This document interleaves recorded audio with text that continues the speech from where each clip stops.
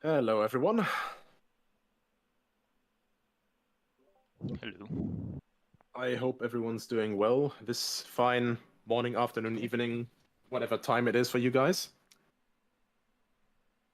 I also saw that we had 3 people disconnect just now, so I'm hoping that they will reconnect in for the warm-up.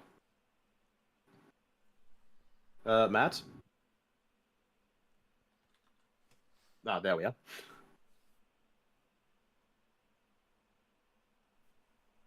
Then Martin and Mark missing as well, who are both luckily also here in the voice chat. Yeah, I've got to leave to come into the voice chat. Ah, gotcha.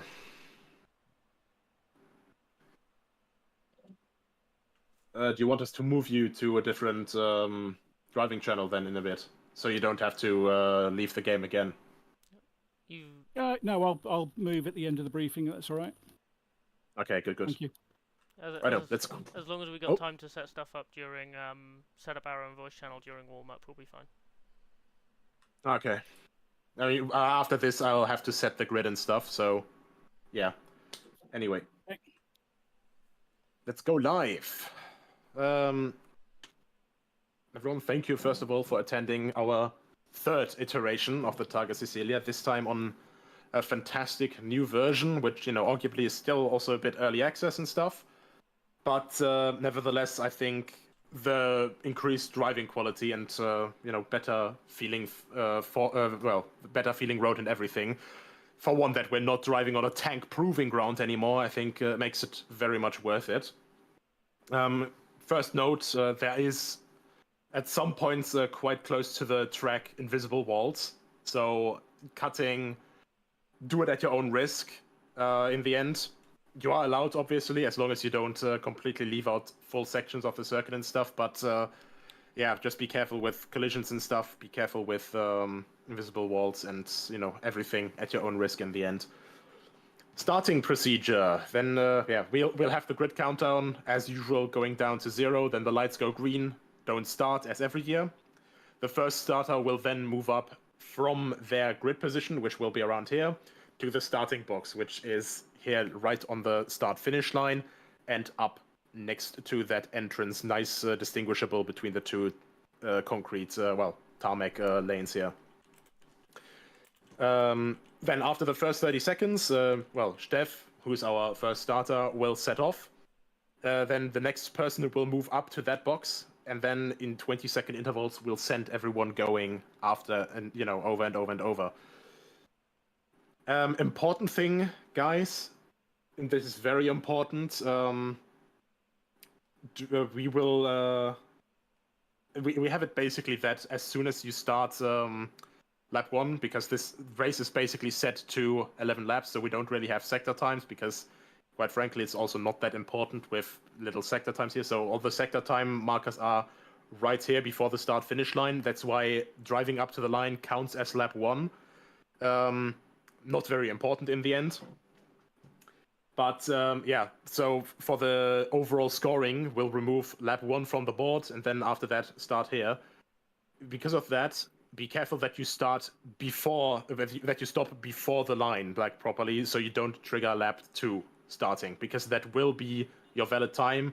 And no, you're not allowed to start early if you're crossing the line. Like, if basically going into the starting box and stuff, if you roll too far, that's also your own responsibility. So, yeah. We'll have provisional result at the end of the race. During the event, we'll also have a lap time tracker down to minutes and seconds. So basically, every time you cross the line, we will track the lap and then enter it on there. I'll try to keep it as updated as possible through the whole race.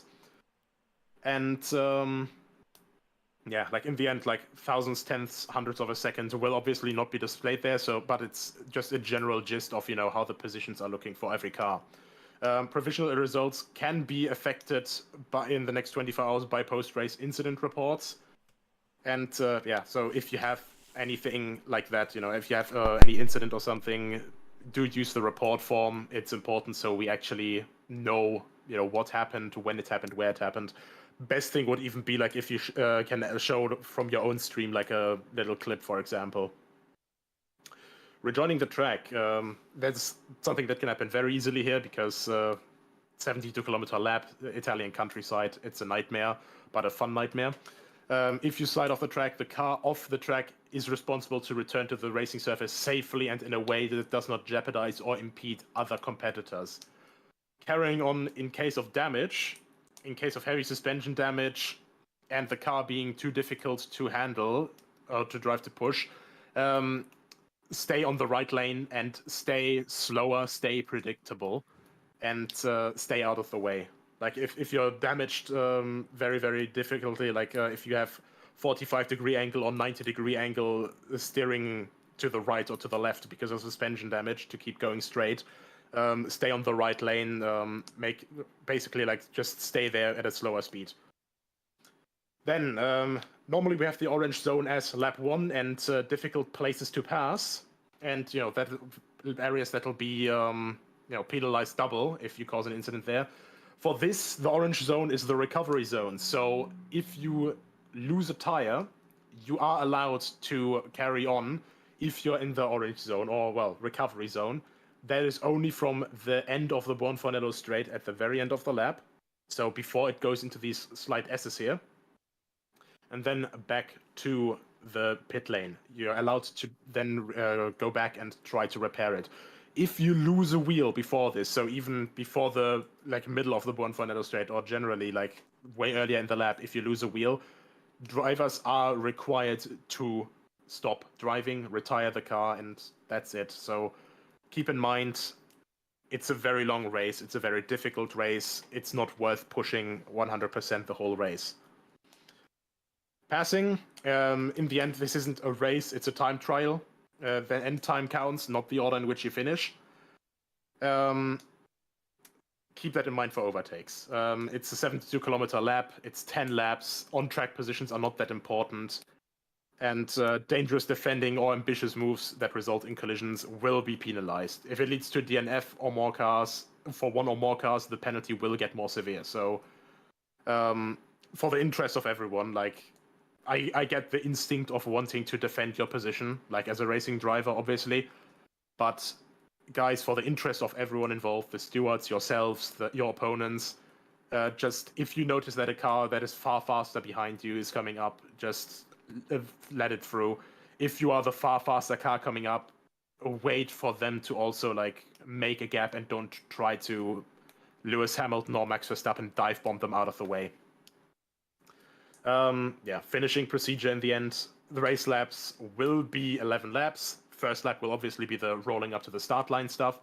When the lead car finishes lap 11, the 10th time lapped, drivers are to pull off to the left side and off the track after passing the pit exit in the marked area here, and then basically just, if you finish behind that, just sequentially stop behind that car, please.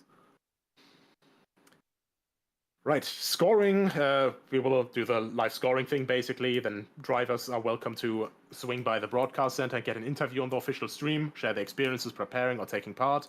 And, if you are multiple drivers in the same car, or let's say hypothetically that you are by yourself in the car, but you would still very much like to talk to the broadcast, we plan on doing sort of speed interviews, 1-minute speed interviews as you reach the Buonfornello straight. So if someone is interested, it would be great if we get some people that would love to be interviewed and stuff while they're basically going down the long straight at 200 kph, just to give their thoughts or whatever. Are there any questions? That's pretty funny. That pull-off area, where's that at? The pull-off area, you see the pit lane back there?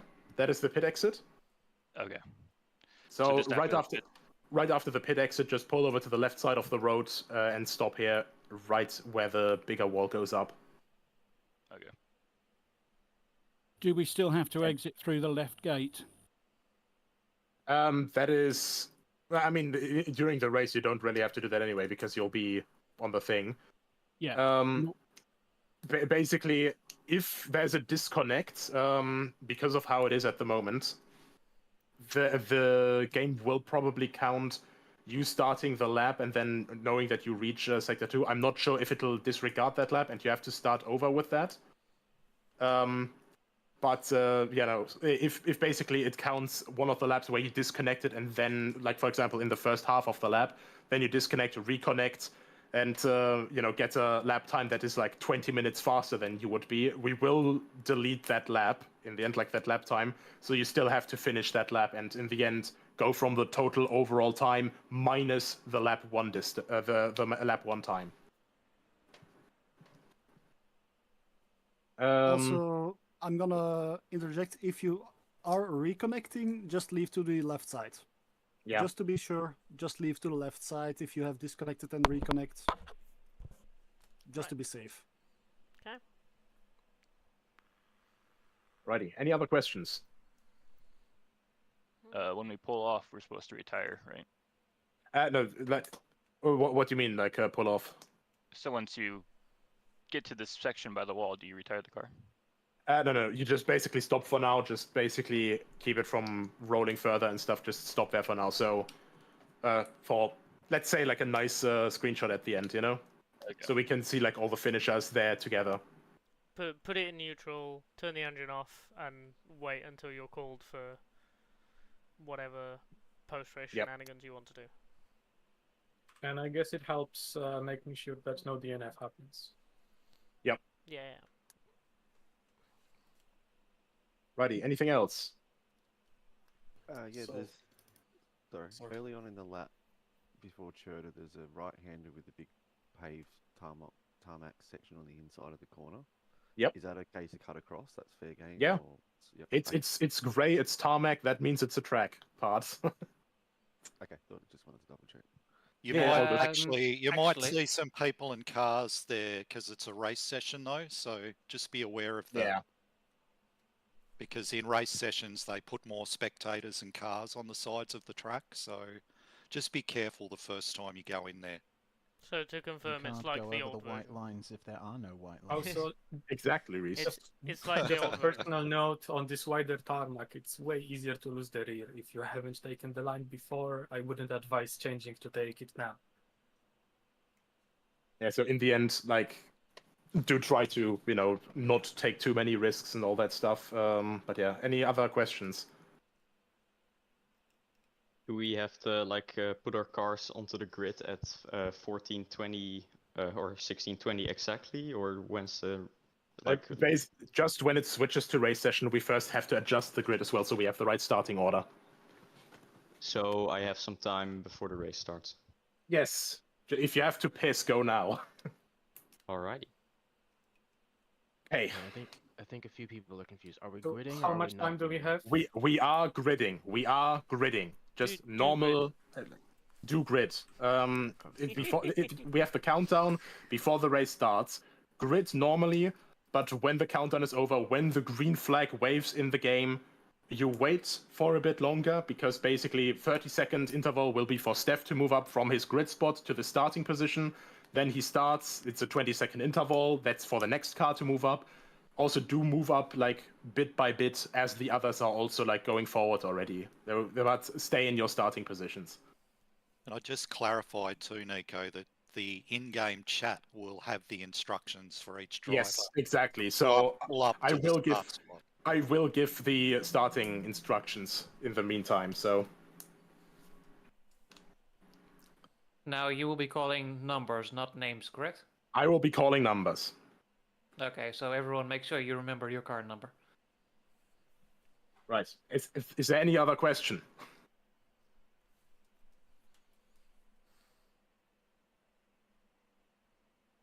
Great. Then you are all dismissed. I hope you guys have fun. Thank you very much for attending, and best of luck. Good luck. See you Thank later. you. Good luck. Good luck.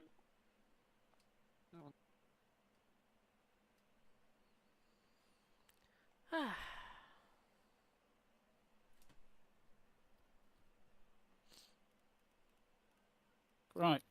Right, all good? I'm in. I should have turned you up. Good. I don't see you in the pit lane at the moment. No, I've got to start RF2 again. Yeah, okay. While that's loading up, I'm just going to go to the toilet.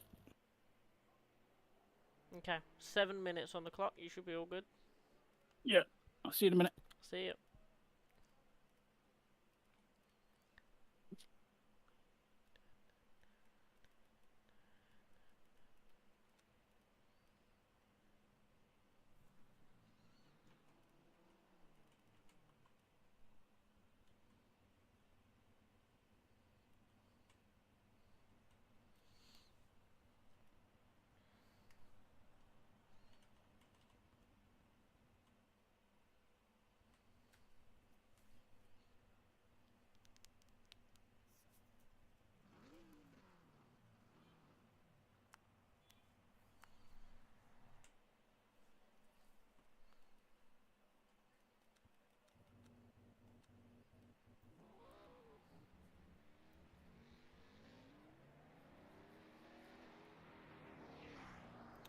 Right.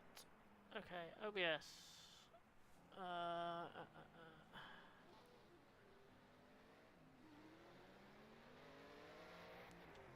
Needs to be set up like that.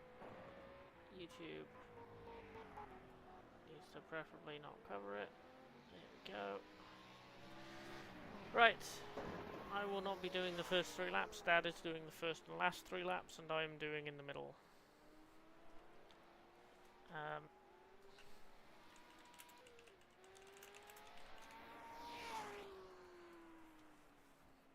So yeah, I'm only doing the 3 because Dad's got more practice in than I have, because I have real life stuff.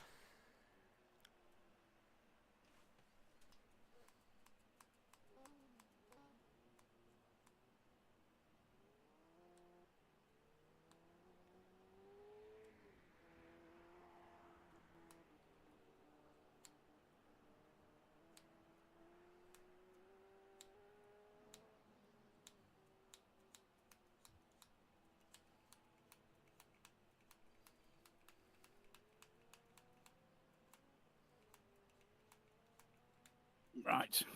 Right. I'm back. Get in as soon as you can, because you are holding the gridding up. I am? They've done the first 4, they need you to be in the session Oh. so they can set your grid position. Right, 'Cause sorry. You were starting 5th.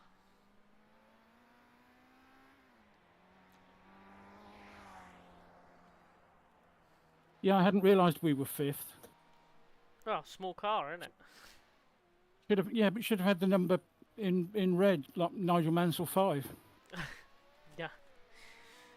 As much as I like Mansell, I'm different. We're about like 20 years out.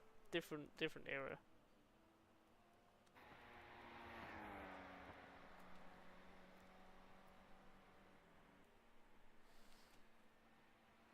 Right. There you go. So do they actually need me out on the grid? Nope. There you go, your grid position's been set. You can go practice pit entry, make sure setup's the same, etc. Alpine 006, full fuel, blah blah blah blah blah.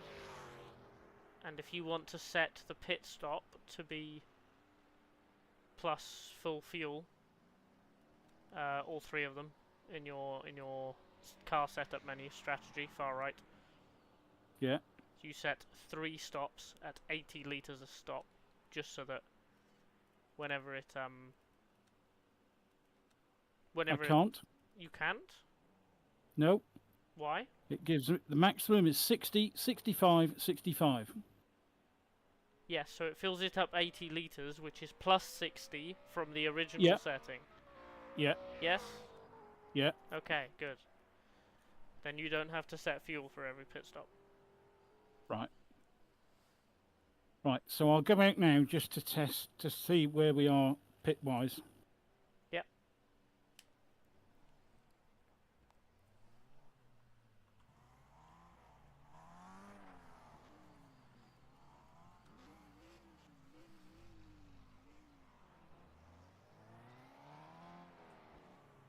Cool. Cars look nice. They do. Okay, 2 minutes left on the clock. 2 minutes 15 seconds. How's the volume on my side? Good. I did turn it up while we were in briefing. Mhm. Just checking. God, there's an awful lot more people here. I see what he means about they add stuff for race sessions. They did it on the older one, didn't they? They added a lot of photographers and stuff. Okay, about halfway down, left-hand side. Yeah. Okay, so I'll quit out so that anybody else that wants to try can try. Okay. All good, all set. Happy?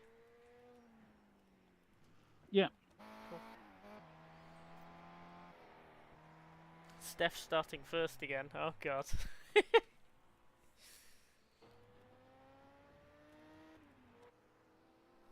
No, my buttons aren't working.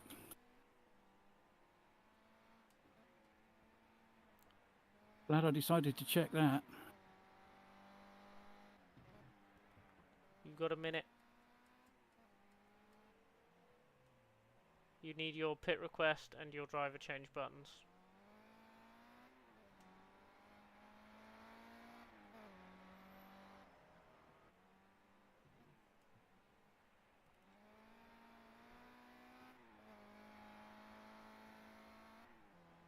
Okay.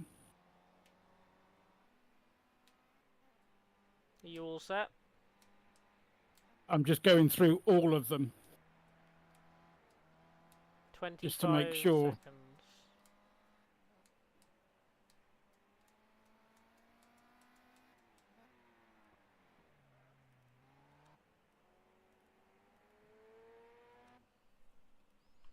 Ten seconds. I'd get ready now. 5.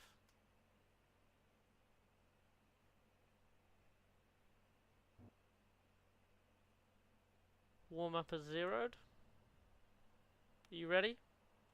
Yep. Yep. Car starts now.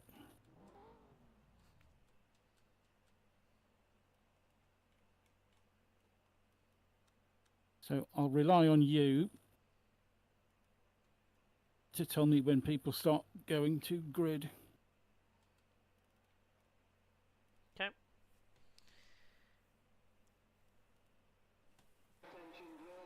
Okay, gridding. There we go. Can't find bloody mouse now.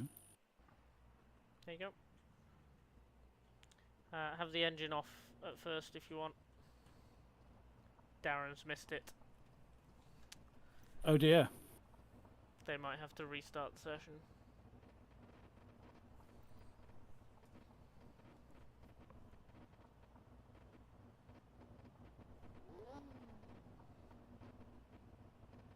I'm just gonna pop into the Discord channel, pop into the server on my phone and just see what's happening there. Okay.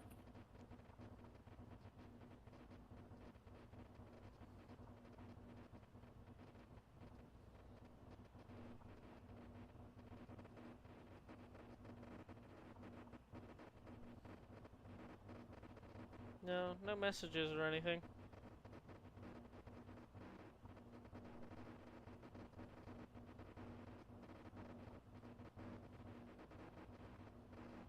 You're still synchronizing. Yep. Quickly restarting warm up. Yeah.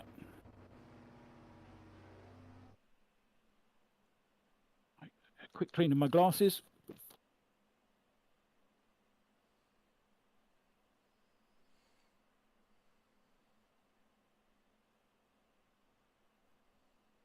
Back.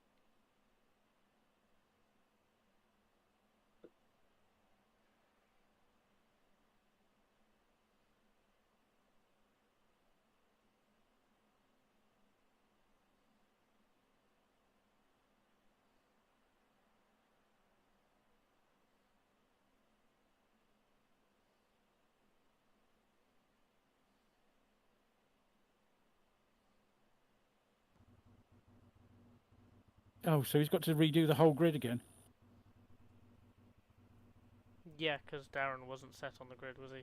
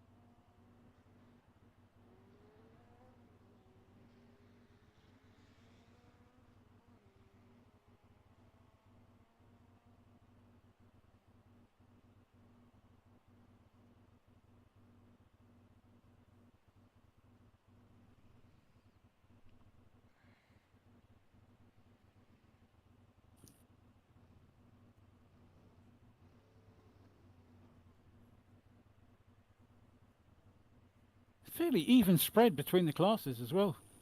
Yeah, I was talking about talking with Declan and Austin about that earlier.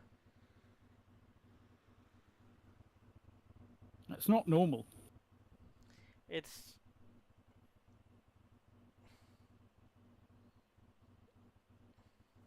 yeah, it's quite nice to have. We'll see. Yeah. We'll see how it goes, but 7, 8, and 6. So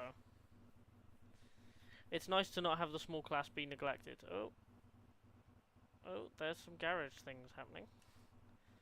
Oh. You may get hit by Franic, who is gradually moving left.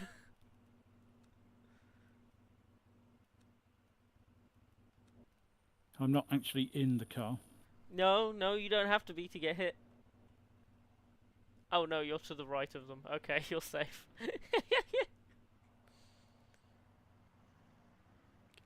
Darren's on top of Erwan. Oh dear.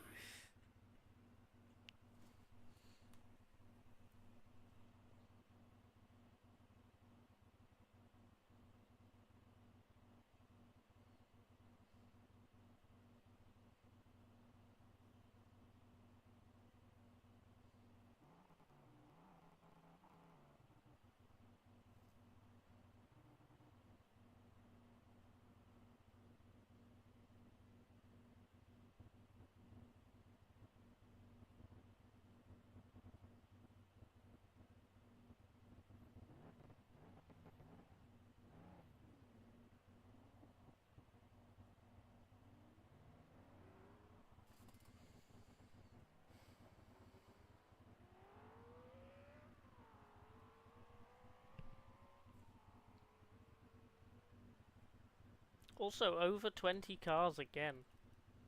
I know. Good. I'm loving this. This is really good. 3rd year in a row of it running. Also, I didn't realise Chris was in 2 litre in the Alpine. He's been doing a great job in practice in the slick tired car. Chris Okuda. Yeah. Yeah, he did a 38, I think. 37. Wow. Yeah. Can he do it for 6 hours? Yeah, oh. That's the thing, but I mean, that was the fastest 2 litre time on the board. Was it? Yeah.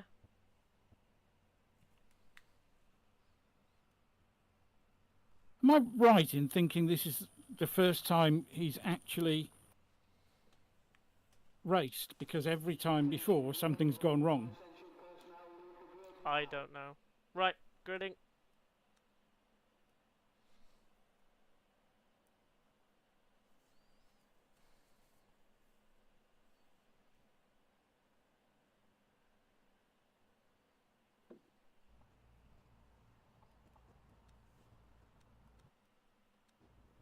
Latency issues with Adam. And resolved.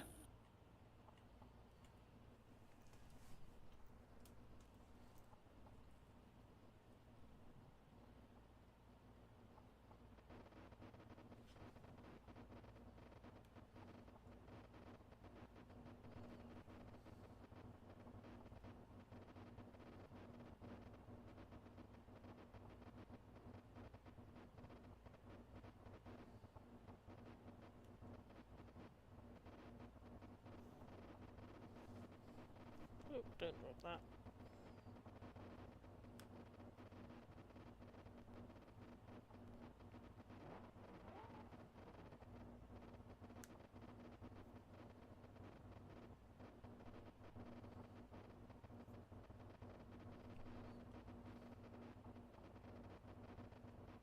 Okay, 20 seconds on the green flag timer.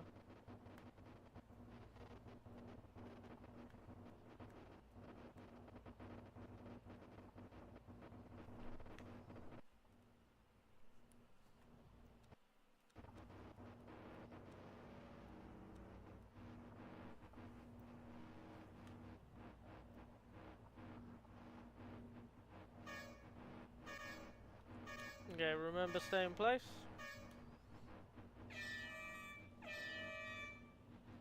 That's so odd to hear that and nobody moves. Something primal in your brain goes, wait a minute, wait, no.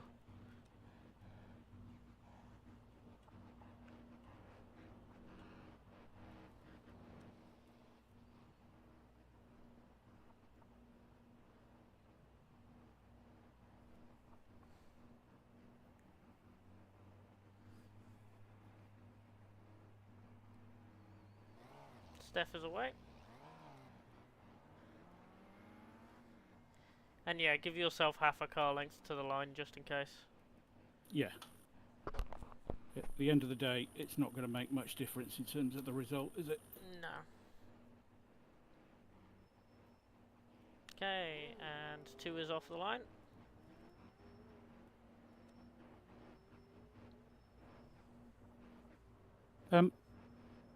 Where's 4? To your left. Oh, the numbers have changed because they've gone across the line. Yes, that's correct. Okay. Well, Steph is shown last, no one else is, so something's happened with Steph's number. Ooh, that might be too far. Right, move up to behind 5, to behind 4, please. Right, 4's going, right, up to the line. Yeah, I'm going to stop there. No, further.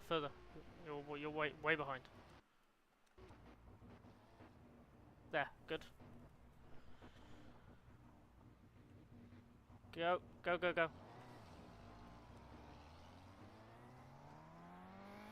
Okay, settle in.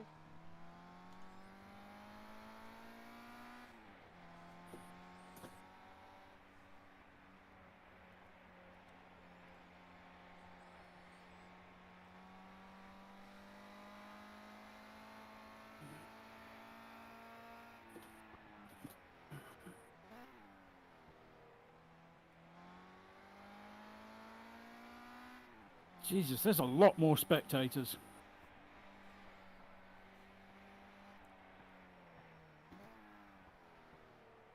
Looks weird. Yeah, take it easy, get used to it. Jesus, they're on the track. Oh, the days before health and safety.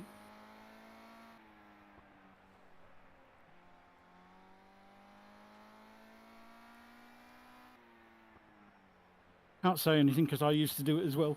Yeah, I was gonna say. I can't say anything because I've sat with my legs over the wall above a rally stage, so... Yeah, I was on a rally stage as well.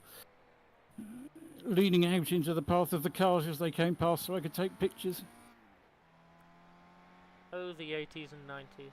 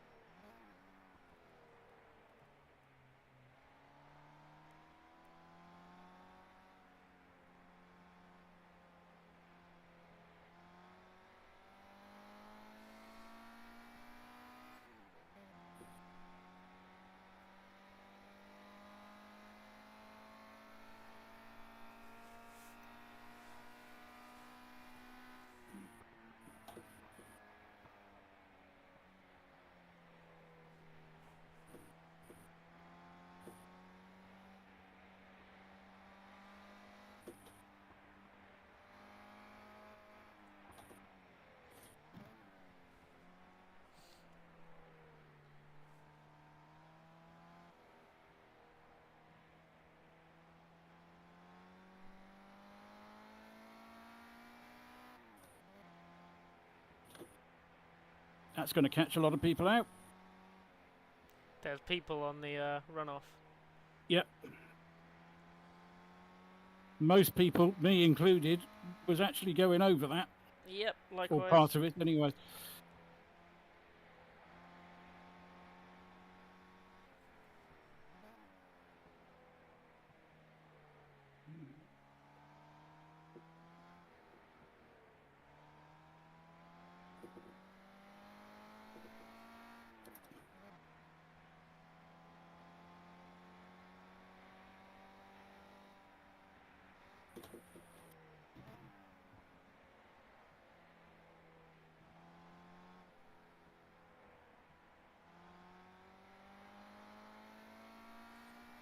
I've sent a stream link to Grandpa as well.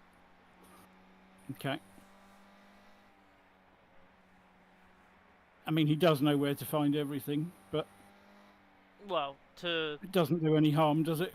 my stream, so he knows where to find the official broadcast. You got the Australian car behind you, 2 or 3 seconds. In sight.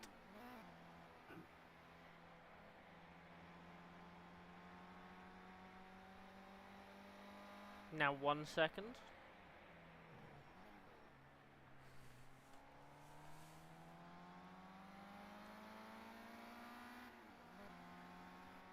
Yeah, I think letting him past on this straight is a bit... Bit much. Yeah.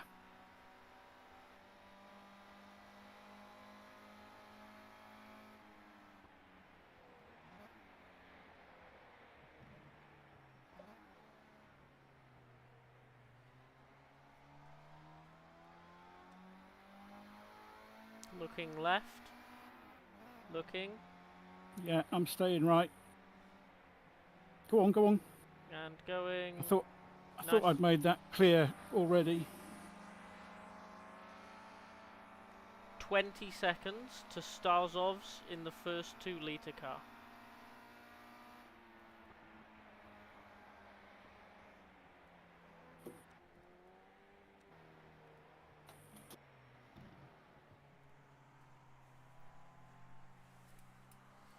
Feels very different with all these people on the side of the track. Oh, Yep. at least it's not going to be the whole way round. And everyone is rolling. Everyone started now. Right.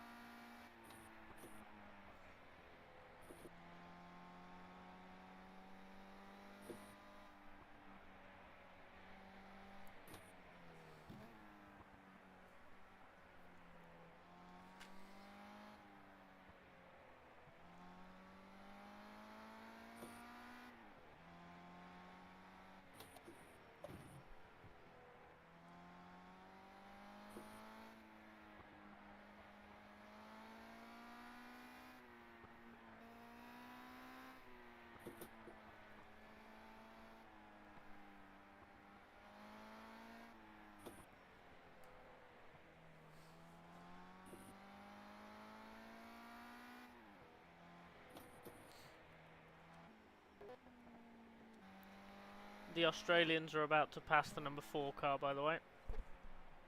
Jesus, he's moving.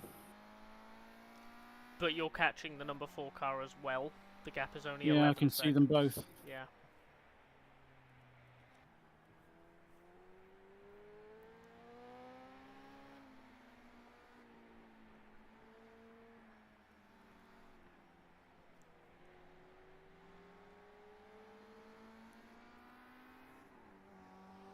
And they're passed.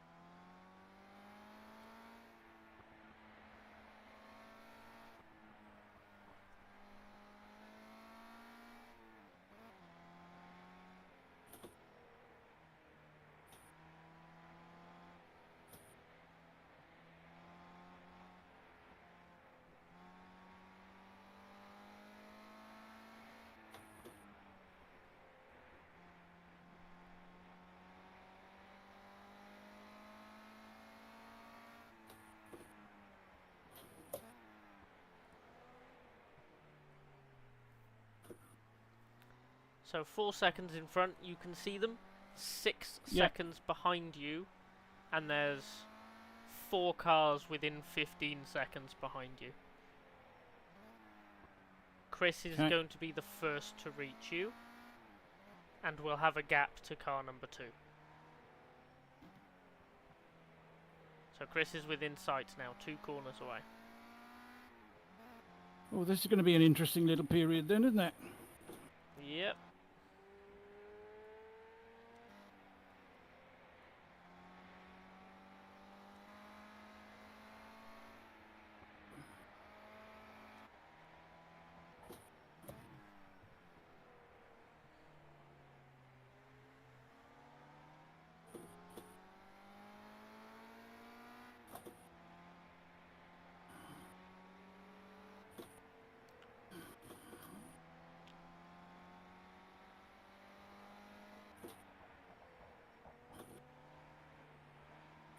Three seconds behind you.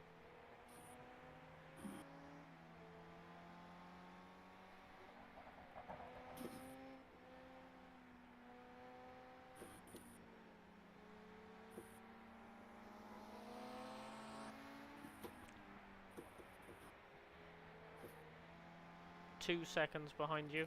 Still 1 between.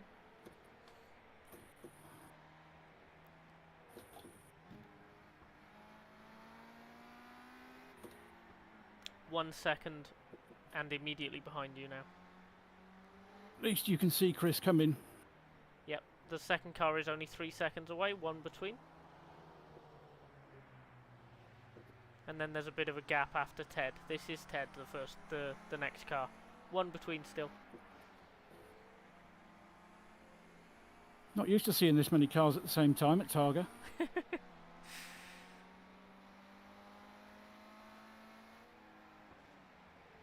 2 seconds immediately behind you. He's the same colour as the number 4 car, so eyes up. 1 second.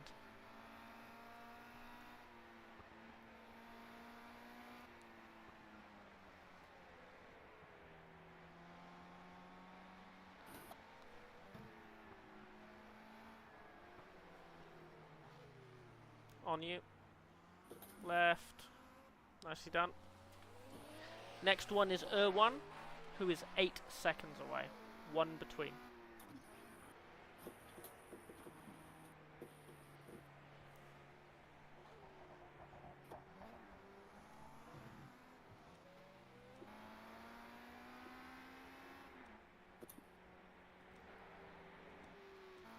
You're also catching Adam ahead, 5 seconds ahead of you. Bright red car. Okay. 4 seconds to Ardouin. Immediately behind you. Jesus, I can see Adam. 3 seconds to Adam ahead. 4 to Ardouin behind.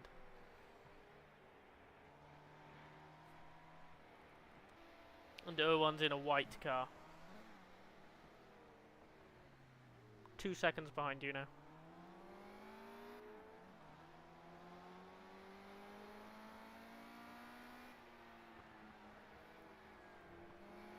One second. Looking right. Nicely done. God, that car sounds good. 1 second ahead of you to Adam. 6 behind you. No, sorry. 14 behind you to Starzov's.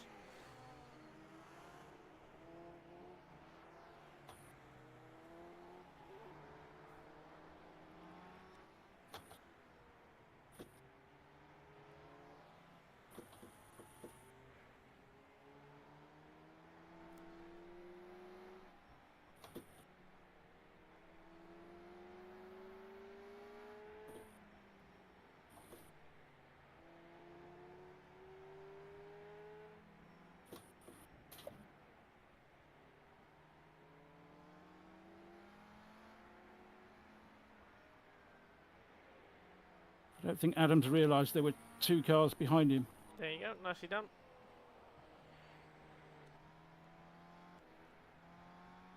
Okay, You've got 30 seconds ahead of you to the next slower car. You've got 13.13 behind you to the next fastest car. Thank you.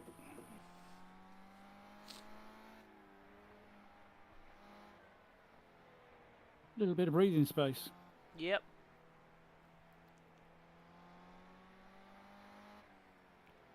Have we actually had this many cars at Targa before? Nope.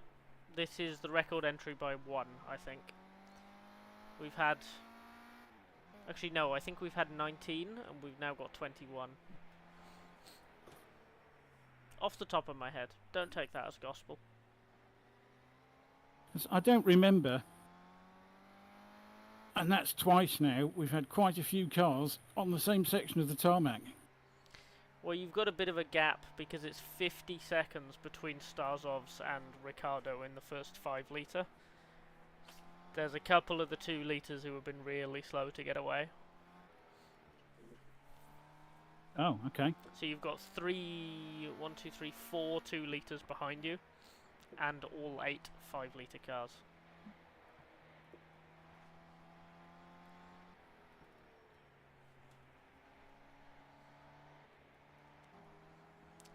And Matt's just overtaken Chas.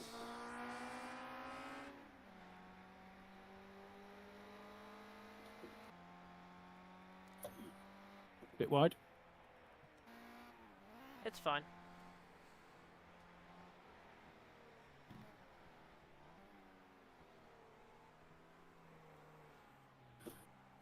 So, Steph didn't register on the same lap as everyone, so I can't see where Steph is. Because it's showing Steph a lap behind everyone. Oh, okay.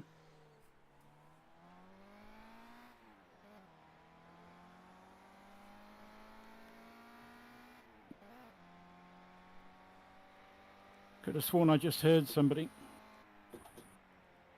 Well, Adam is 7 seconds behind you. Oh, maybe because it was at the hairpin.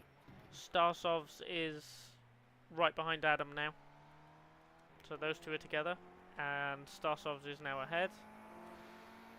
That's an 8-second gap. And pulls off. Ooh, and has tapped Adam. Lovely.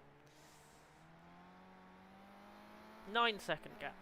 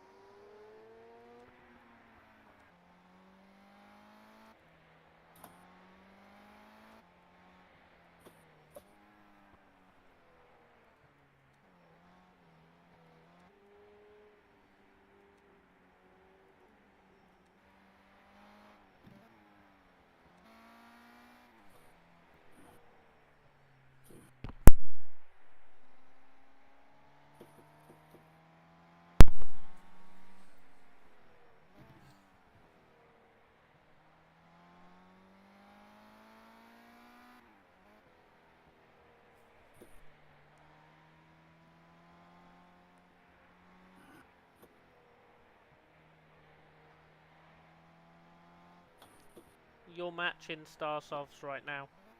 Doing a great job.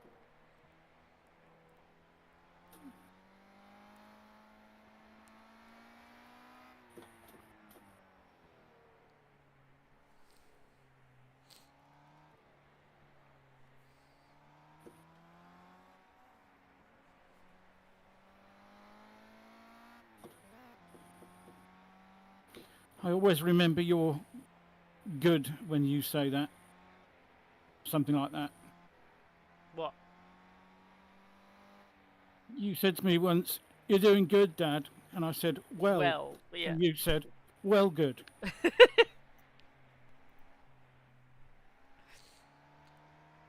Yeah, it's still 8 seconds behind you.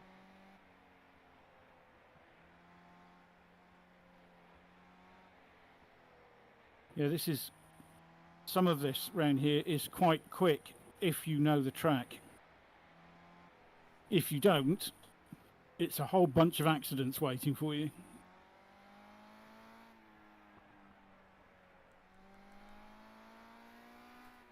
So, I don't know how much practice he's had, whether he's going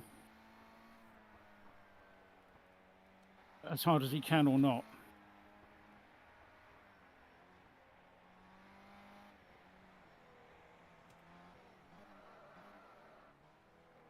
I mean, I wouldn't blame him if he wasn't, because that section in particular, there are very few unique corners. Yeah. Very easy to forget exactly which one is coming next. Okay, it's now 5 seconds. I think it's an area that he now knows.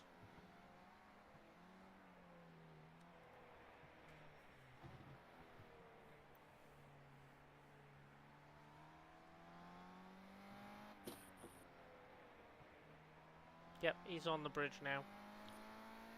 There's the halfway marker. And I normally cut that bay as well.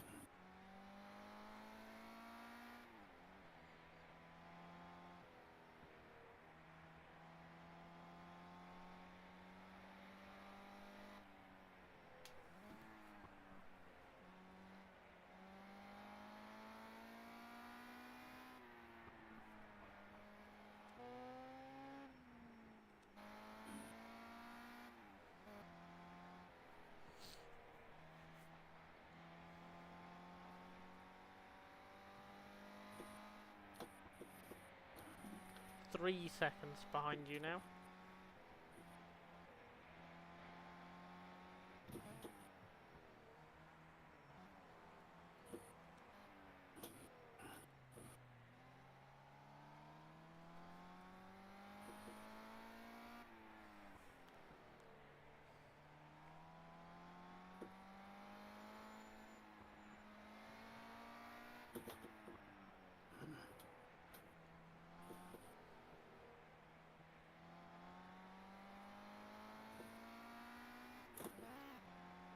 Franek is less than 30 seconds away now.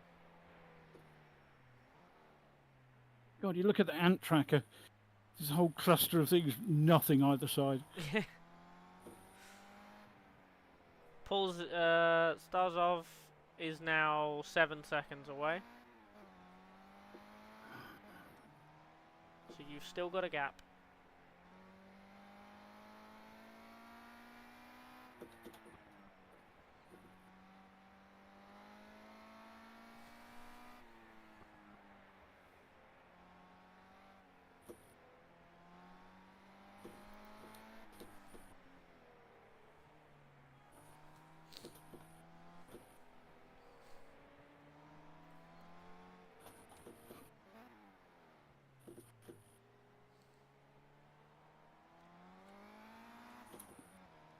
Oh, I saw his tag then. What, As I came in the hairpin. Yeah. Yeah. 5 seconds.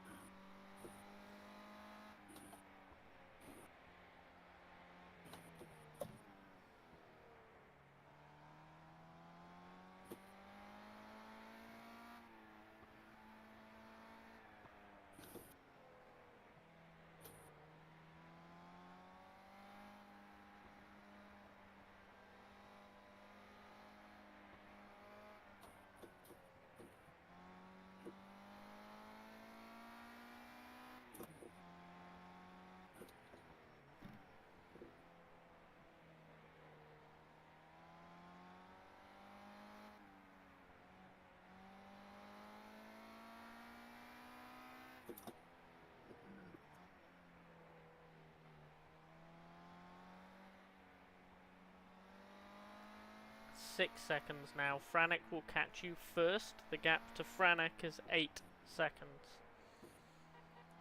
One between.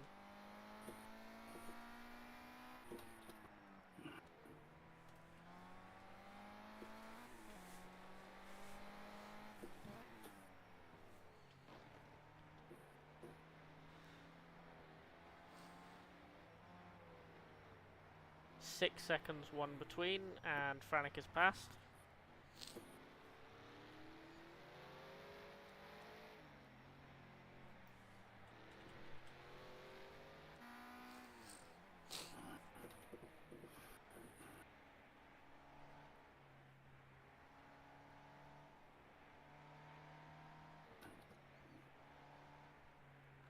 Three seconds.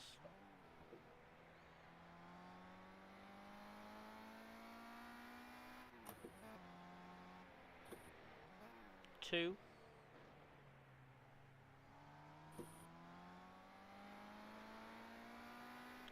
1.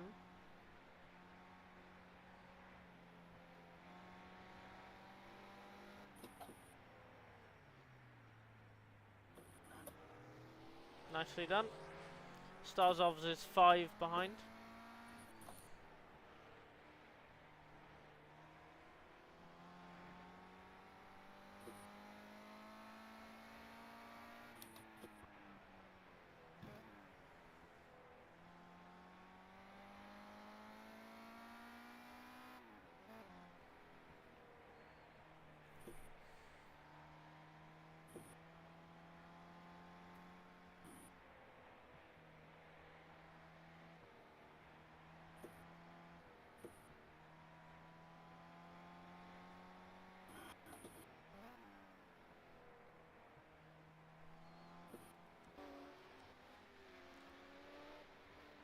Chat box. Someone's pending an open session. Oh dear. I have a feeling that is someone who has tried to join as a driver and not a spectator. 6 seconds behind you.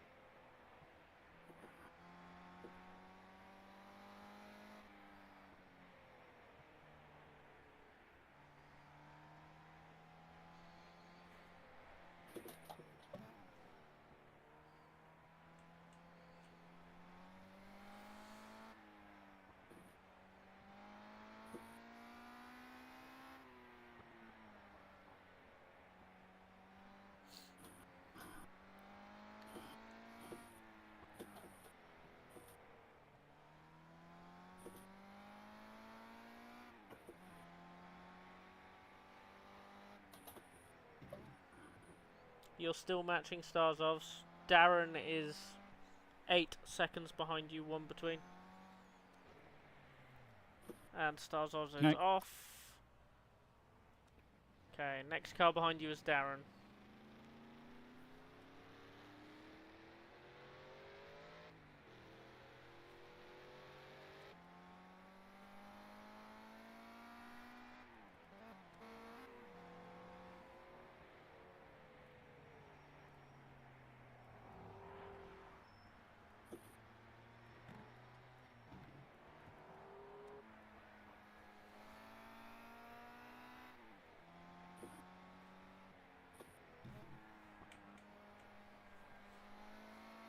Four seconds to Darren.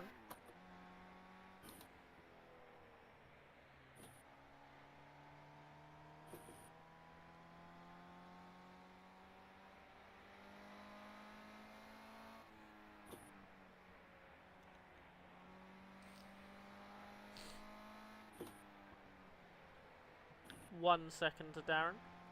Yeah, he's going to be extremely fast through here, isn't he?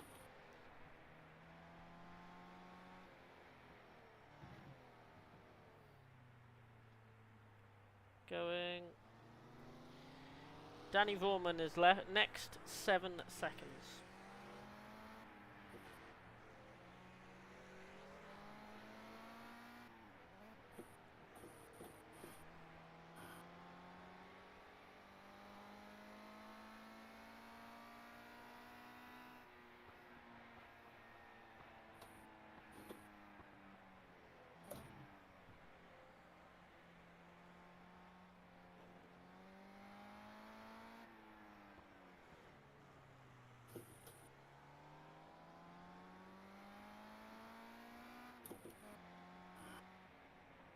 Get out of the road!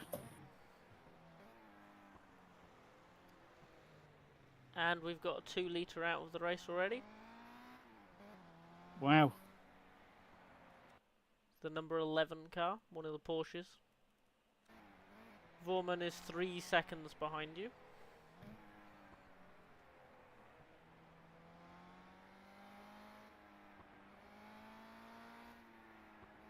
I was going to say, is it Chris? But 11 is too high a number for Chris.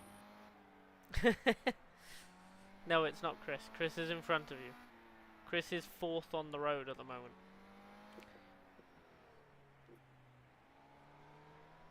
Yeah, he signed up way too early to get 11 as a number. Within sight behind you now. White car.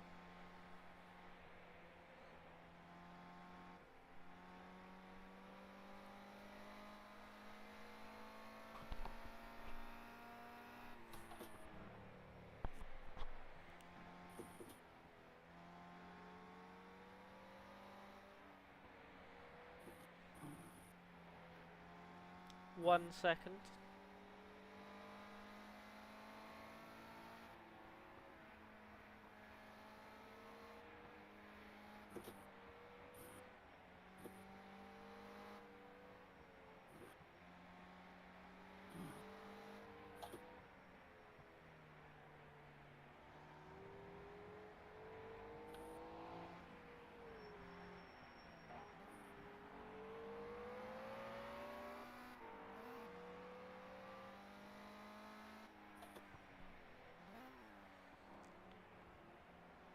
Starzov's is 14 seconds behind you. So Not having a good time, is he? No. Well, clipped a wall or two letting people by earlier. So At least he's not out, I suppose. Starzov's, Somebody else is. Starzov's, Tiburzi and Bert Knops are all within 20 seconds of each other. Starting about 15 seconds behind you. Okay.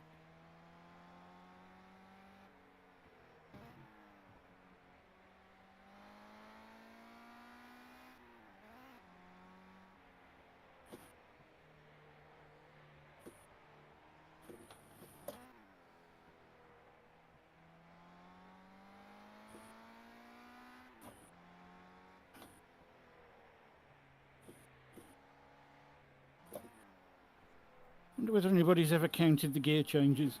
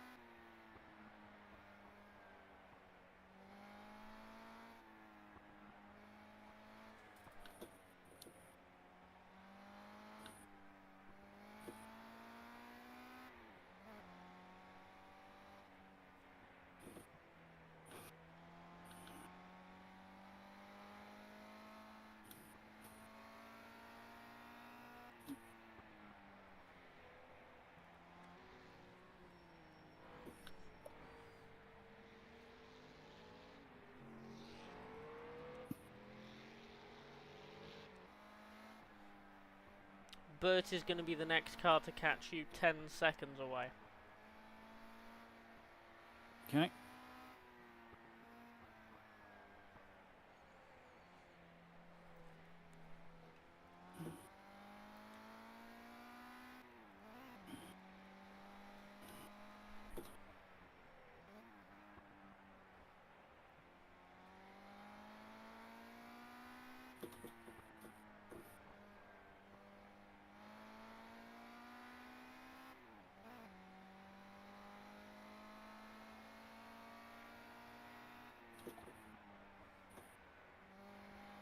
Now 5. Jesus, really? Yep. It is the Brabham car. Yeah, 3. it is Bert, isn't it? It's so goddamn fast. That's why they're paid to do it.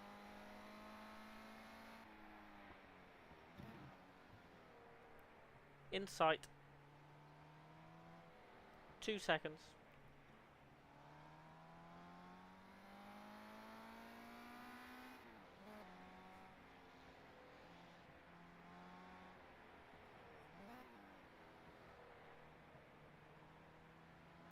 One second.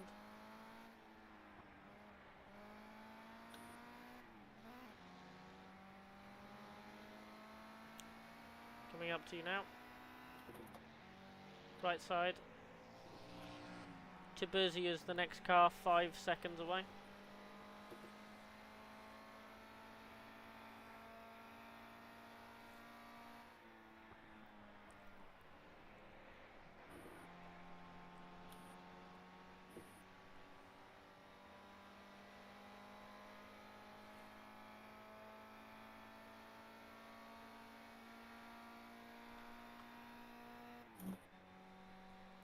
Three seconds. I think I can just about see him.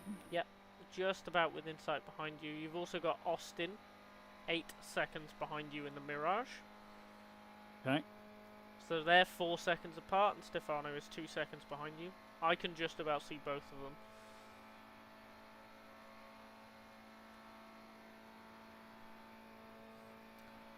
Tiburzi coming up now.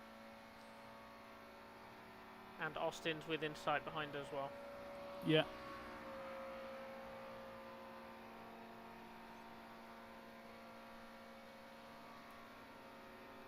There goes Austin. Next car is 30 seconds away. Plenty of room now.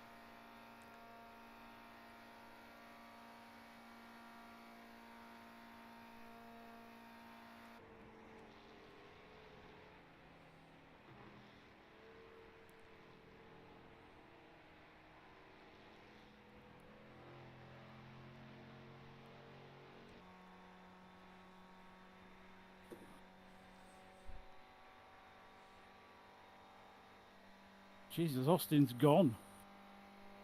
Yep. 7 seconds ahead to Austin already.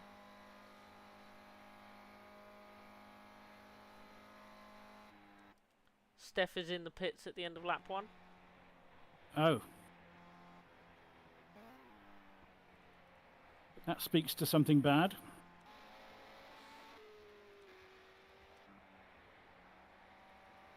Yeah, Matt stayed out.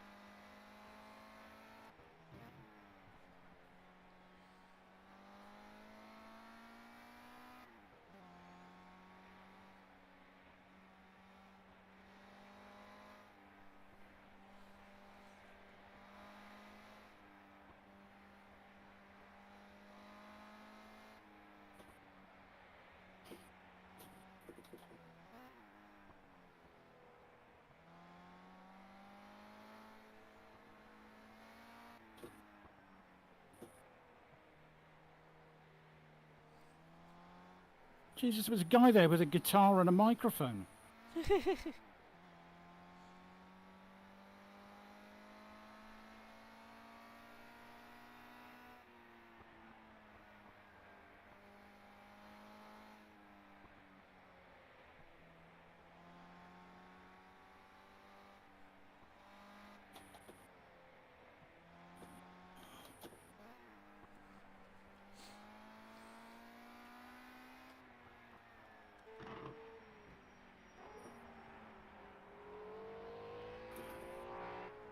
You are slowly catching the car ahead of you. The gap is 8 seconds to the Beaufield car.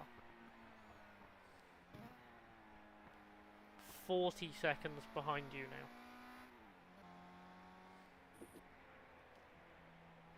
now. That wasn't bad from a standing start, I don't think.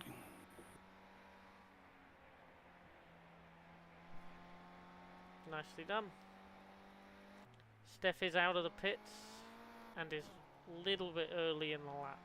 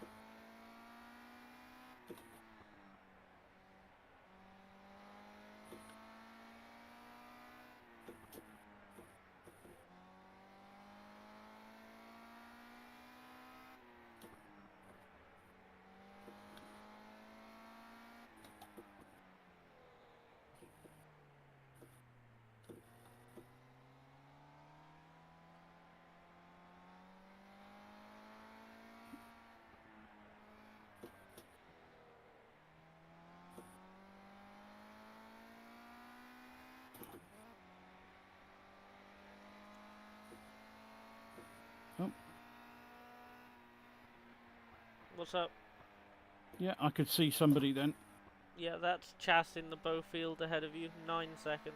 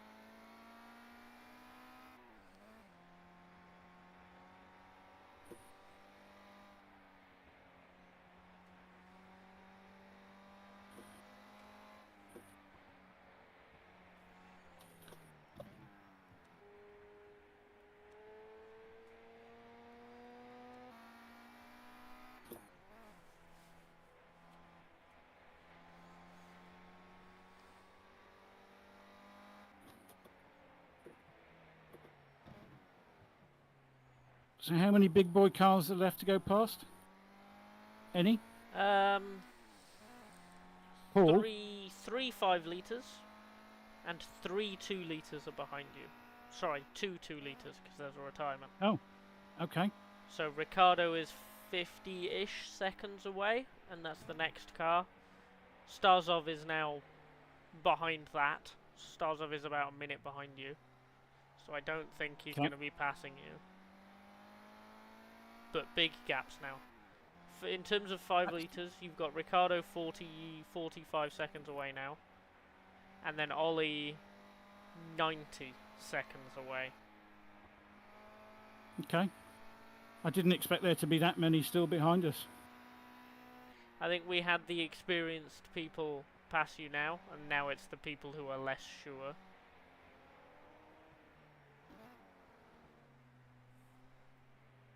And of course, us having done this 5 times already. Yeah. Even though we're on a new version, it's still a lot of experience, isn't it? What is it? Our 3rd full-time event? Our 3rd full-length event? Our 5th, 6th race on this track? Yeah, we did at least 2 league series where it was on the calendar, and this is our 3rd full-length 10-lapper.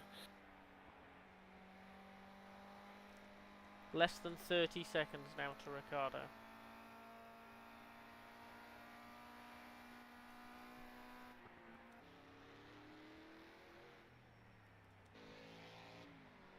That section is so wonderfully quick.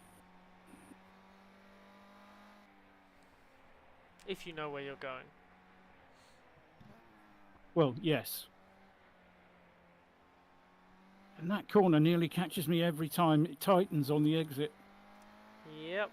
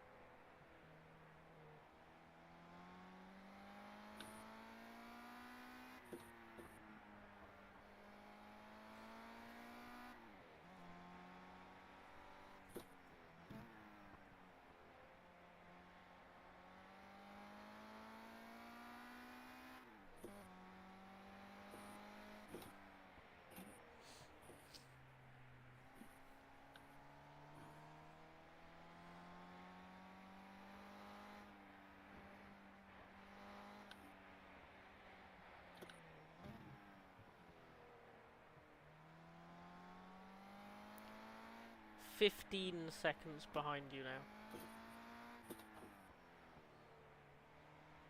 Oops. Did you just clock the wall? Sorry, I just scuffed the paintwork.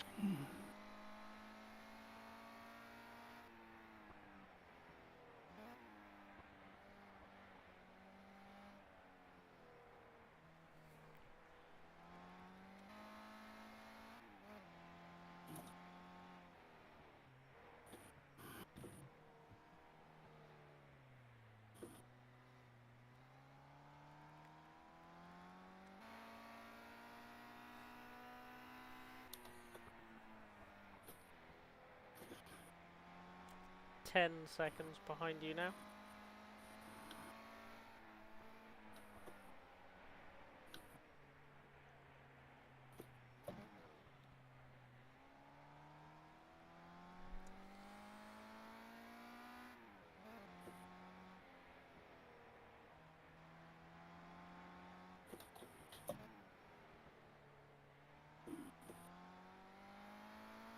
Is that somebody else out? Nope, that is the first driver who retired. 8 seconds behind you.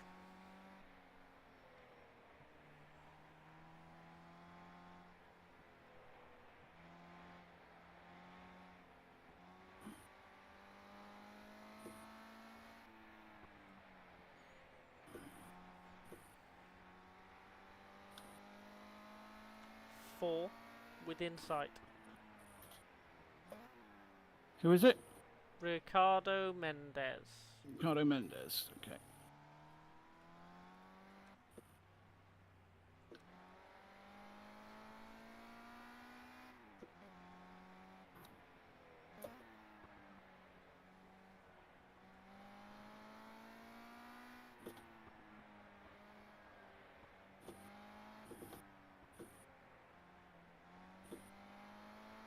Two seconds. Yeah.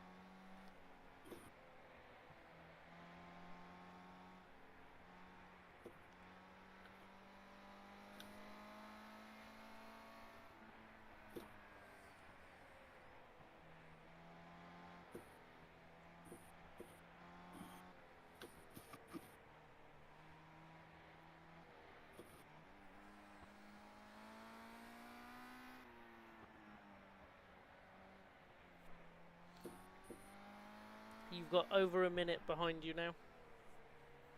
Okay. Thank you.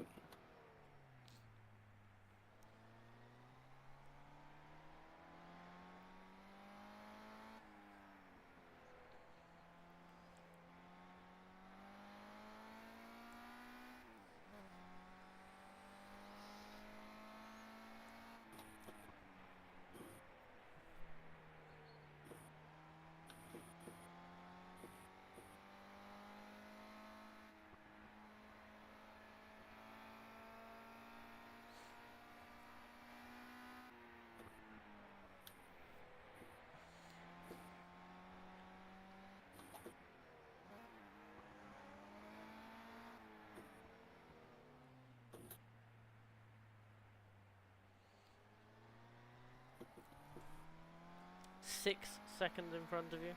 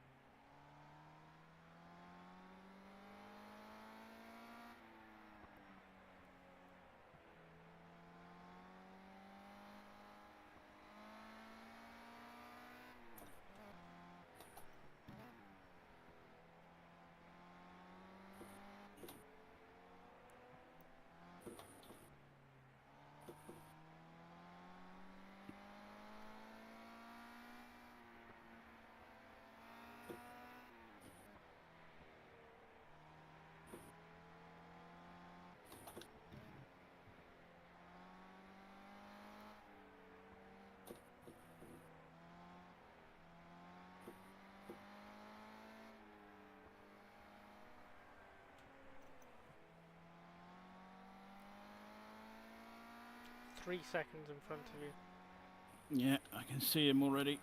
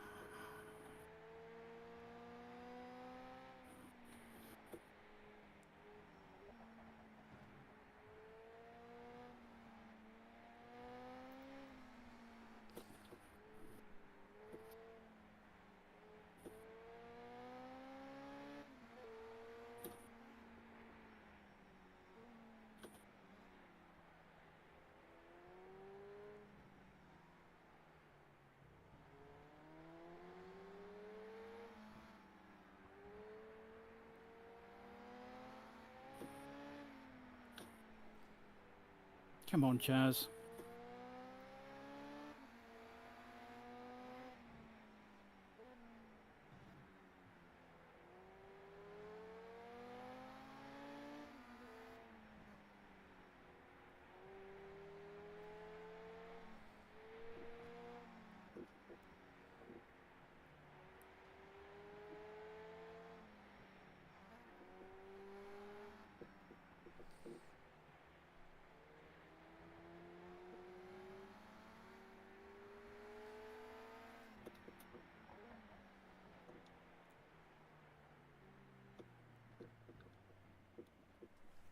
Ooh.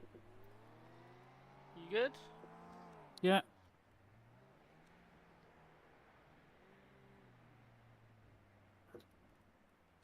Of course, that wouldn't have happened if he'd let me through 10 corners ago. Yeah, that's a shame. You are clear though. 30 seconds to the chaparral. But I have to say, I kind of part ghosted through him. I didn't feel anything. Well, that's handy.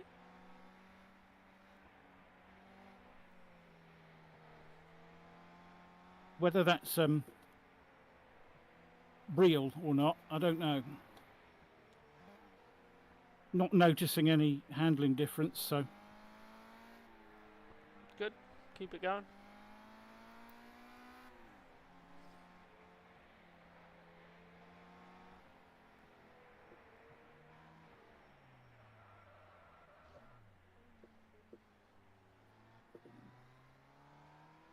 Nearly.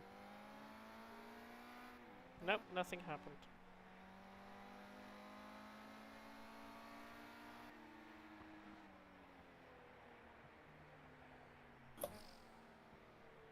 Kind of forgot where I was for a second.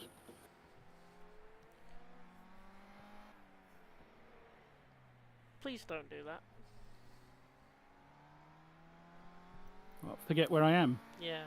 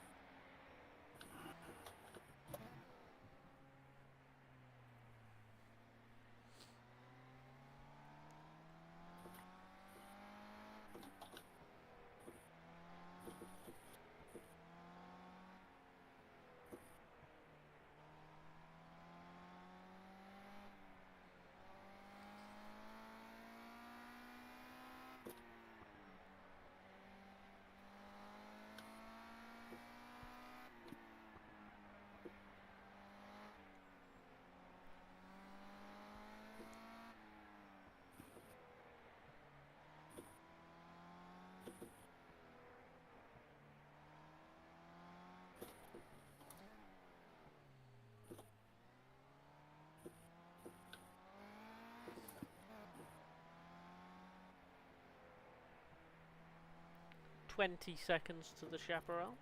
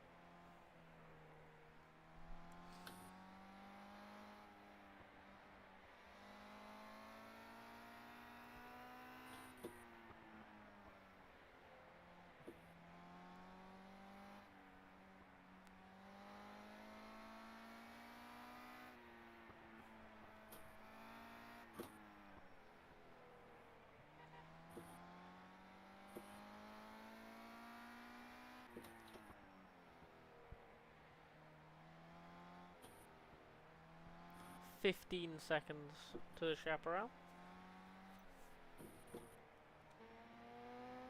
I'll be hearing it soon.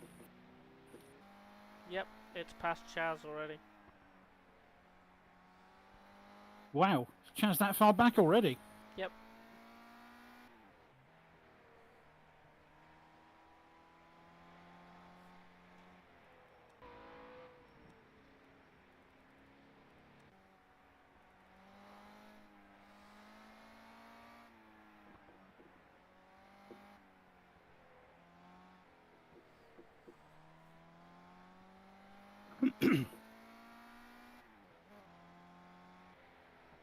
Don't mind being caught by the chaparral. I'm just worried about getting hit by that bloody wing. 10 seconds.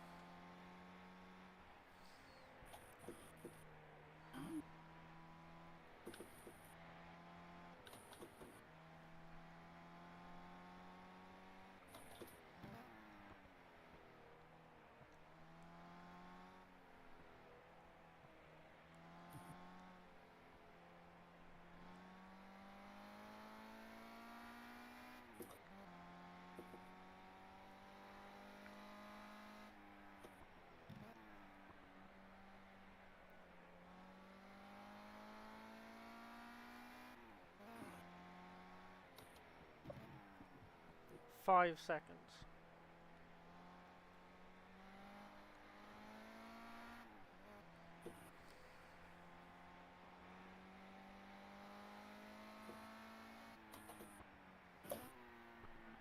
Nope.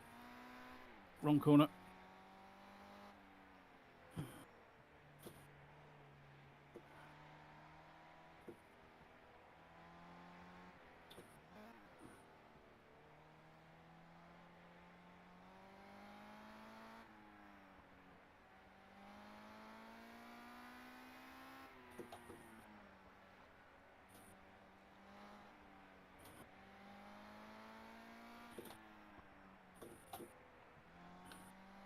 Three seconds.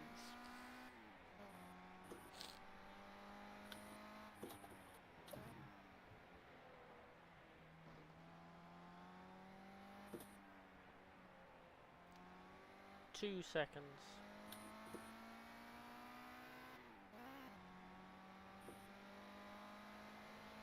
1 second. Right on you.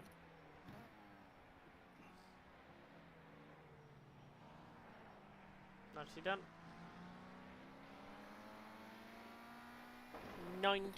20 seconds to Chaz behind you. And then the next nearest car after that is 40 seconds away, and it's Starsov. So you're clear for a good while. Good.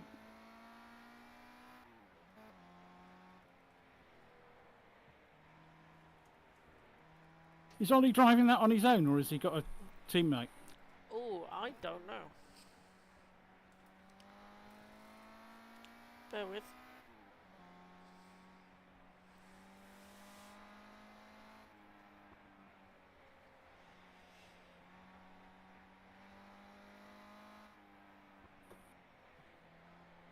Oh, that's Seawolf.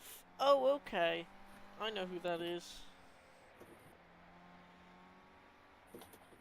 Right.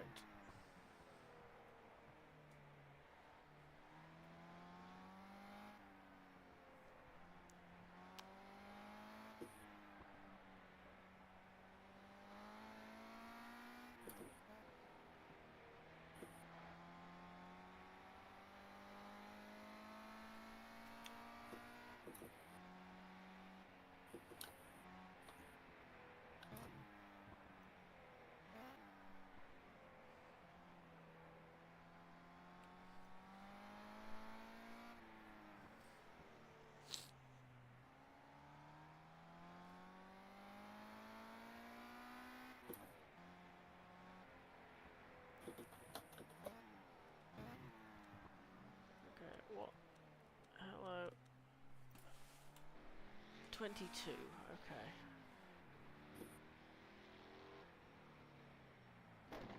Ollie is in that car solo. Yeah, I thought so.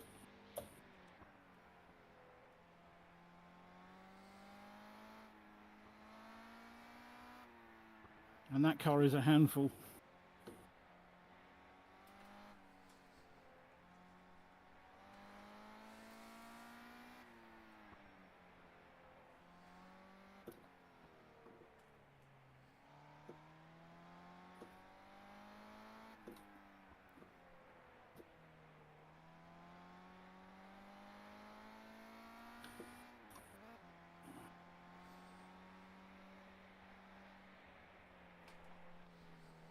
No, How bad?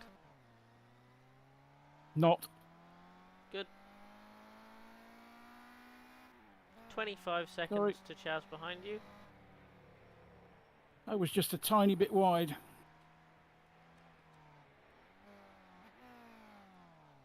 Okay, steering's bent. Which way and how much? About 5 degrees to the right. Okay, not too bad. No.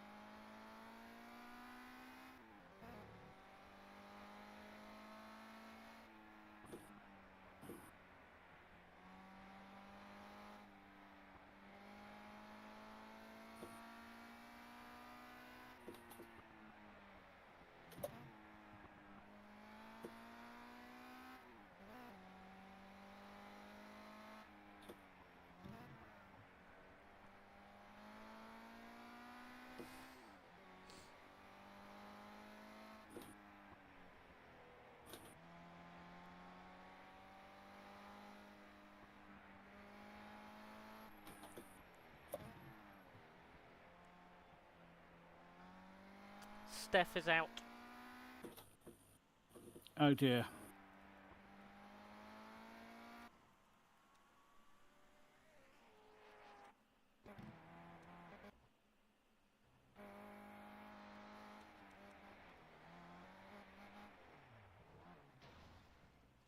Yep, had a crash, lost a tyre.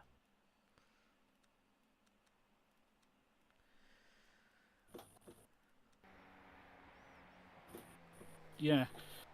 Someone's been up the grass bank there, I can just see that. What, at a place you Literally. just passed? The place I've just passed, it's a right-hander, and there's a tyre track going straight up the grass bank on the left-hand side.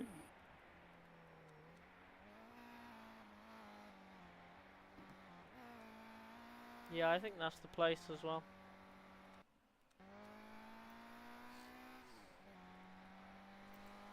So, 19 runners, 5 in our class.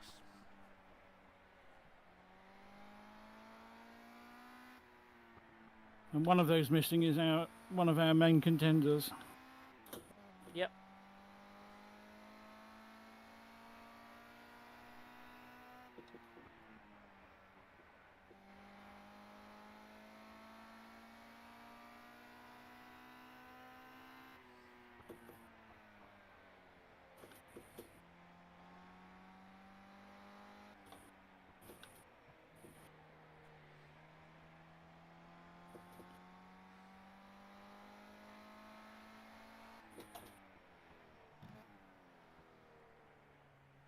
Someone's been wide there as well.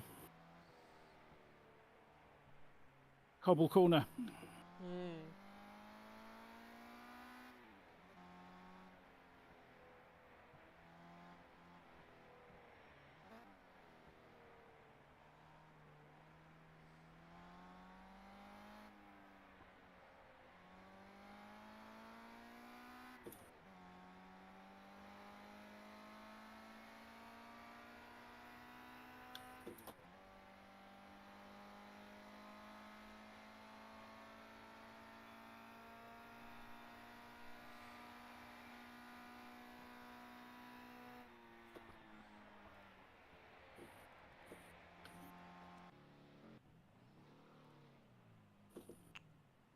Bert is out of the car. Already? Yeah.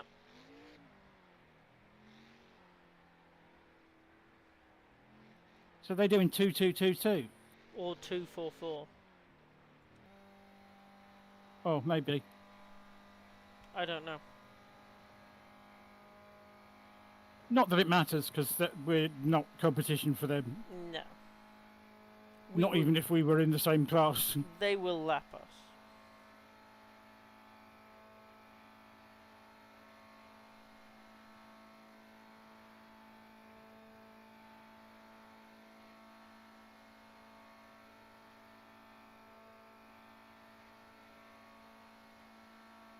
I've got the fan on me and I'm still melting. How do you think I feel? I don't get a fan.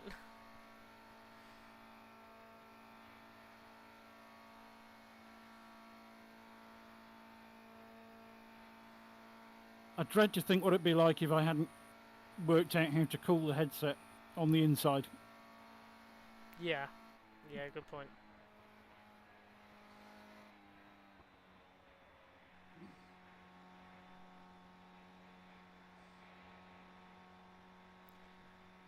So you've got 40 seconds to start off, 30 to Chaz,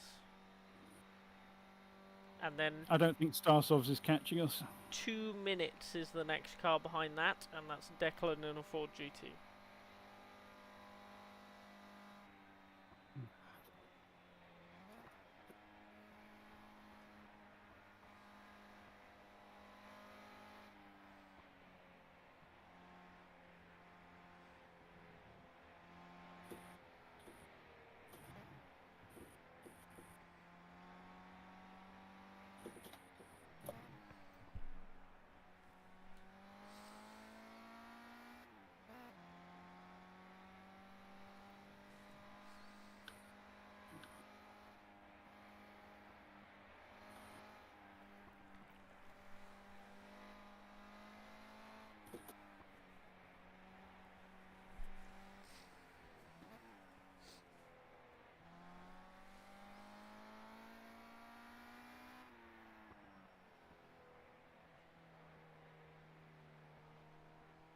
Yep, that was definitely a man with a guitar and a microphone on the inside of that corner.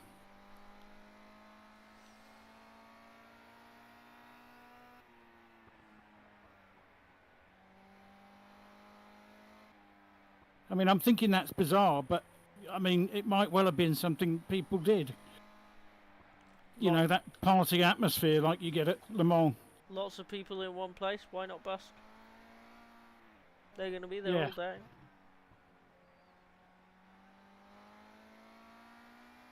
Or not even busk, just entertain the people while there's nothing happening around them.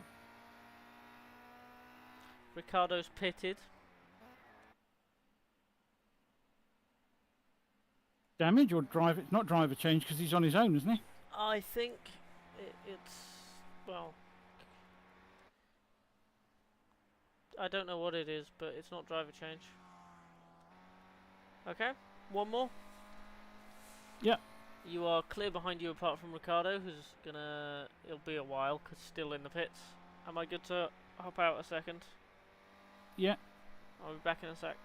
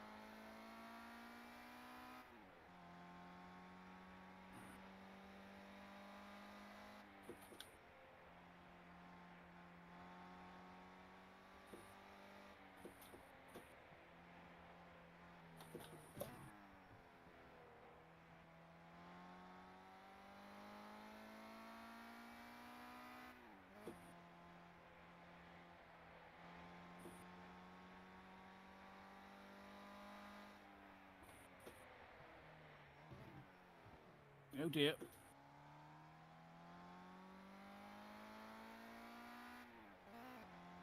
Somebody got that one wrong.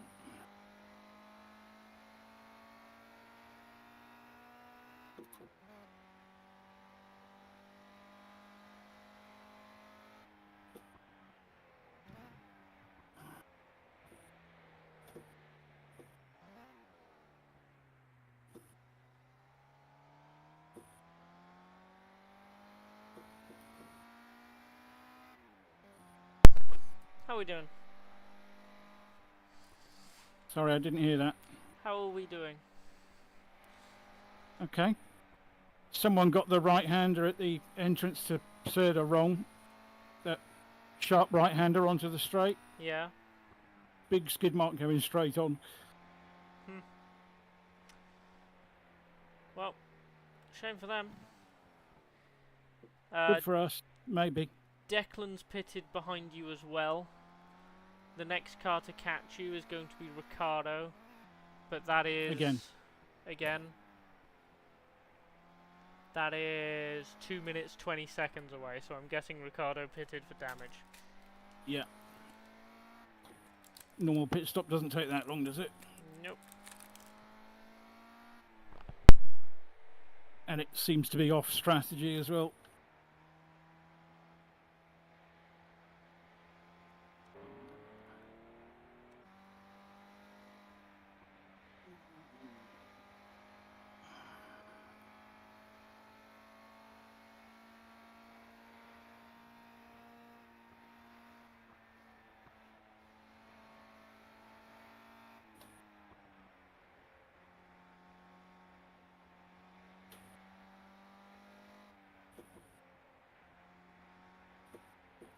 Oh, is that somebody out?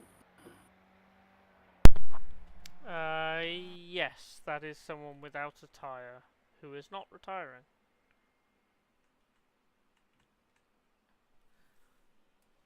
Who was that then? Number 2, Adam Komorowski, and they are now out. 4 cars left in our class.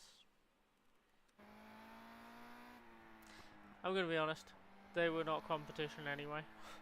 No, and I don't think. I think he was doing it on his own.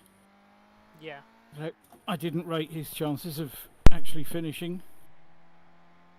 It's really. I don't know how anybody does this on their own. It's a very intensive lap. 6 hours in a normal enduro is difficult. Old cars on this track though. I mean, that's like driving 6 hours of Road Atlanta without the straight. You know what I mean? Because Road Atlanta's quite a busy lap as well. Drive the short version of Road Atlanta in a NASCAR multi-class race. I didn't get any of that. You were cutting in and out. Drives the short version of Road Atlanta in a NASCAR multi-class race. Yeah.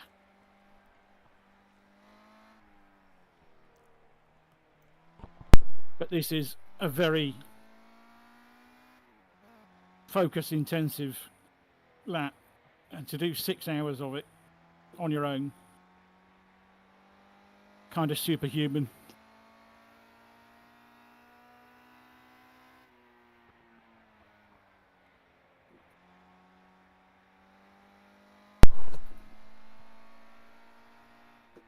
Speaking of, Franek is on the road and ahead by 80 seconds. Jesus. Irwan started 8 cars ahead of him, and Franek is 80 seconds ahead. Jesus Christ. Franek is just going right now. 35. Man is not human. 35.37 and then a 35.27. How?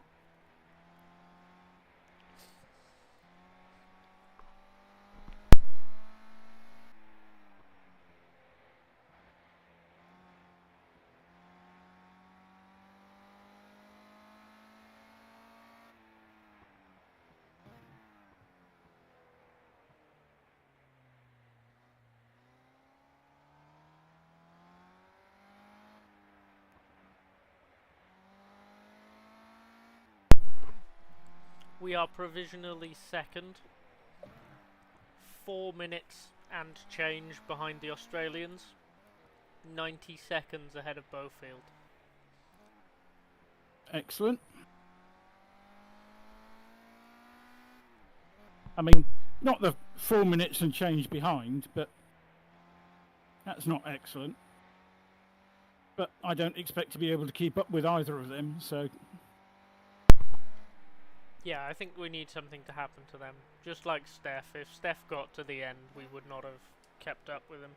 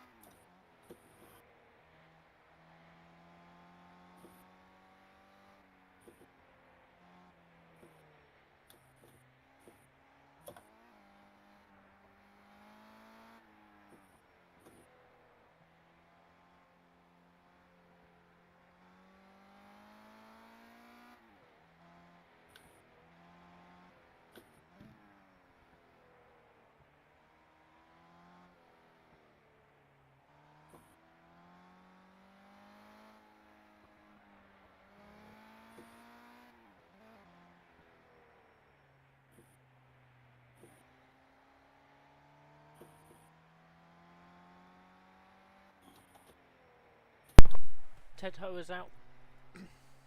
Oh.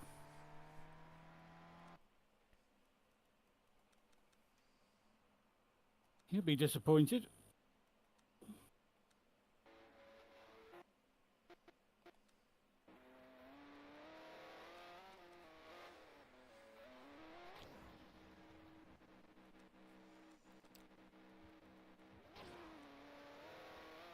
Cut a corner too much and hit a concrete bollard.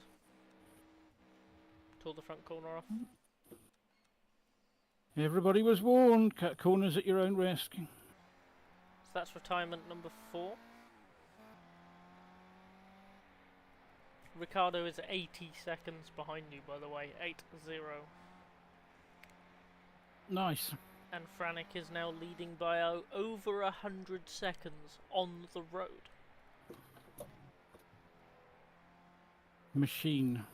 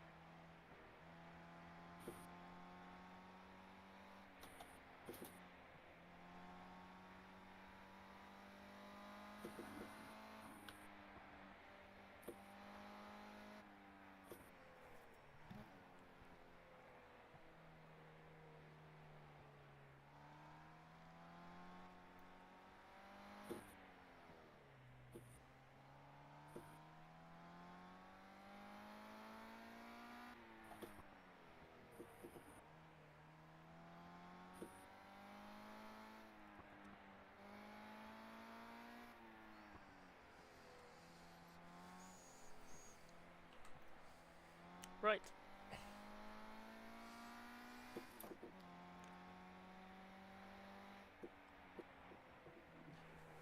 Okay.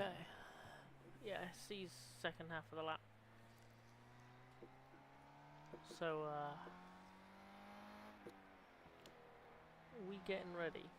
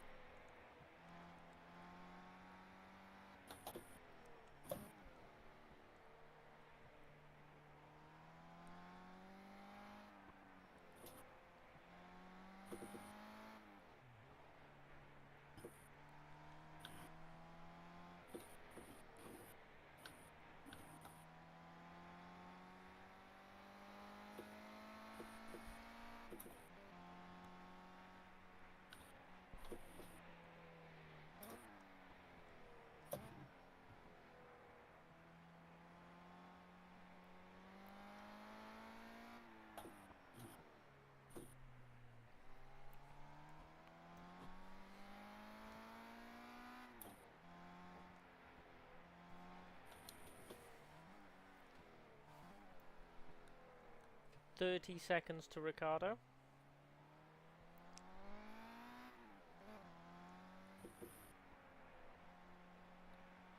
Put his foot down a bit.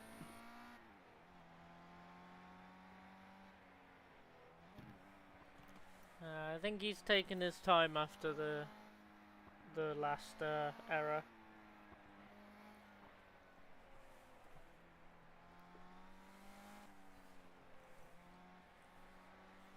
Oh yeah, it's me getting slower. Where have I lost all that time? What time? According to the Delta, I'm more than 10 seconds down on last lap. Couldn't tell you. No, I've got no idea where that's gone. You started at a high 41. Your second lap was a low 41. So. Yeah, first lap was from a standing start though. Yes.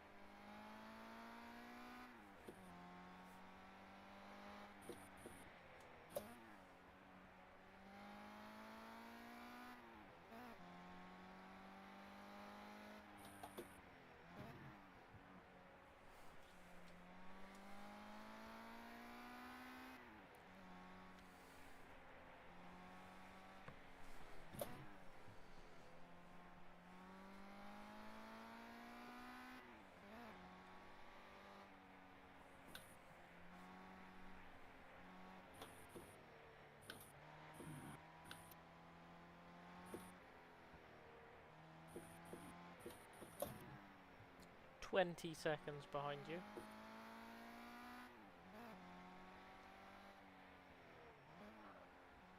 Wow. What? That closed down quite quickly. Got the bit between his teeth. Can't all me being that much slower. Did it? He was more than 3 minutes behind at the start of the lap. No, I mean from 30 seconds to 20 seconds. Maybe. Oh, I'm less than 10 seconds down on the lap now.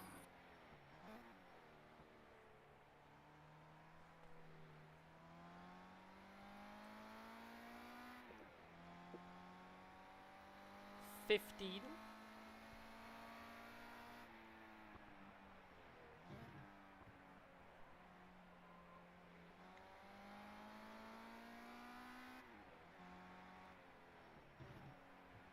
I don't think that gap's going to hold until the Buonfinello straight.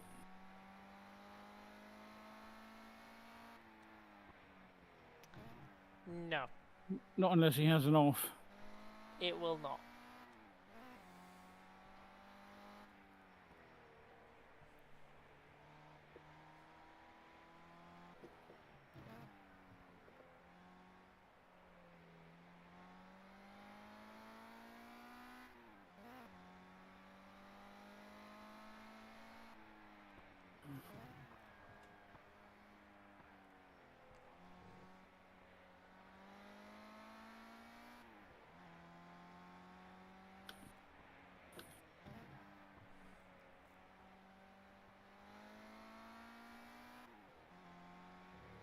"10 seconds.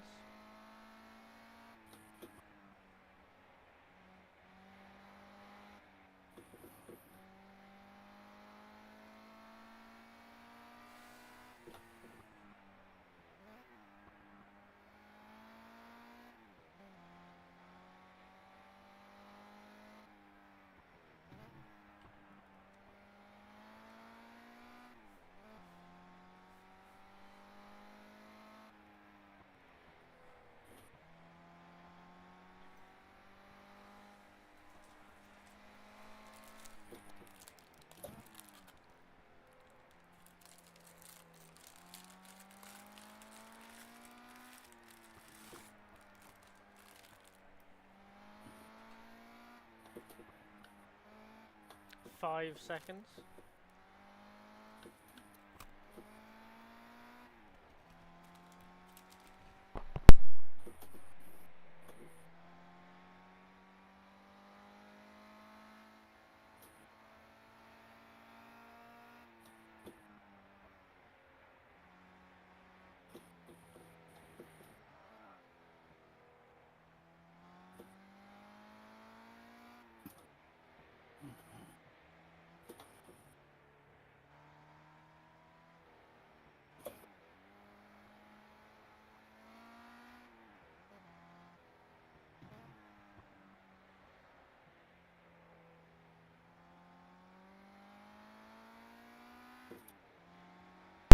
Two seconds within sight.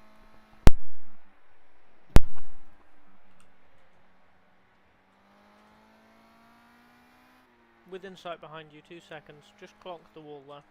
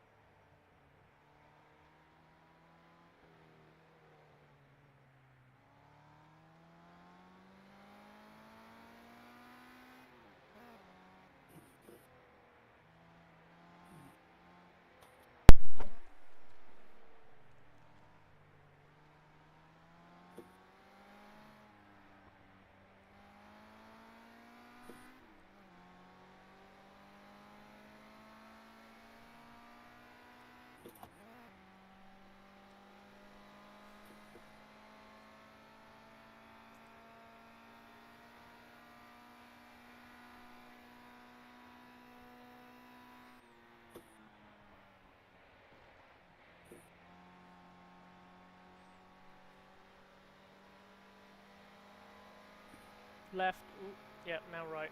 There you go.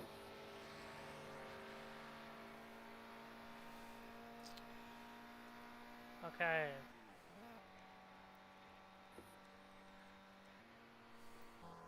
Right, we're in this lap, aren't we? We are in this lap, yes. I should now be riding with you, yep. Are you? Should be. You should Can't be see you. You should be able to select me so when setting up your pit stop, if you want to set up the pit stop now, and then request it at the end of the straight.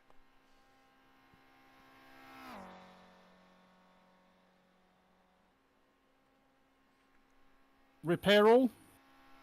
Do If you think it's necessary, yep. you want tyres or not? Nope.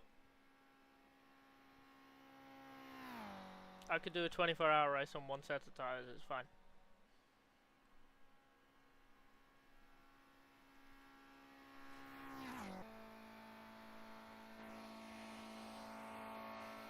Coming up to the end.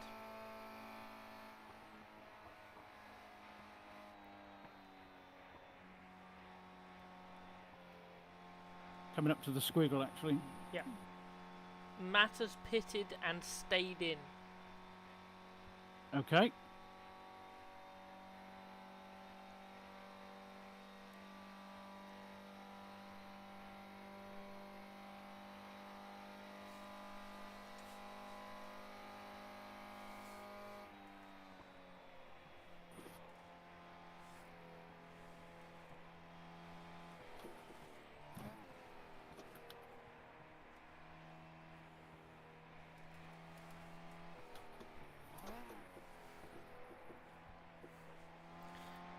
Just quickly cancel and re-request that pit stop, please. I've just done it. Why? Okay, cool. I thought you requested it a little early, but I might have got the timing wrong. It's fine. Don't worry, it's all good.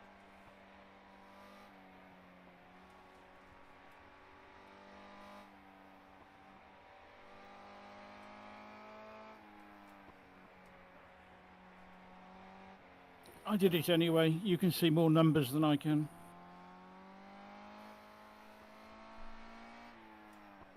Hello, guitar man. Where are you?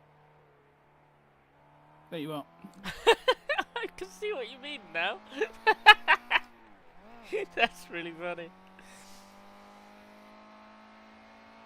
It definitely wasn't there all the way through practice. No, definitely not. But it did rather catch my eye the first time I went past.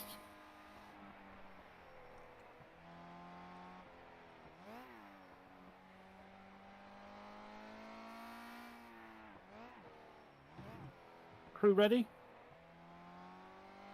If it's showing us ready, yep, I can't see that, you can. Ready when you are.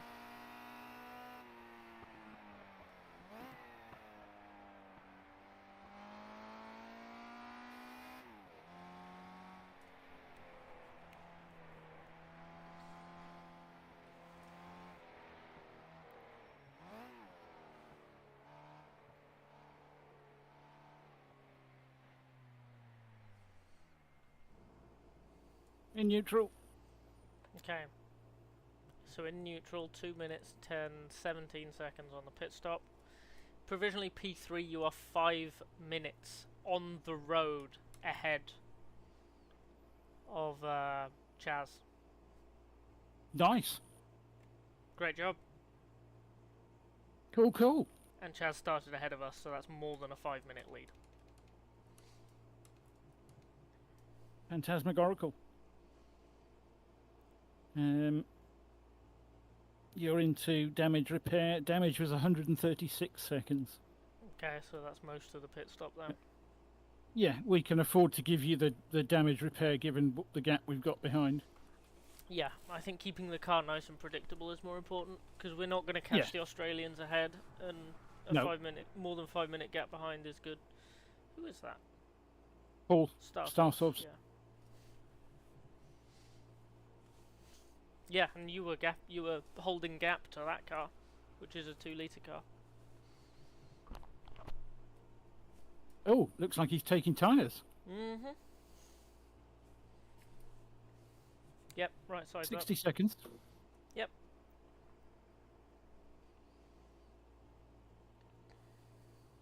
Once you're settled and going, I am going to need to take a toilet break. Yeah, that's fine. Actually, is he taking tyres, or is that just damage? Because that car is definitely leaning to the left. No, that's tyres. Oh, He's no. just come off the jacks. Yeah. Right side's only. Ingar's in. And away. 30 seconds.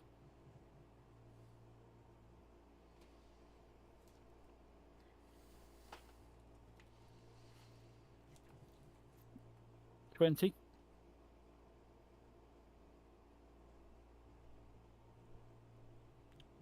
Got Quentin a minute behind us. 10.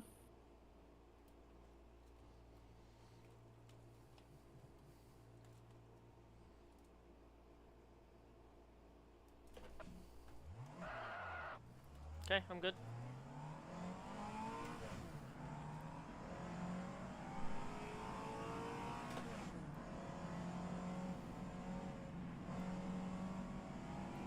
Oh god, yeah. The crowd is changing sightlines a lot. Yeah, exactly. It makes it feel very different, doesn't it?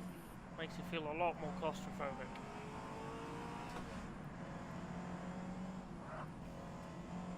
Yeah. Yeah, that's the challenge actually.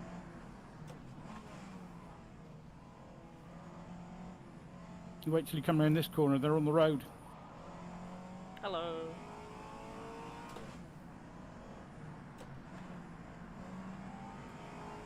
I've done it again. What have you done? We've practiced a pit stop. I'm still in the car with you because I can't remember what the button is to get out.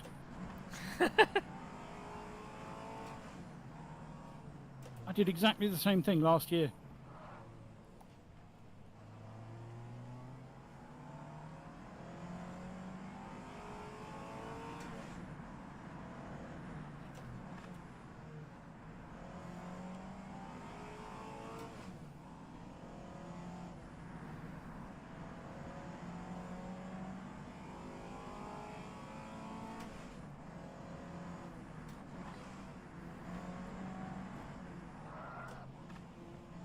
Right, if you're good, I'll go and Yeah, if you go before Quentin catches me. yeah.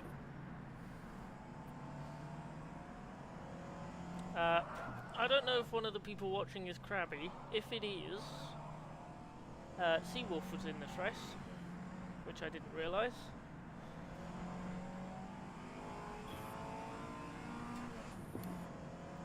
Didn't know Seawolf was doing any RF2.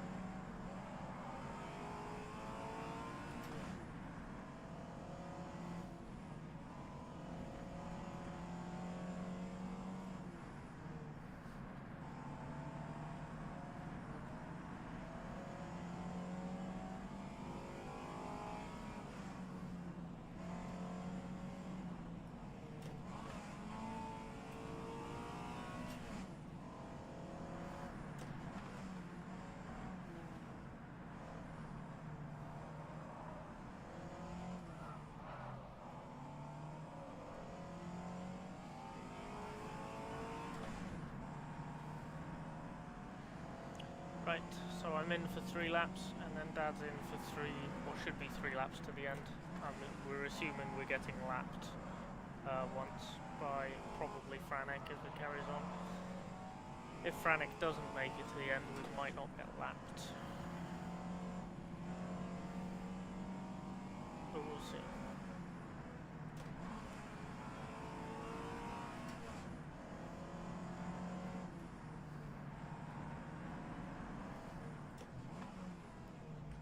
The first town of Chowder.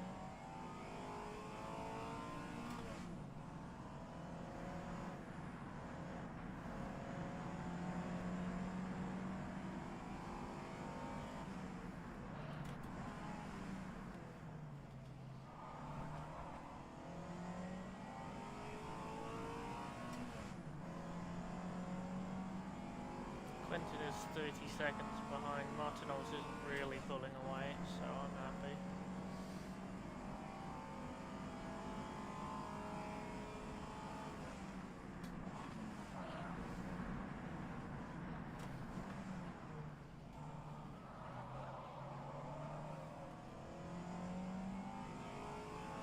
Okay, and out of the first town of Chowder.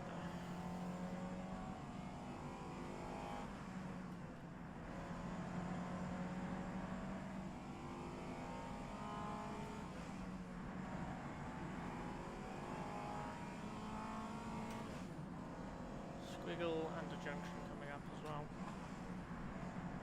If I'm right, yes I am. Okay, cool.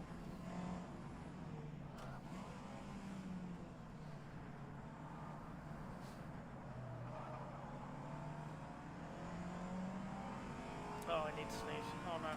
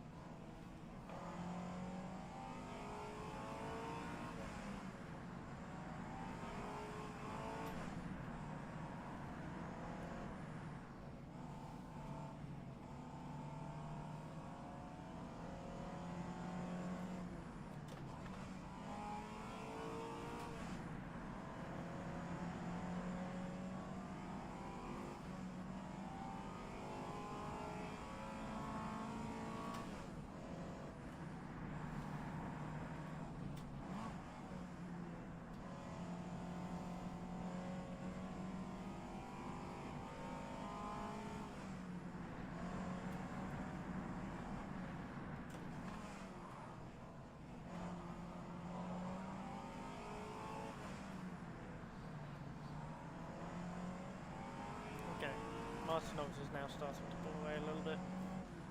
Is he? Oh, Hello. I didn't realise you were back. Yeah, it started about 40 seconds. I was holding it at 45 until Chowder, the first village. But it's pulled out 7 seconds since then.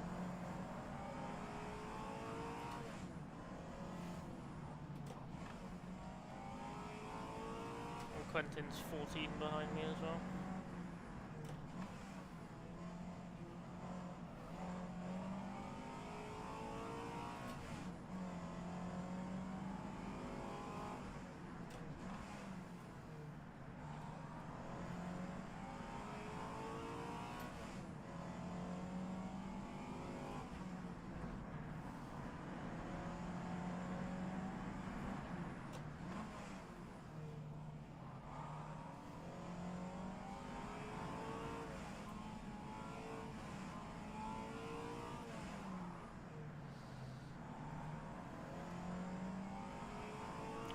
Close the gap on Ingars again.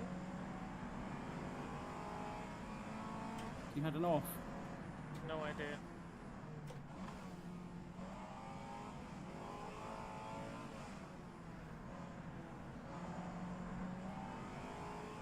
Quentin's within 10. That'll be within sight soon.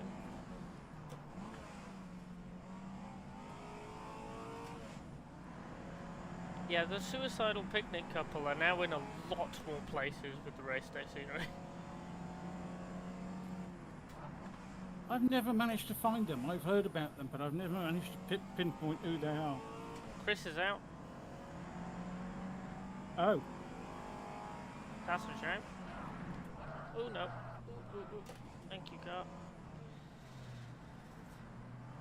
Blue and white umbrella sitting at one of those plastic-ish tables. Or wooden tables, I guess. Clothes and table are white.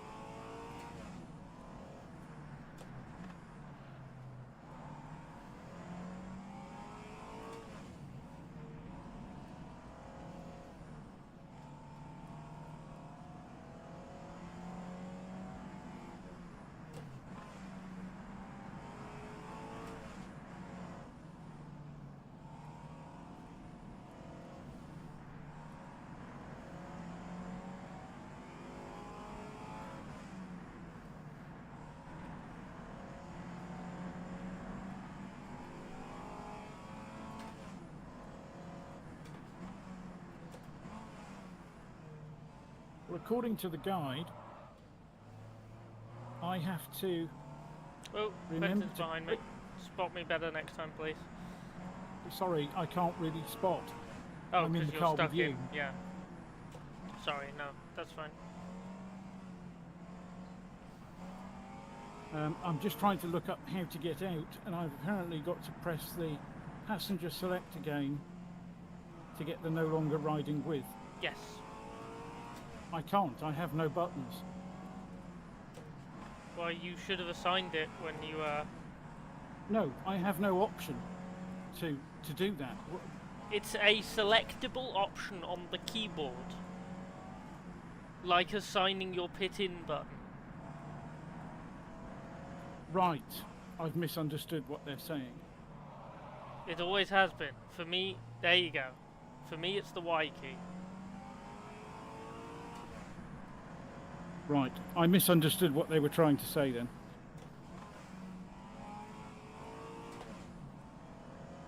So I'm no longer riding with you. Yep, you can now press escape and go to the target I can screen. press escape. Right. Sorted? Yep.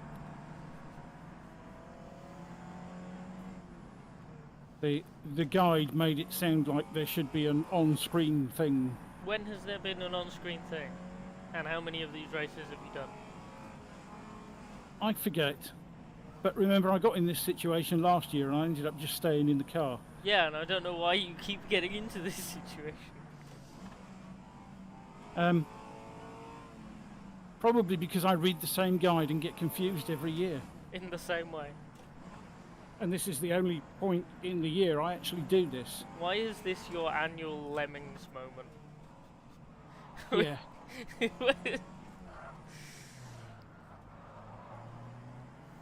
I can't really answer that.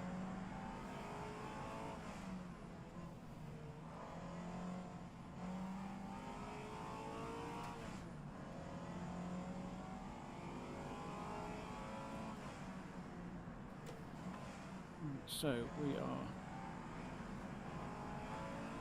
Someone else joining as a driver. Tap tap. Ava Constable. I don't recognise them. No.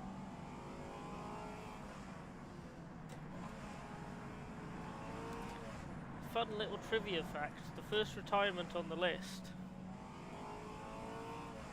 is AKA Seawolf, the person who made the VR for GTR 2 work through the crew chief plugin.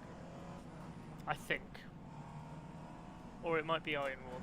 But Seawolf is either way like a big part of GTR 2 modding.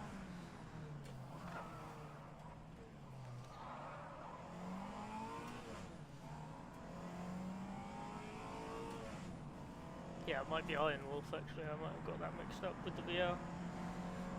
But yeah, I didn't realise until after they'd retired, unfortunately.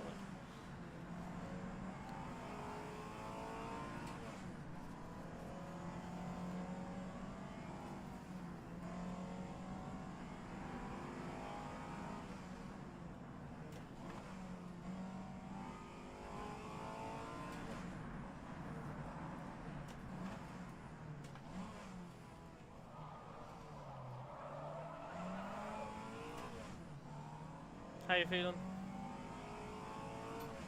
Hot. Other than the obvious. Okay. Good. Thank you for trusting me, by the way. What do you mean?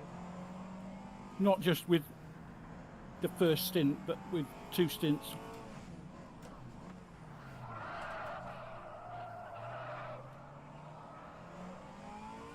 Well, you're more practiced than me. So it's always good. It's always the way I've done things. Is faster, more practiced driver should get priority. It's why when we're in a car with Ryan will usually get the extra stint or 2. Or Thomas.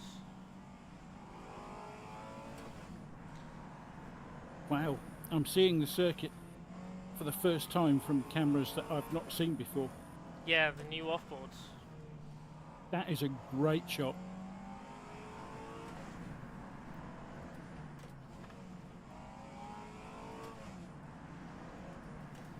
Oh, chassis out. That's Bofield. That was our main competitor. That's 3rd in class.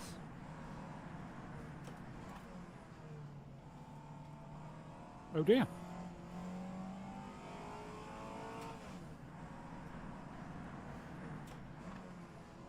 I'm getting really good at changing between 2nd and 3rd gear. Yeah, you will.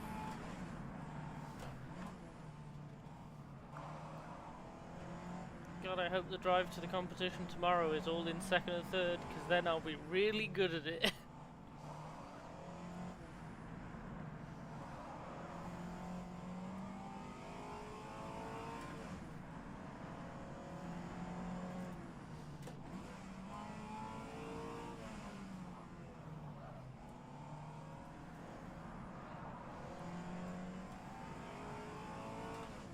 So that's half our class gone. Already, isn't it? Adam, Chas, and Steph, right? Oh dear. What? He beached it. Ah, not another one. Every year someone beaches it. At least one person.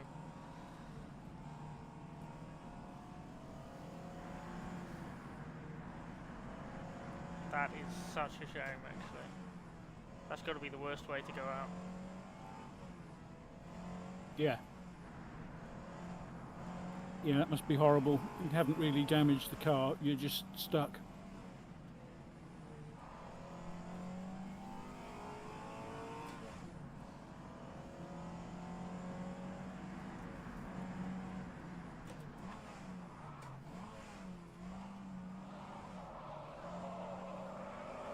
Oh, I see.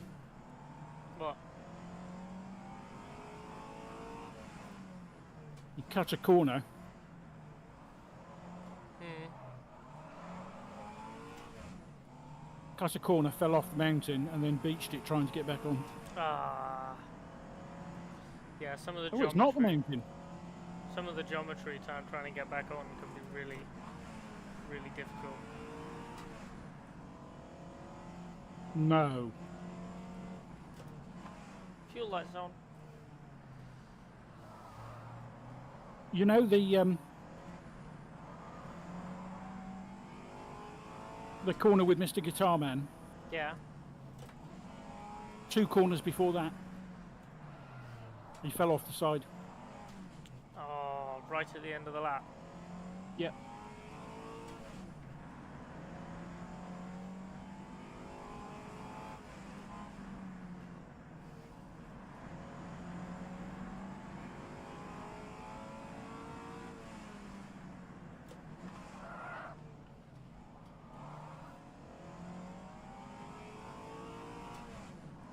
God, the downhills are lethal in these cars. Yeah. It's the bit where even if I think I know the corner, I'm super careful. Because even if I know the corner, I don't necessarily know the braking power I've got. Yeah, it's very easy to just go 5 foot too long in the braking when you're going downhill. And it's not like it will put you in the middle of the track instead of on the line, it will just throw you off the mountain. Yeah. Doing that. Or into a wall. Yeah. So.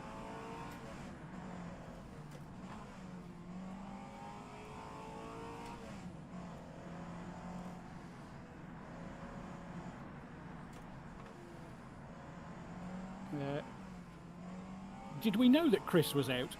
Chris Okuda, yep, I did say. Yeah. People are starting to pass him, that's all. Oh, it might have been when you were gone, actually. I don't know. That's a shame. Would have been really good to see how... Because Chris looked like he had pace with those radial slicks on. So it would have been nice to see where that stacks up. Underpowered, but with much better tyres. Everyone else on bias ply, and you've got one car on radial slicks. At a place that is really about handling as well.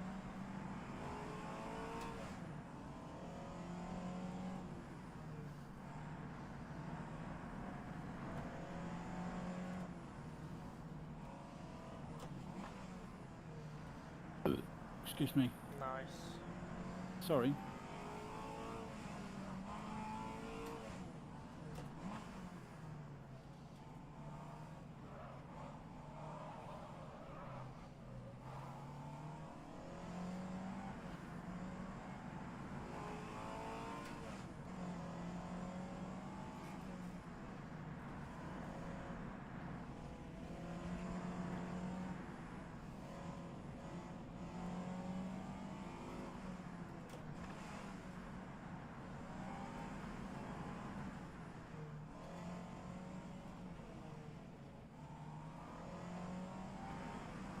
Quentin driving with Ryan then? With Riley? Don't know. Declan, isn't it? So Declan? I think Quentin was in the Buckshot car, and I remember Buckeye. Declan was... sorry, Buckeye, and Declan was in the Buckeye car, I'm pretty sure. But I don't know the lineups very well. Do you know what a Buckeye is? No. I looked it up. It's a Conker. Huh. Underwhelming. Yeah. Forgot that was there. It's fine. Yeah, you need the tow truck back.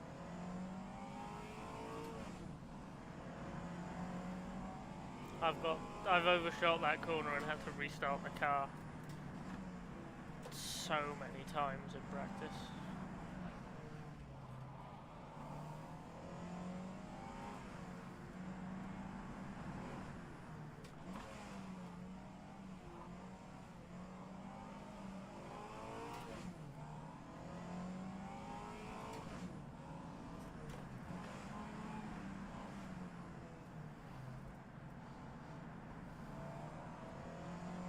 looks really bad. What? Behind us, there are actually only 2 cars still running on the road behind us. Yeah. Makes us look really bad. It certainly doesn't make us look second in class. Yeah, but only one of them behind us is in class, right? Yep. So there's only 3 cars running in class? One in front, And one he behind? is a massive, almost 1,600 seconds behind us. 1,600? Yep. 1,586, 87. Who? Liam Keplin, tight entry. Ah, yeah. I don't know who that is. So it's the four or five people doing it for fun car. Oh, right. The 4 or 5 people doing it for fun car, like the rest of us aren't doing it for fun. Doing it purely for fun, with no It's a form of intent. self-punishment. Yeah, doing it purely for fun, with no intention of getting a result of any kind. Just some people who want to turn some laps in a proper race and not have the pressure of position and everything. It's just the Aussies are inside the top 10 on the road. We're 11th, are we? Sorry, 12th. Now that Quentin's ahead.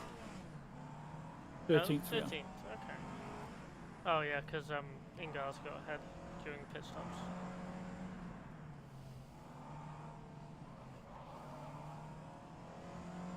Erwan's 4th on the road Ardouin was leading. in a 2 litre. Ardouin was leading at one point. Or was second at the very least.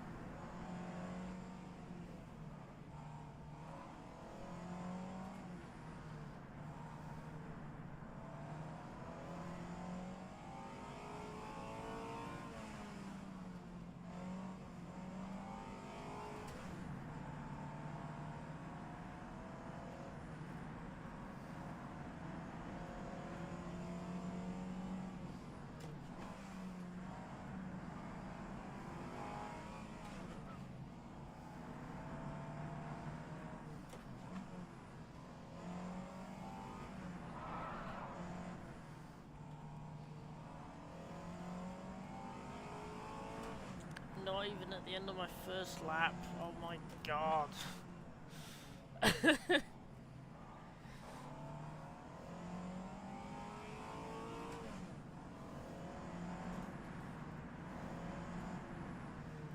I know. It seems to go on forever, doesn't it? Yeah, I don't know what it is about the older races, but they feel so much longer.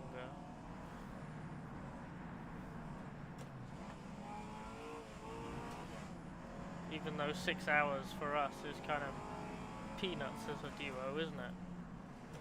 Yeah.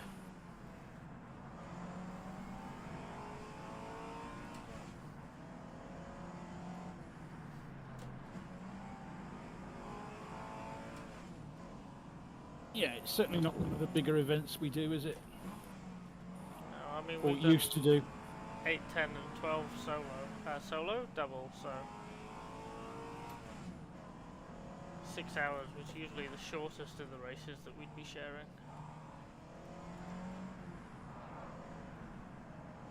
Except when we did that that summer Nords thing. 3 hours, 3 drivers, right? Yeah, we share that one with Eero. Yes. Iro was in the car last, I think. I started, you were in the middle. And Iro was in the car last. And we got a podium out of that, didn't we? It was fun, that.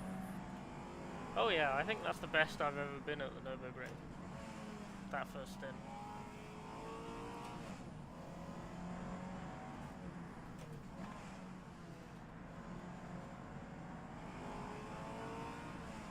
Well, Ryan's back at least for the summer, I think, so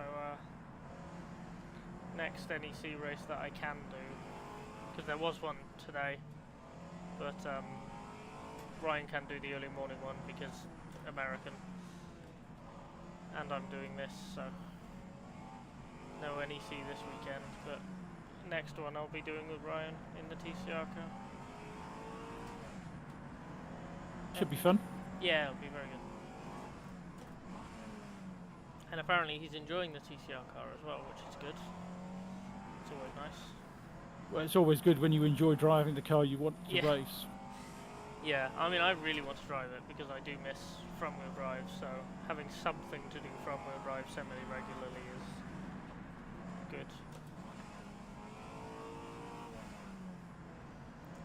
I miss my British Touring Car Series.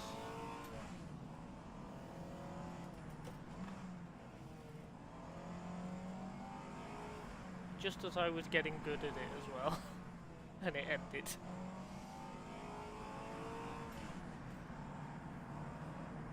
It ended? Yeah, the Touring Car Series.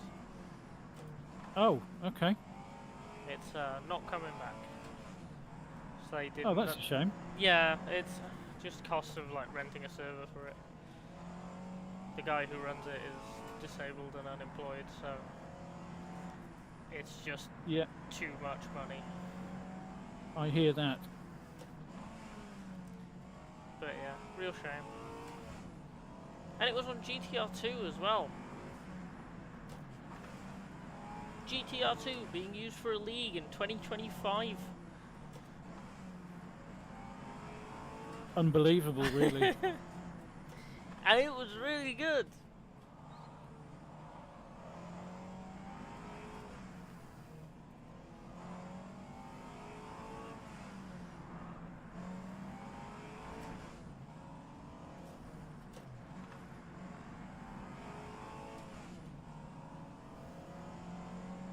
Should be Colossano now, isn't it? Yes. Yep.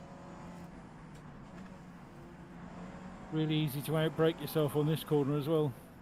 Yeah, this is second gear, even though it doesn't look like it. Oh, Quentin's DNF'd.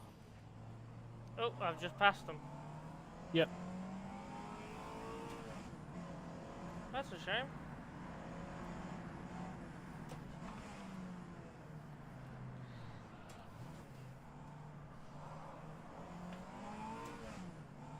Another one gone.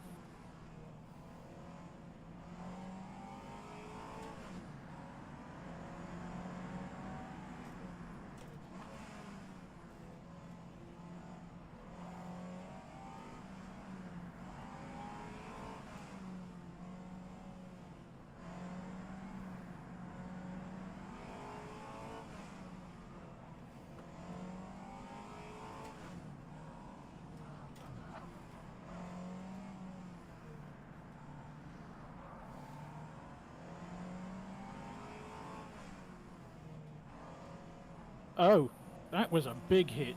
What happened? That corner we were just talking about. Outbraked? Hit the end of the bridge? Outbraked himself, lost the rear, smacked the rear into the end of the bridge, car caught fire and the wheels came off. Wow. I was thinking, that happened just as we passed the bridge that we were talking about.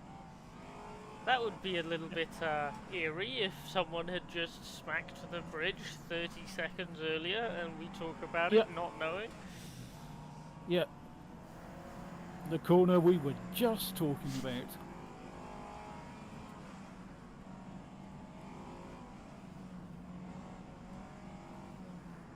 Yeah, he did that one properly. Bigger boom. Bigger boom indeed.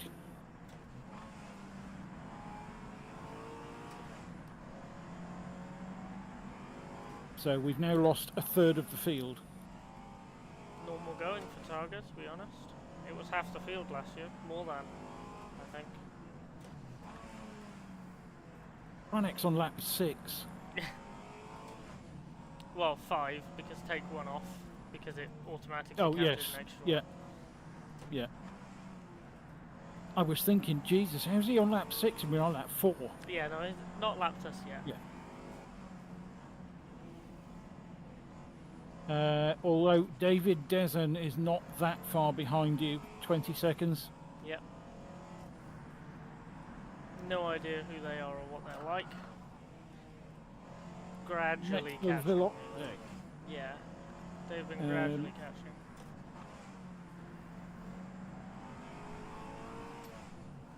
He is driving with Martin Jaspers. Okay, should be half decent then. But I don't recognise the name. I don't recall ever having come across them before. No. Tis a rookie. They are in a 2 litre, so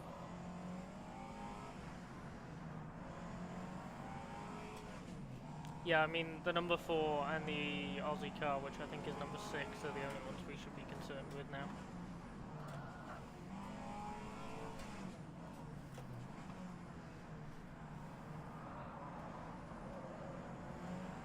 it's a tight entry, isn't it? Number 4. Yes, yeah it is. 12 seconds.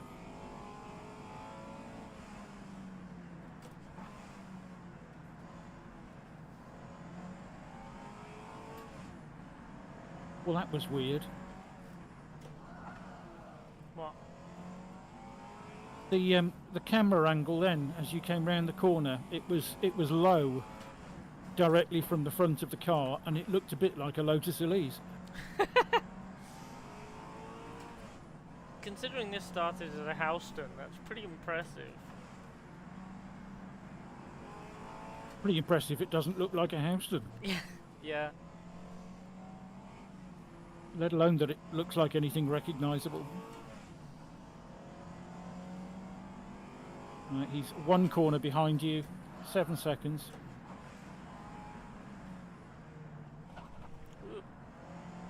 Scuff the paintwork. Yeah, just scuffed the curb. Have to take that out of your pay. What pay? Good point. 7 seconds. Car's still straight, it's not hit the geometry at all. Okay. Oh, there you go. We should be able to hear him soon. 5 seconds.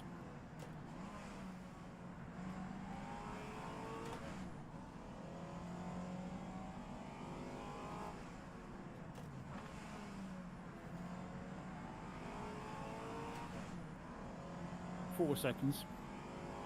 Should be in sight. Just about white. Is it white car or is it red car? Oh, that's a good question. It's a white car. Cool. Looks like a Porsche. Prosh With a red front, thing. off of memory. Bit of red on the With bonnet. a, yeah, it's got a red bonnet or orange or something.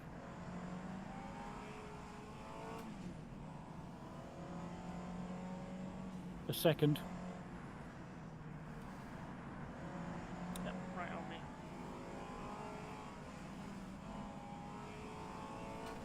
Oh, he's just scuffed the wall there.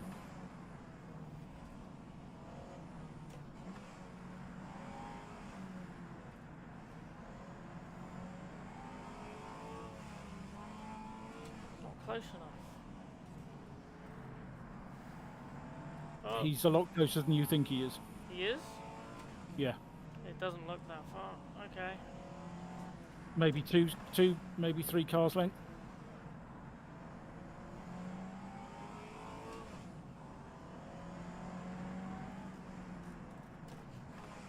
Go. 'Cause if I'm unsure of where you are, I don't want you to be there for very long.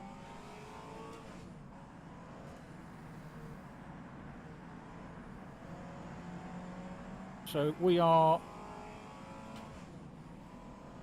not quite the last on the road. And they're slow. Uh, Hello.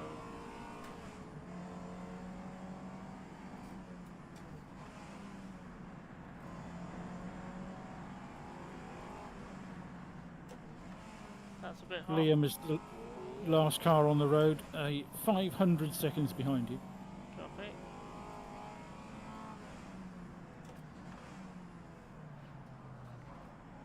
This 12 is overcooking every corner.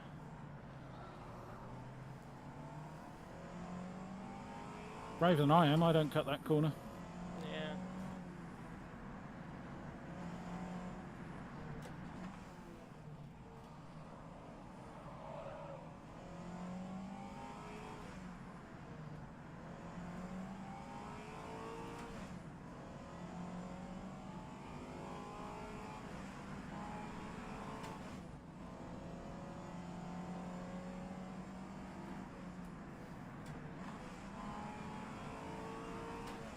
I know where I am.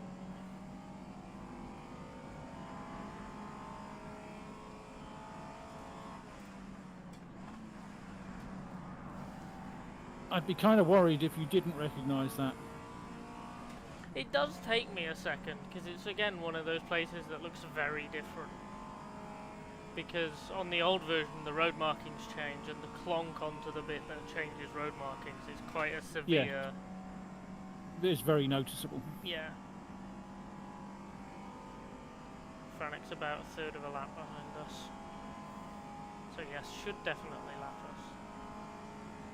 Which is good, because our driver stints kind of rely on that. Where are be a Fury Australis on the running order? They are 8th on the road. They might not get lapped.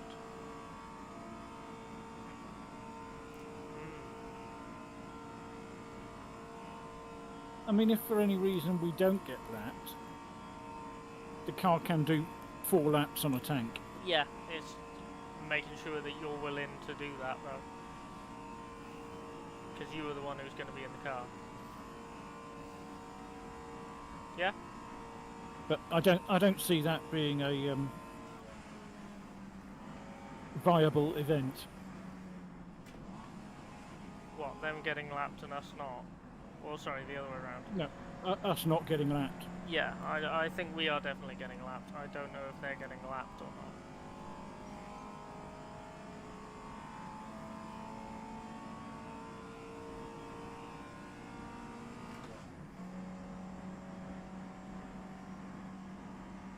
That could be quite bad for them, though, not getting lapped. No, it means they automatically win the class. Yeah, but they've got to drive another lap. But even if they don't, even if they crash, True. they win Yes. the class. It's an automatic win. It's what they want, really.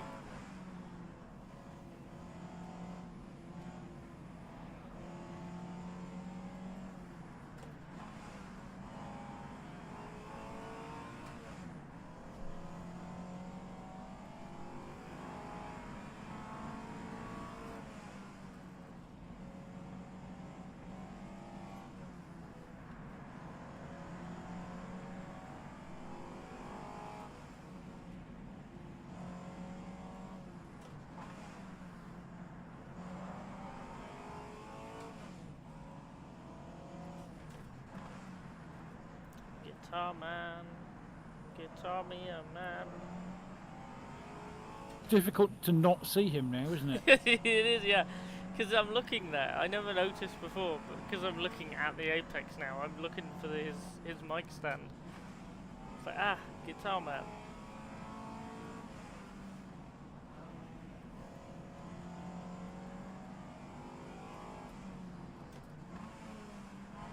Right, wrong corner. It's not that one, it's this one. It is indeed.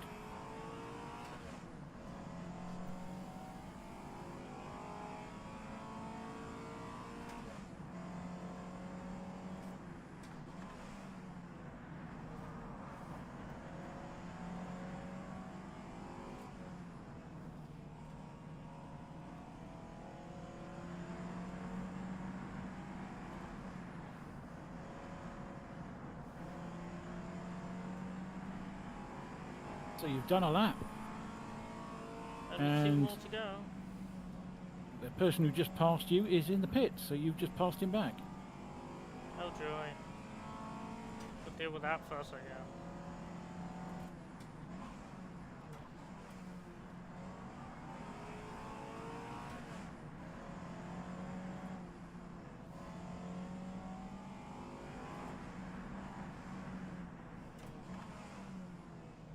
Let me know when they leave.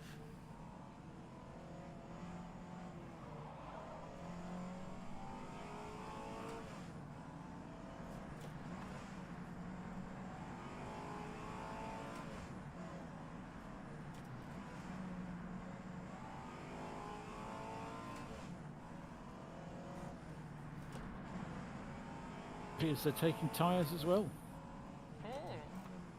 Okay. Do you think these people need tyres, or they just forgot to deselect them?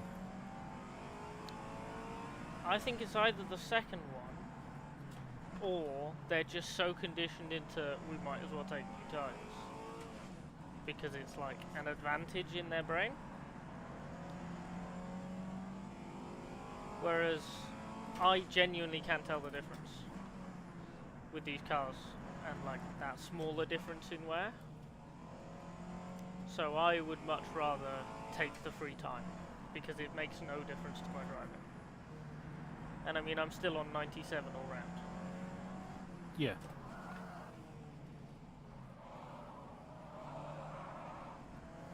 You know, these tyres can do the whole race. Easily. Yeah, I wouldn't take... I mean, I asked you whether you wanted new tyres, but I wouldn't take new tyres. Yeah, I mean, Not, I think... not unless they're badly flat spotted or something. Yeah, I think the only people who will need tyres is someone like Franek. Martin is in the car and they've just left. Okay. So, quite some way behind you. That is a Almost, minute almost 2 45, minutes. Yeah. Yeah.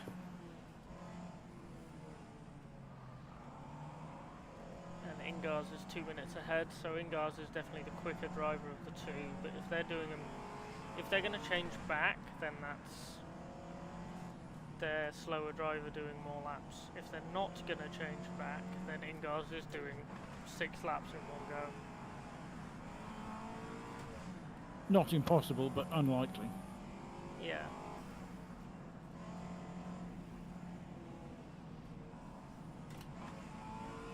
But that might be their best strategy. He might be the slower driver, but if he's less likely to crash, Yeah. it makes sense for him to do Yeah. the extra. We'll see.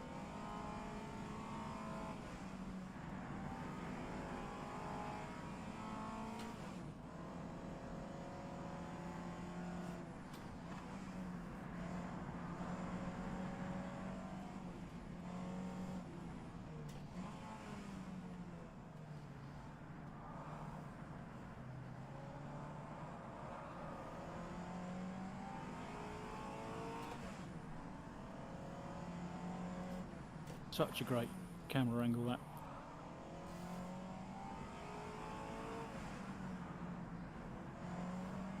Why? Because it's off the end of the hairpin, so you can see you coming up to the hairpin, round the hairpin, and then watch you up the hill. Ah, yeah.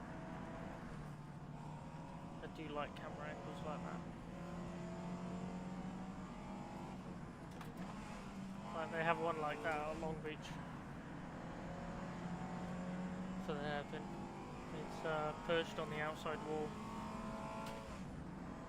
Very nice camera. I like it. Oh, well, this one's from quite some distance beyond the end of the... Oh, it's the big aerial-ish on a hillside. Yeah, someone's got a drone sort of half a mile off the end. Ah yes, 1967, sorry, 1973. Someone's got a drone. Yep.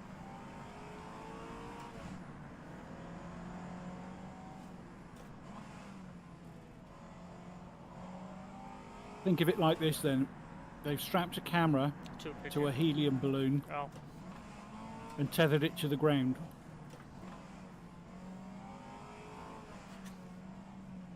I thought you were going to say they strapped a camera to a pigeon. 40s British mobile communication technology. What if we strapped it to a pigeon? That's weird, that. I get emails from posts on Nextdoor that are close to me. There was one this morning. Anybody lost a pigeon? It's come and landed in my garden. Seems very friendly. Two yellow rings. Ah, okay. Okay. Anybody lost a pigeon? Yeah, not what you expect to read.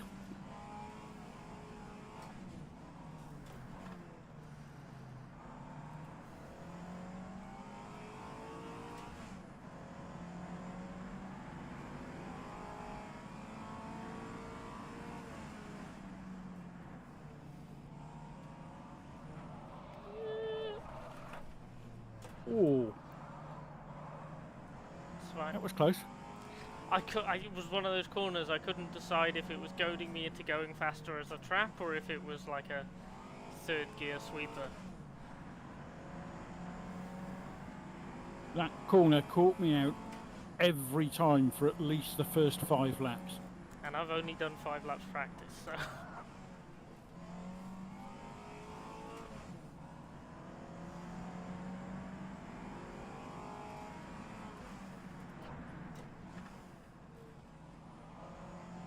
Some of these road signs, you know the ones with the arrows on that kind of tell you a tight corner's coming up?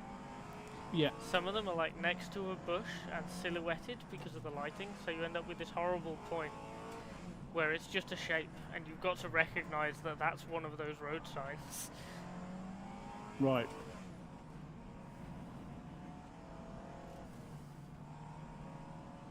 It's the ski jump that isn't quite the ski jump. Unfortunately, they're not consistent though. No. And sometimes they mean you really do need to slow down, and other times you don't. A lift is perfectly sufficient. It's not like the other one where kind of the scenery's been tailored towards communicating with you in a certain way. This is purely realistic. Because like this is tight, and it's got one of those road signs and it tightens. And it's... Because there are some corners that just don't have one.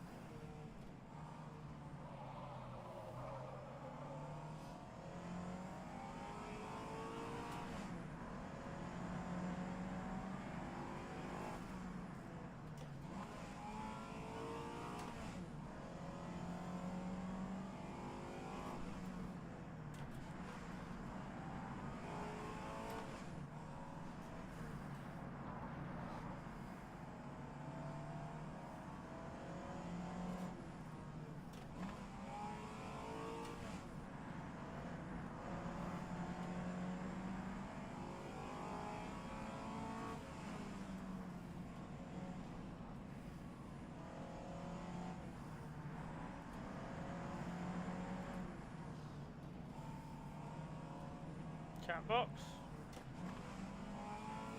Tobias Hoffman. That's Brabham. That's Bert. Yep. Wow, that's a big car out.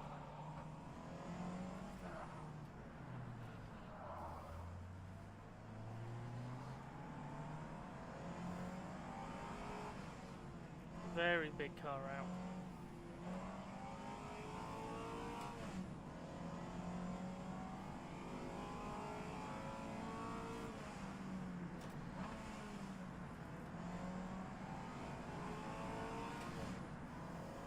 Am I gapping Martin?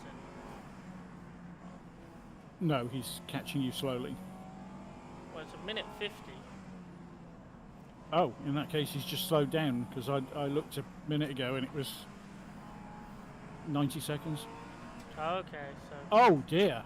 Wow. what happened to the Brabham car? It looks like 3 cars were involved. Wow, okay. At Targa? Ow. Yeah, he cut a corner too tight. Clipped a bollard, lost a wheel, spun. Austin was right behind him. Just managed to sneak past. Oh, lucky Austin. God, And then I'd it have been looked like- gutted if Austin got involved in something else. Looks like the Ivor Engineering car. Robin DeVos was next through and went the other side, but managed to avoid any contact. So, wait, Robin DeVos, that's, Baskerville. That's Darren's car. Baskerville. Yeah. That's my F1 team. Glad they got through, for obvious reasons. My team boss is in that car. Yeah, that could have been an awful lot worse for everybody. Unusual to have, particularly at this point in the race, to have 3 cars that close together. Yeah, I guess the mix of 2 and 3 litre for the faster people in those classes is quite well matched. Yeah.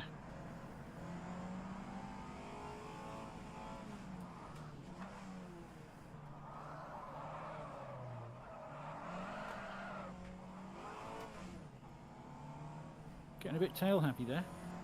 Needed to turn the car around. Right. What? That's your excuse and you're sticking to it, I suppose. I've still got 97 on all my tyres, thank you. I'm looking after my tyres really well. Yeah, okay. What?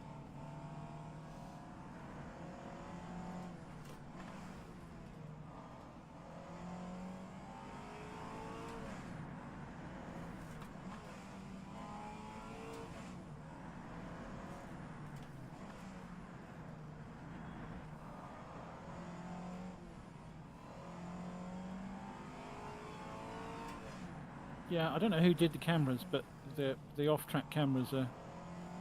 Some of them are really quite nice angles. I think some of them are inspired by the videos and stuff, because there's one of the sequences where you go into it's this section of the track, you go into a hairpin left, and then there's a squiggle down to a hairpin right. And it's kind of Monte Carlo-ish in that if you stand on the opposite side of the valley, you can see that whole sequence. And there's a camera on the opposite side of the valley, zoomed in, following cars through the Right. I think it's a video for the 1970 race, if I remember right. A bit like they do, or used to do for rallies. Yes, yes. Yeah, nowadays they use those FPV drones.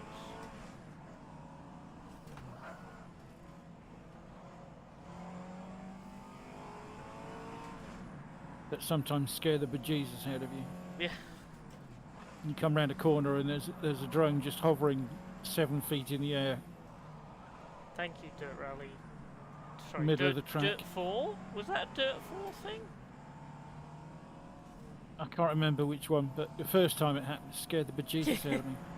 Didn't know it was a feature. Come around the corner. Oh my god.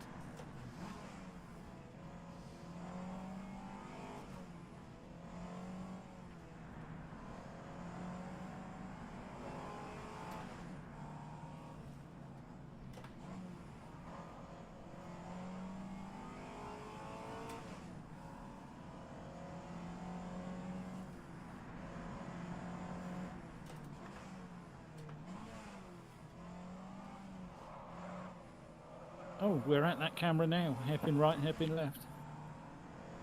Oh no, the one that I'm thinking of is downhill. Oh. But yes, this might use a similar camera actually. Yeah, unfortunately they don't stick with it all the way. Oh. It's a shame.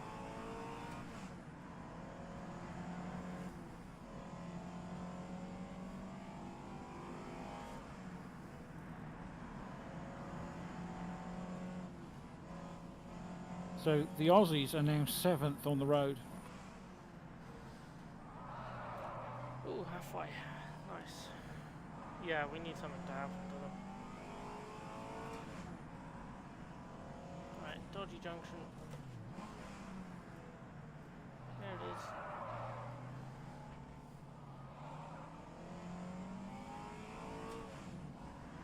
And now we be careful, because it's the super scary downhill bit. Yeah, and that right-hander is really easy to get wrong. Yeah.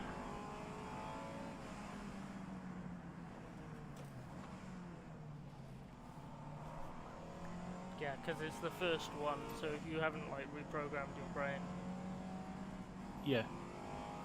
and it's steep as well, it's probably one of the steepest ones.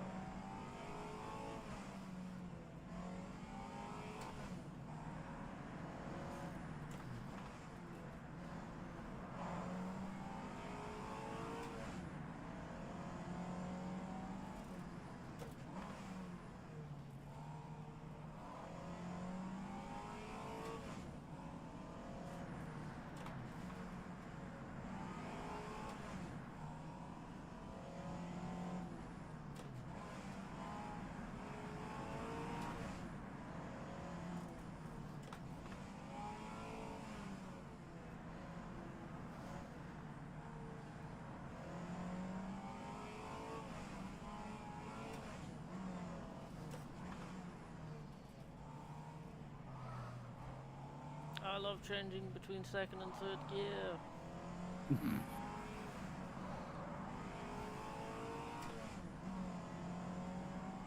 You do spend probably at 85% of the lap changing between second and third. Yeah. You were saying earlier of being curious about how many gear changes there are a lap. I'm curious how many are involving second to third or vice versa. Like what percentage? Both of those are going to be really big numbers. Yeah. Third.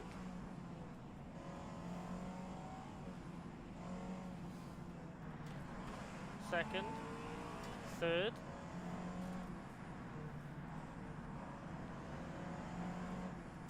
Second. Third.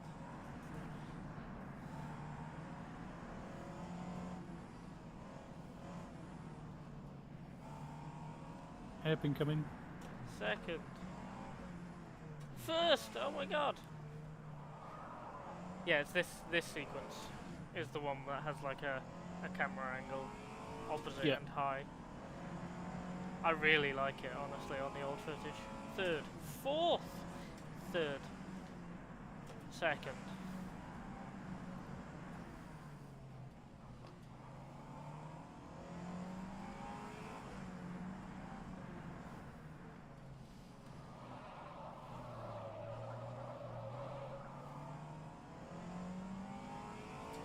third.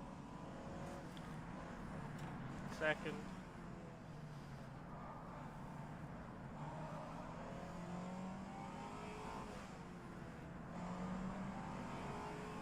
Third. It is kind of obscene, actually. Vocalizing it, you start to get an idea for genuinely how many times. Yeah.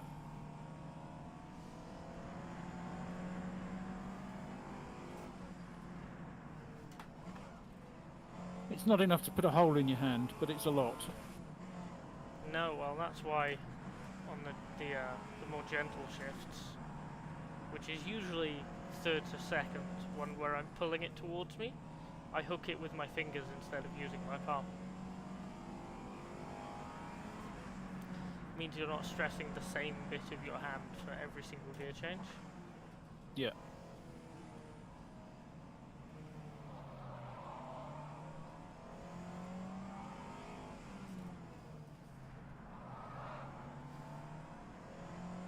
Yeah, I can't remember who it was, but somebody actually did that at Monaco one year. Several people have done it at Le Mans and the like. Put a hole in their hand. Yeah.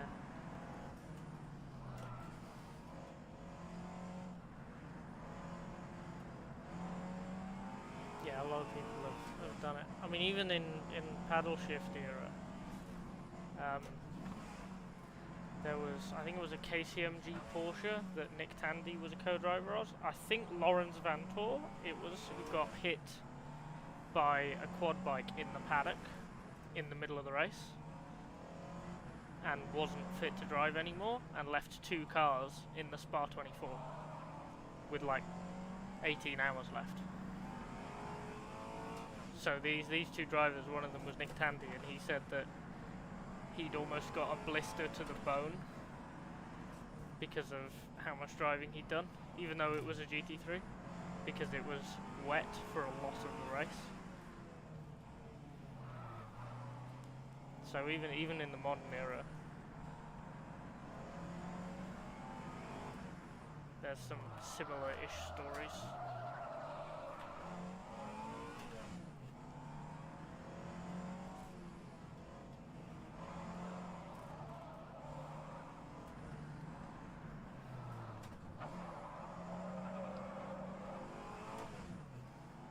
It's weird seeing some of these corners from some of these angles. They look completely different. Yeah, yeah.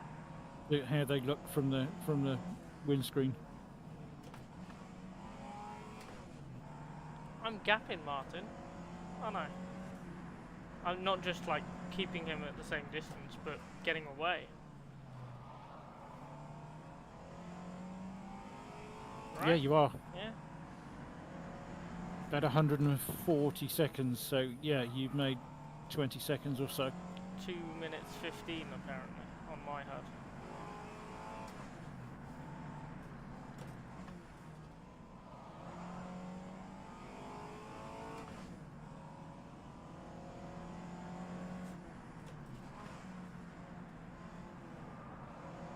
$138 seconds now.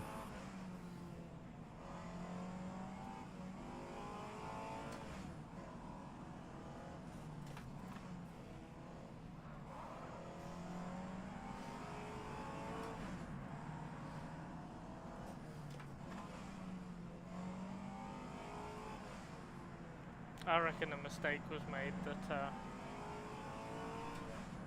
made the car worse to drive, because it was pretty consistent for the first 5 or 6 laps, 5 or 6 minutes rather, of the lap. Martin, you mean? Yes.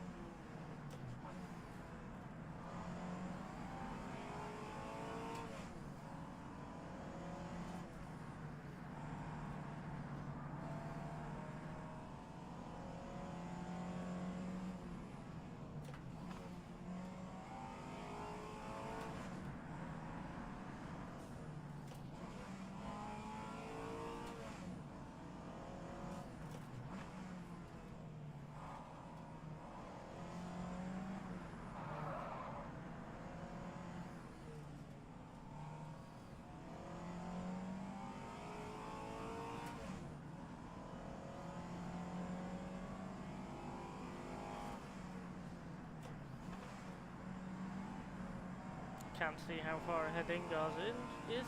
Hoffman's next up on my HUD, apparently.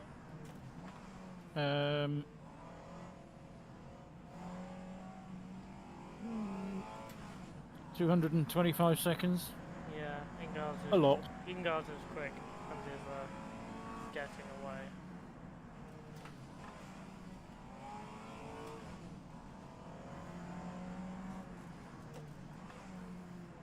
But not in our class anyway, so... Yeah, so what was it? Hoffman cut a corner too much, wasn't it, and hit a bollard? Hit a bollard, clipped a bollard with the rear left. With the rear left? Or was it an overcook Yeah. of a corner or a cut? Cut. Okay. That's weird.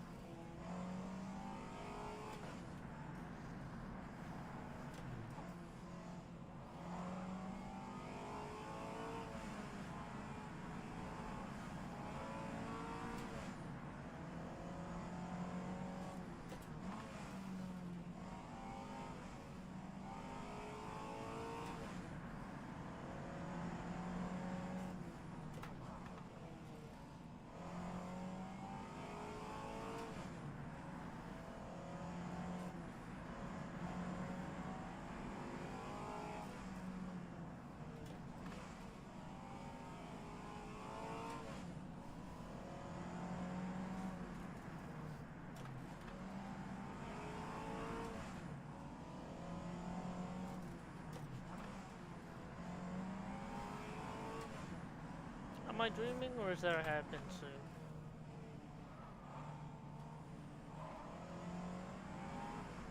No, it's not a hairpin, it's the village, isn't it?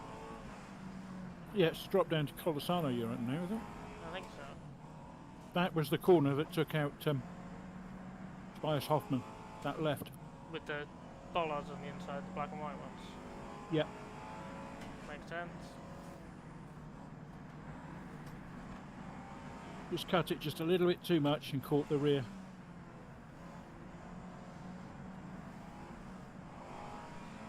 The fine margins the esports boys play with. Yeah, 3 minutes to mark It's it just off. tempting to do because it's quite a fast section. Yeah.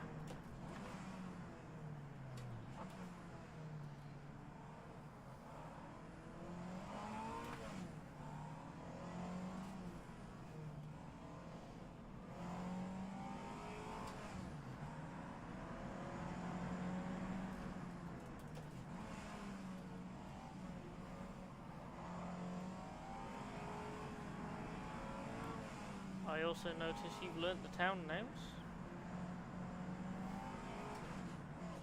It's only taken 5 years. It is.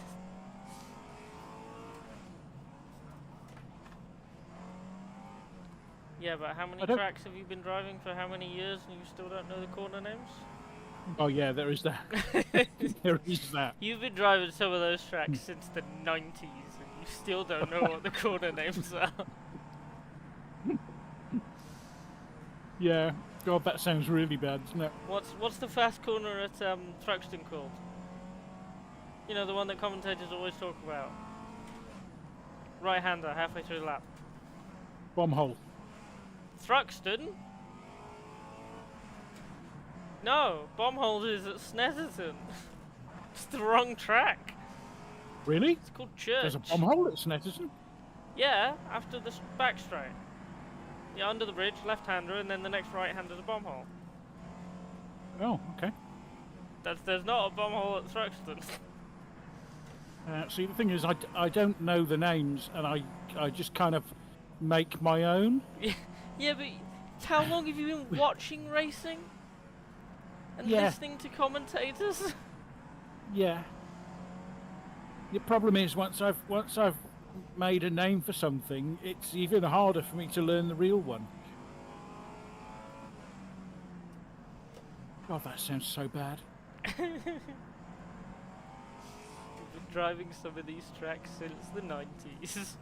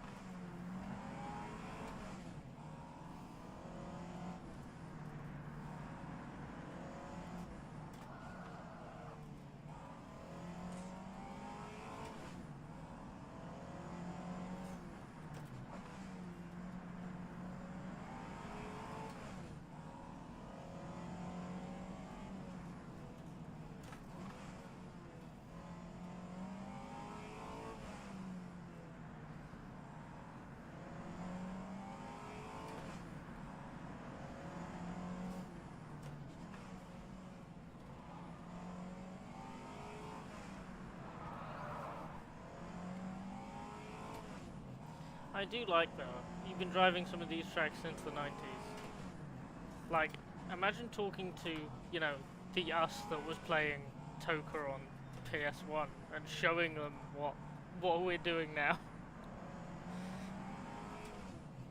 It's like, yeah, this is what you can do with sim racing. Mind blown.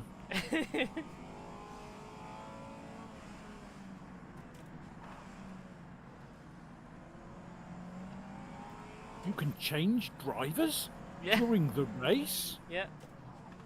What?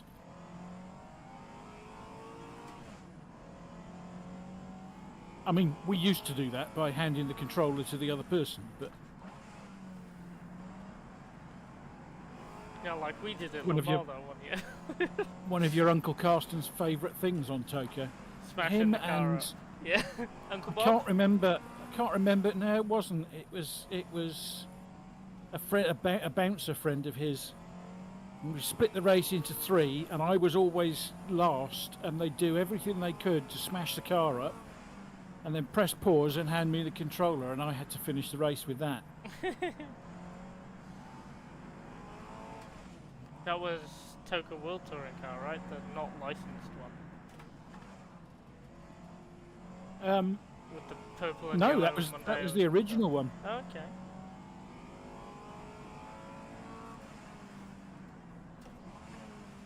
That was 96, I think, was the championship that was doing. Either 96 or 97. The Renaults weren't green, were they? They were yellow and blue. Yeah, they were yellow and blue. I just can't remember if on that game it was Beeler that was overpowered or Menu. Yeah, Frank Beeler was in there in an Audi, wasn't he? Yeah, that'll tell you what year it was. Beeler was there for 96 and 97. Ivan Muller replaced him in 98. And then Audi bowed out at the end of 98. And the entire time, Bintcliffe was also driving an Audi. Not that anyone noticed. No. Who? Poor guy. Poor Jonathan Bintcliffe. I mean, you get paired with Ivan Muller and Frank Beeler. I don't really blame you, but also, it's just kind of funny.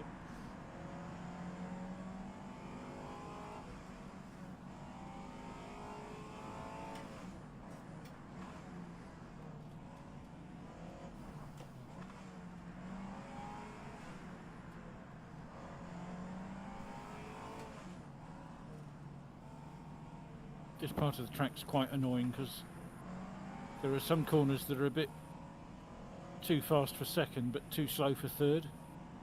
Yeah.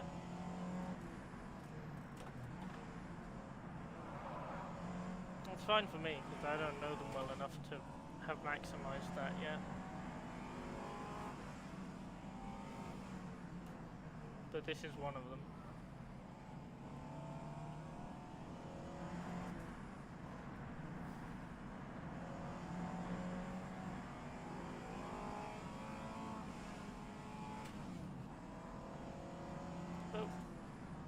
Campo Felice.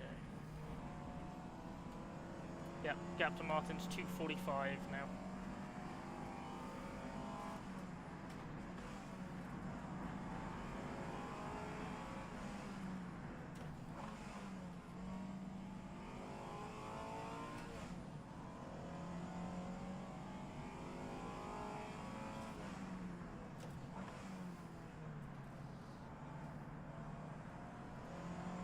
You say I've learnt the names, but I haven't learnt the name of this one. Okay. This one's just Cobbletown. You've learnt some of the names. That's impressive. Impressive nonetheless. That one's just Cobbletown. Even though there's no cobbles there anymore. No.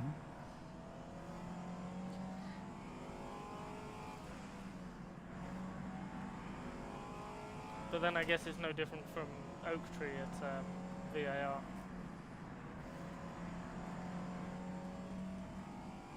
Never driven there. What, VAR? Yeah.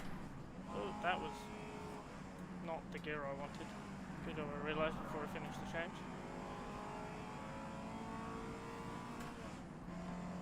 Have you not driven at VAR? Nope. That's weird. I've heard it's quite a nice track. I've done a little bit of driving at VAR. It's difficult to race on. I'll say Ricardo's that. just pitted. Okay. So he is now the car in front of you. 3 minutes. Yeah, it's difficult to race on VAR. I've got one more after this, haven't I? Yep.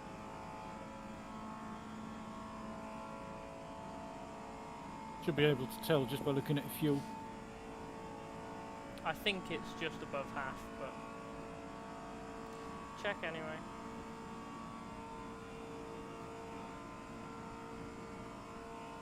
Gap to Martin's now 3 minutes.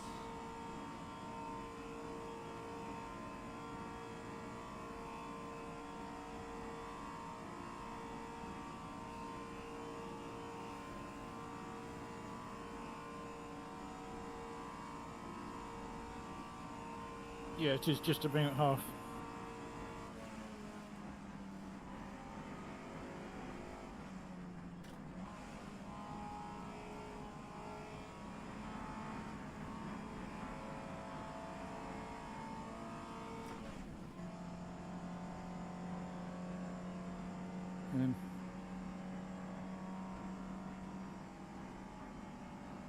Ricardo is still in the pit. Just coming off Bonifallo now. 100 seconds.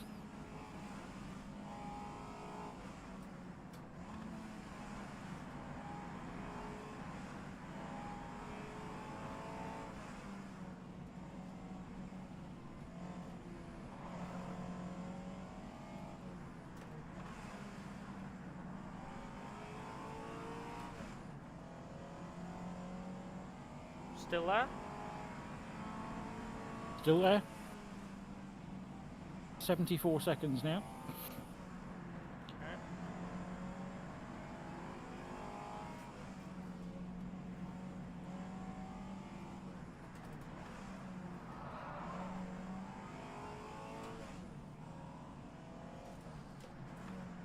Bum bum bum bum. Guitar man, man me a guitar. It's like you and the bloody donkey now. Sorry. It caught my eye and it was so odd I had to say something. Yeah, but now I'm singing, now I'm humming a rendition of Sandman to myself every time I go through that corner. Still in the pit. Coming around to the garage area now. Passing the garages.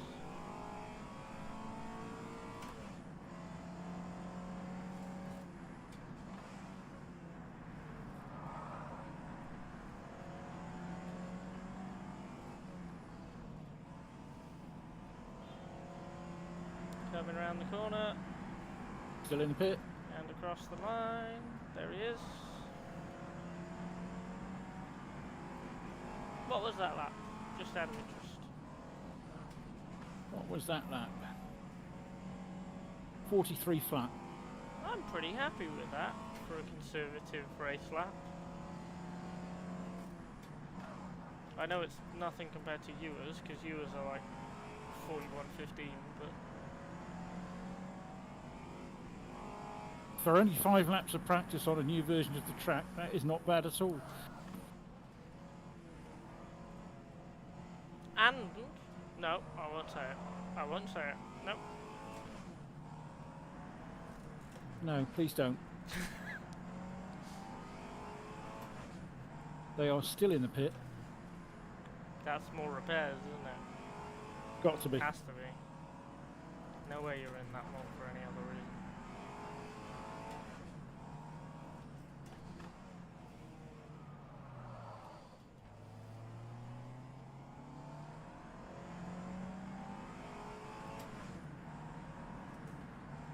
I've just gone on board with them.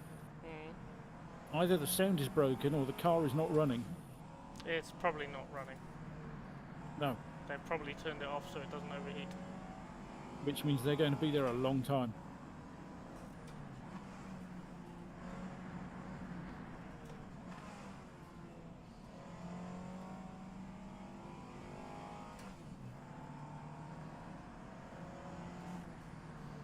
What I want now is to start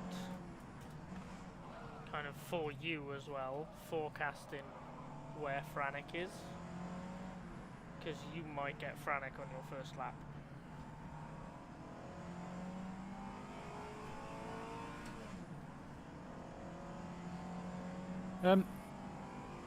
That puts us 10th on the road.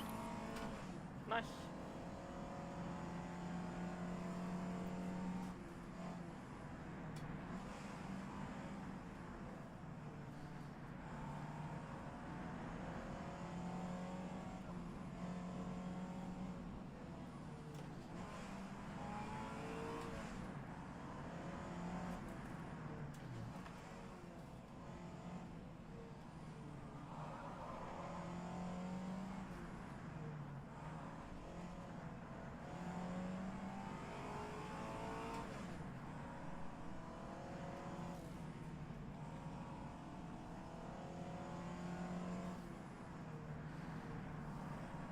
And out to the pit.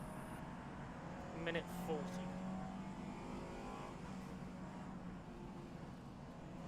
And they're still the first car behind us. Martin's not past them. So I think Martin was 2:45, wasn't it?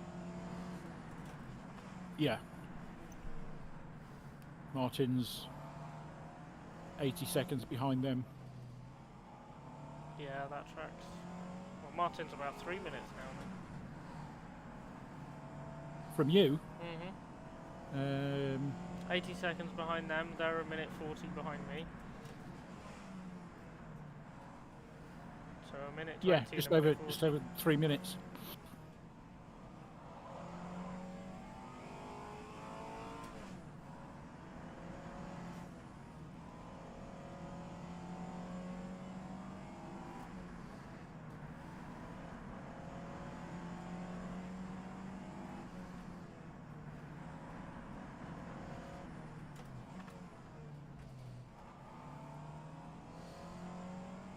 Interchange.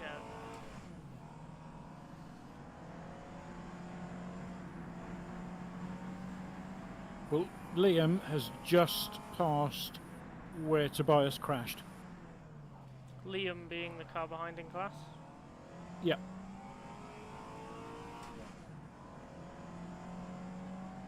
Which is Colasano, run down to Colasano, so you've got a big gap. Nice. Yeah, like I said, they're going to be changing drivers too frequently to be like viable because they've got 4 or 5 drivers and they're literally just doing are they? this. They're the team that are doing 2-2-2-2-2. I think so. They're literally just doing it so everyone gets a couple of laps in a race event. Right. And has fun. Like, there's no eye or intent to optimize at all there. Which, like, fair enough. That's literally a privateer have fun entry. which, you know, more than okay. But yeah, I think that's what they are doing.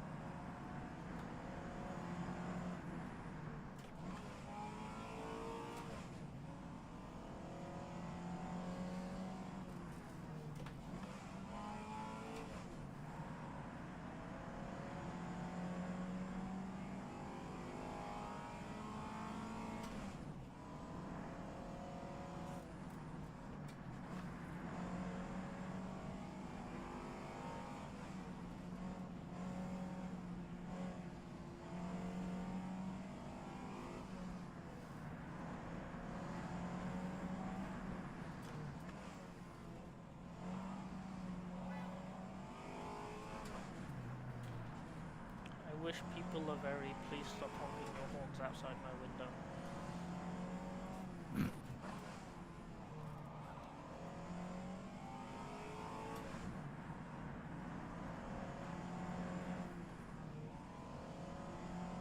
Why are they doing that anyway? I don't know. It happens several times throughout the day. It's like someone's angry at someone, or someone's telling someone they've arrived, or just whatever. City, innit? Lots of people doing lots of things all of the time. And I'm not in a suburb or a quiet tucked away bit. I am next to one of the busiest roads in the entire city. Drive me nuts. Yeah. Martin pending an open session. That's the car behind you, isn't it? No. Ricardo's behind you. Martin Jaspers. Oh, sorry, the car behind him. Yeah. Yeah, but he's pending an open session. He's not in the car. No, David Dezan is. Oh, No, okay. Liam is. So Martin's joined as a driver by accident. Yes. Okay. You confused yourself there, didn't you? Yeah, I did. It was a good job I ignored you. No, traffic's driving me bonkers at the moment. They're doing work on the dual carriageway again. Oh, so everyone's coming through the village. Every night between 8 and 6 or something, all the traffic's coming past the house. I did not realise just how many boy racers travel between Gleneath and Herewine every night. I will remind, you are on stream, talking specific locations. But yeah, there are car meets like a few blocks away from me, and I'm convinced they're doing drag racing somewhere. The kind of thing the police turn up to try and shut down. Yeah, but they never have. Not heard a single siren when that's happened. So No, by the time they find out, it's nearly done. Just noise. Which, yeah, if I can get either of the two places I'm trying to get, both of them are tucked away quite a bit. So it should be better at least. Ricardo's 36 behind. Okay, that's a bit close. Yeah, he's pulled his finger out again, but I don't know how well it's working for him when he has to keep stopping for repairs. Yeah.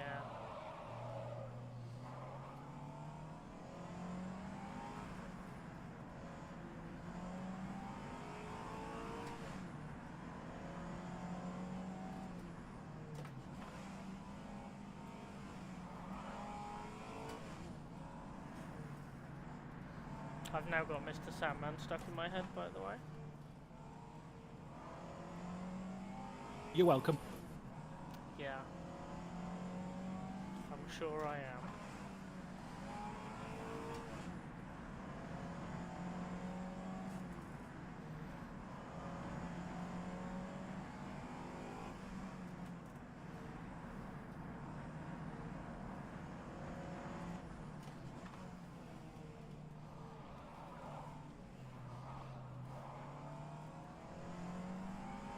Just thought this might well be my last race with this headset as well. I'm so annoyed that I'm in a situation where I can't use it. And it's gonna be deprecated. I bought this thing, I probably had about 6 months of use out of it. Yeah. Right peed off. Because I'm living somewhere with 2 accessible power sockets.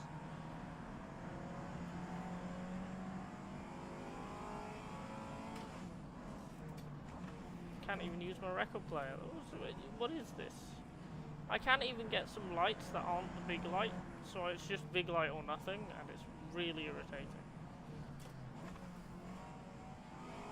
I'd like to own a lamp, but no. Ricardo is within 20 seconds. Okay. Slow bit. I can hear him actually.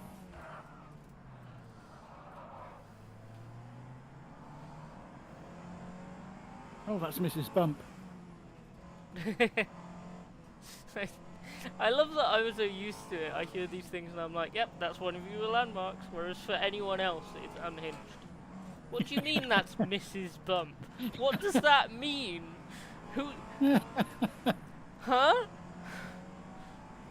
Where is the rest of Family Bump? For those that don't know, the last version of this track, there were 2 extremely bumpy sections, and the first one I encountered I named Mr. Bump after Mr. Bump, children's book, and then I came across a second one that was slightly smaller, so I called it Mrs. Bump. Your brain. Your brain. Yeah, I know. It's an enigma. You should be put in 5 a box seconds. and studied. Copy 5 seconds.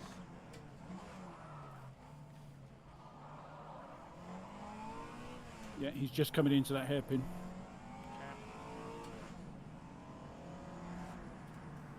When he's motoring, he's really motoring. Yeah.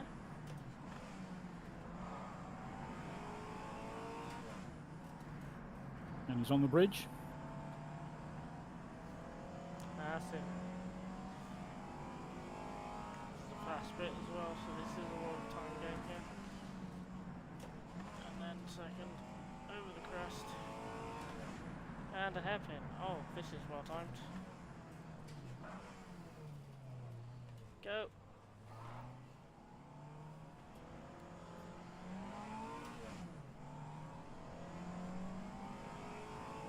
Yeah, that worked out quite well for both of you.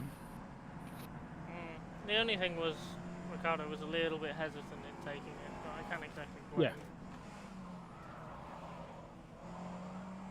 Well, when you've had to stop for lengthy repairs twice. Yeah. Oh, and he's gone wide there, very wide.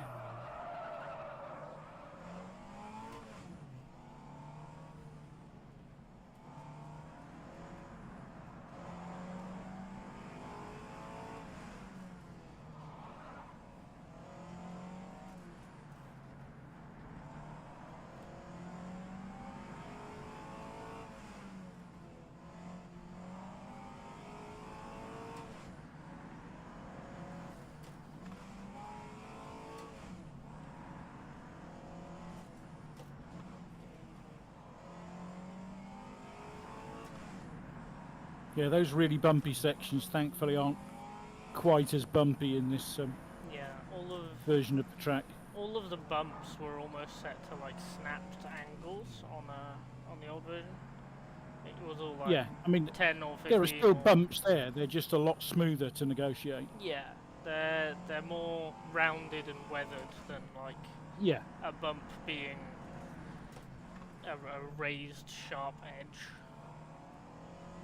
The less pronounced. They used to be like driving over those angled speed bumps. Yeah, it was literally like you've gone into the track editor, you grabbed a single line and pulled it up 2 inches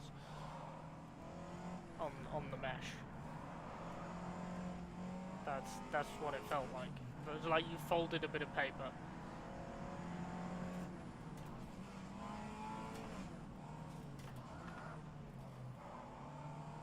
Okay, back down Ava to the Constable's left tried to road. join as a driver again.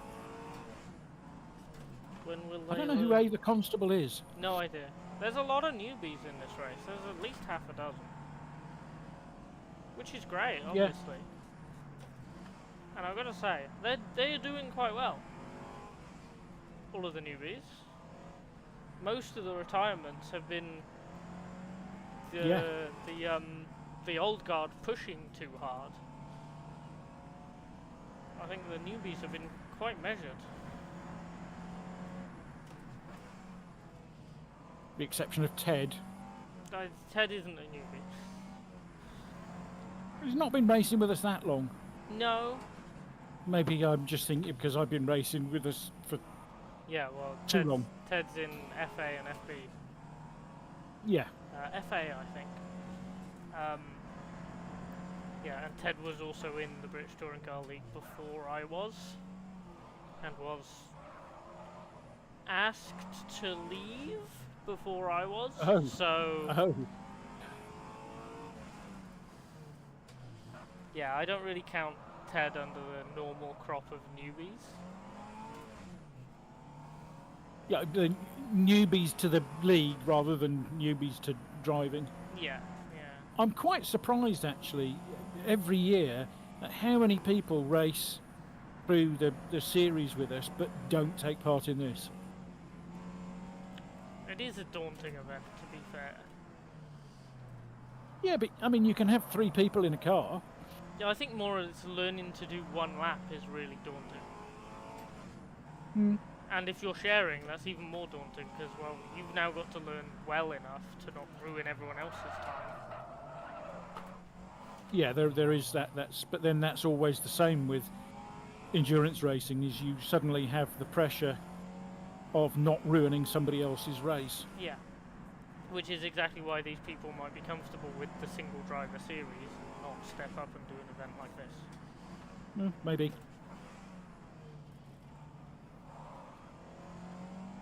I must admit I don't really feel it now, but yeah, when I first started doing these with you, I was so frightened of screwing up, crashing the car and ruining your race as well. Yeah. I don't really feel it until I get it wrong. And then crushing. It's absolutely crushing. But yeah, when you've been doing it long enough, especially when you've been doing it long enough with certain people, like I'm comfy with Ryan as a teammate, I'm comfy with you as a teammate. Or even if you've been like around people enough, I'd be comfy with Darren as a teammate, Riley, Austin, you know, the usuals. Yeah. There's no or a lot less pressure there.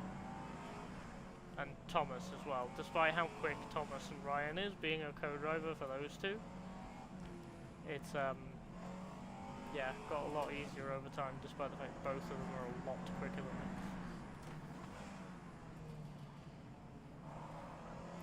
Which yeah, I'm doing, plan is to do the majors this year with both of them. And someone called Bass, who I did Daytona with this year. Very quick as well. So I'm in a car with basically 3 very quick LMP2 drivers for majors. Wonderful. Yeah, and they missed out on rain last year. The race was too early to like be held with the possibility of rain for whatever reason. This year they have a possibility of rain. And well, it's 20 years since McLaren's first win. in 1995, a race soaked with rain. So this they've called this year's race Zeus's Revenge. Oh, okay. So I should finally get a wet special event, which will be nice. Because I've done 2 NEC races this year. One had a 30% chance of rain, the other had a 50% chance of rain. Not a drop in either of them. At the Nürburgring. And yet we did one in RF2 with a 10% chance of rain, and it was like a bloody monsoon. Yeah, no. iRacing's fantastic wet weather model. I experienced it in Sebring 2024, and I had 2 stints. I had wet tyres on a drying track, and then slick tyres the next stint on a drying track. And that was fantastic, and that's my last experience of iRacing in the rain. Wow. Which was a year and a half ago. Even though Bathurst this year started with water on the ground, I wasn't in the car at the start, and it dried up by the time I got in. I hate that hairpin.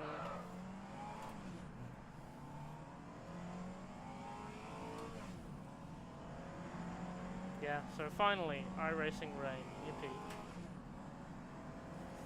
Because it is genuinely impressive and a lot of fun to drive in. But, yeah, Le Mans, I think it was, wasn't it? Le Mans in the 54s. Yeah. Not first for that happen. Yeah, and I was meant to do... That's what made the back kick out, was it? Yeah. Shifted down to first for some reason, and it didn't like that. Yeah, that was a race where I was meant to do just the middle stint and then Scooby do the start and the end. And Scooby was still on a controller. And it started raining. So I just did... God, what was it? Was it a 6-hour race, that one? Or was it 4 hours? 4, I think. I think I did 2.5 hours in that weather, in that car. Bloody Cunningham. I miss that car. You loved it. I miss that car so much. I'm sad there isn't a car like that really on this grid or the F1 grid. Something just stupidly big and terribly slow for its class, but a lot of fun to drive. I was looking though, in the GT class there is a Corvette. So in the future, if that car is allowed, would you want to? And it's fairly quick in the GT class, to be fair. I think it's like the 2nd fastest car. Maybe. Like if they do a 67 season at some point, I would want to drive that car. Because it's dumb.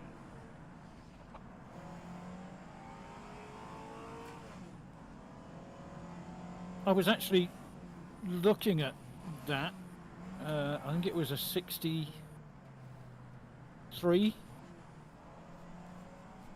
At one of the leagues I was looking to race this year. Oh, oh god, I can't remember what it's called now. The Storm Gang one. Yeah. The one where the cars are BOP'd, right? Yeah. Yeah. And they don't let you start the race properly, they do a Gran Turismo style.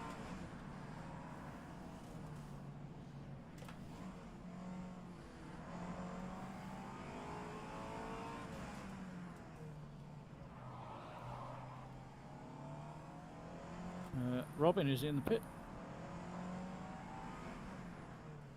In the Baskerville car? Yeah. Cool.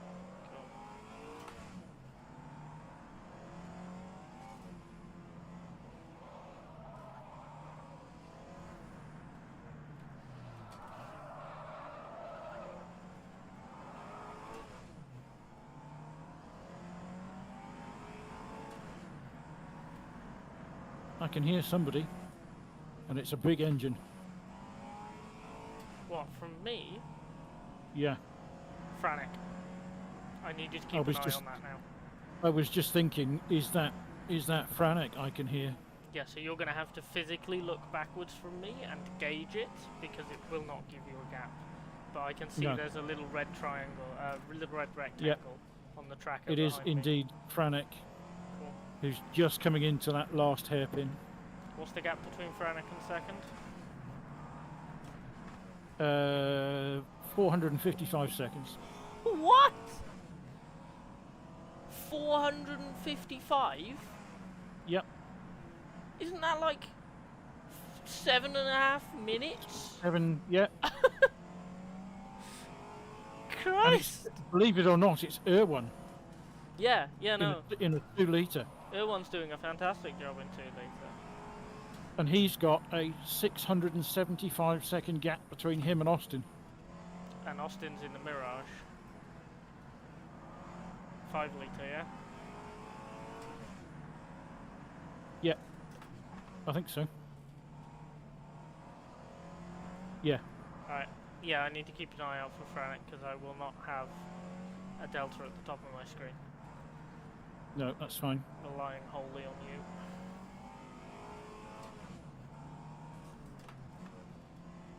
He's about 4 corners back.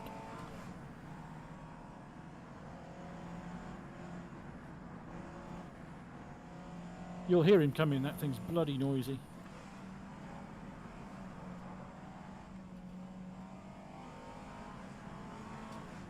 You won't believe me, but usually when I hear a car behind me, it's close enough that I've been holding them up for enough to annoy them. I don't hear them early enough.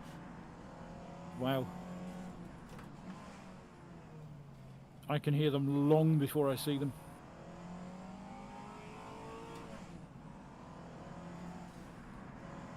Okay, that building you've just gone past.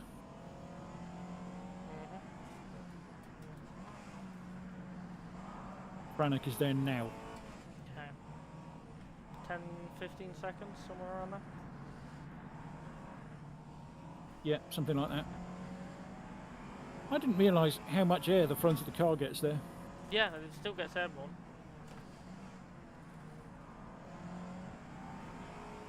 Even though it's not proper ski jump anymore.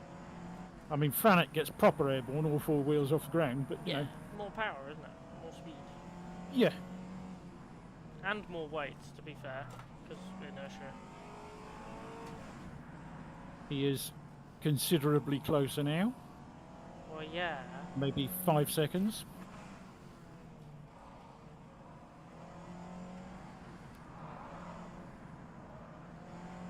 He'll be within sight in a couple of corners.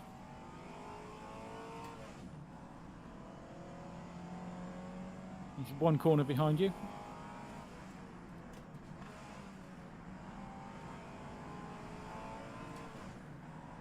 I see him. Just about. Yeah, he's on the straight with you.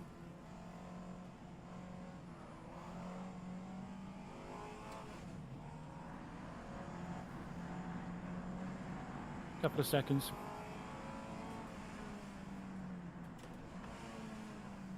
Right with me, And he's gone.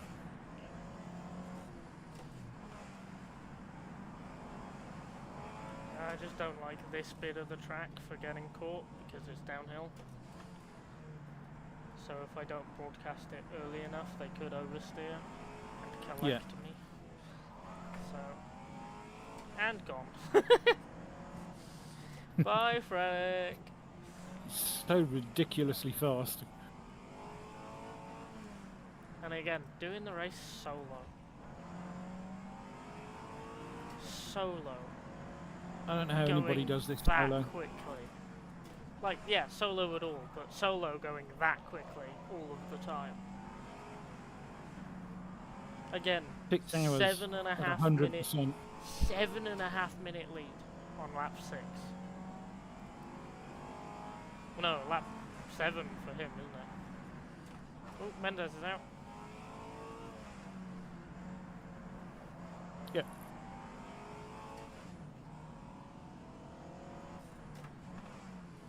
That was a shame, but I guess one dice roll too many.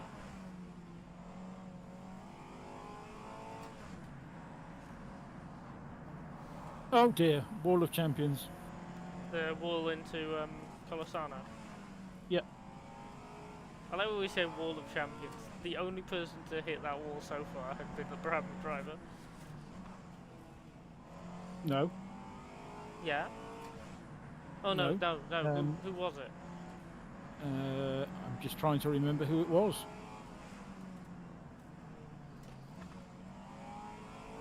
No, Brabham driver was a Bollard, wasn't it? That was a Bollard on the run down to Colosano. Colosano, but not in.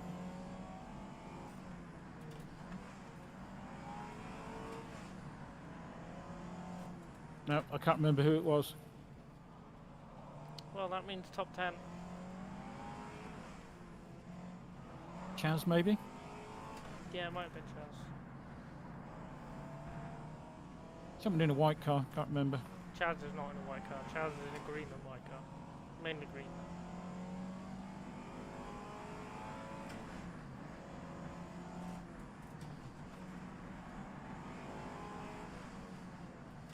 Can't remember.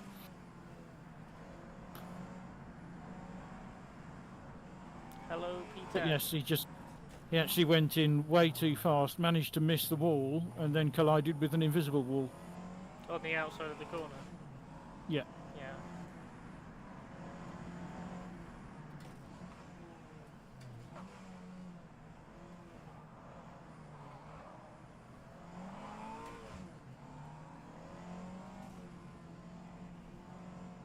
So we are once again top 10.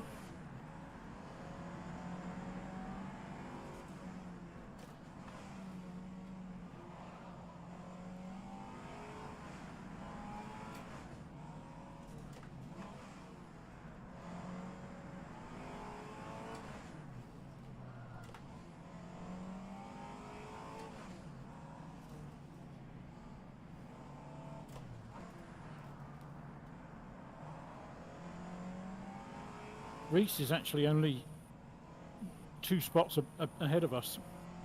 Big gap, though. Isn't it? I would imagine so. I mean, it's 346 to Yeah. Martinov's. Yeah.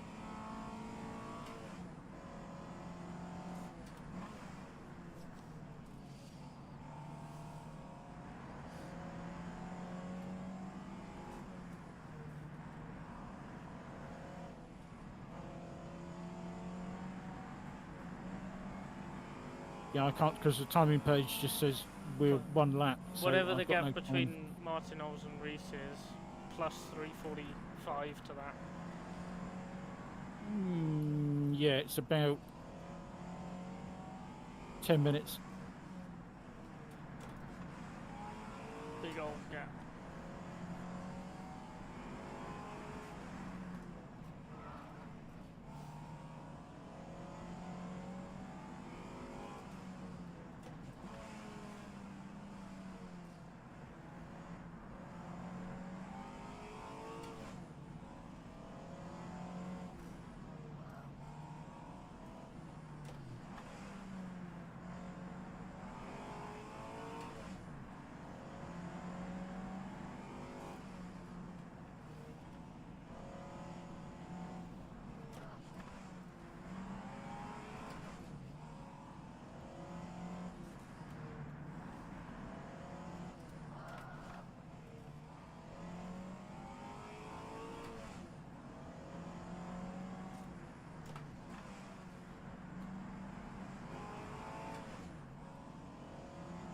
I know you've got a little ways to go, but I'm going to start getting ready. Yep, that's fine. So I'm just going to go for a toilet break. Nobody anywhere near you, so.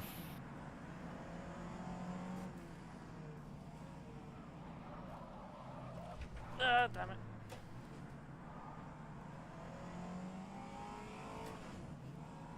It's a scuffed car strike.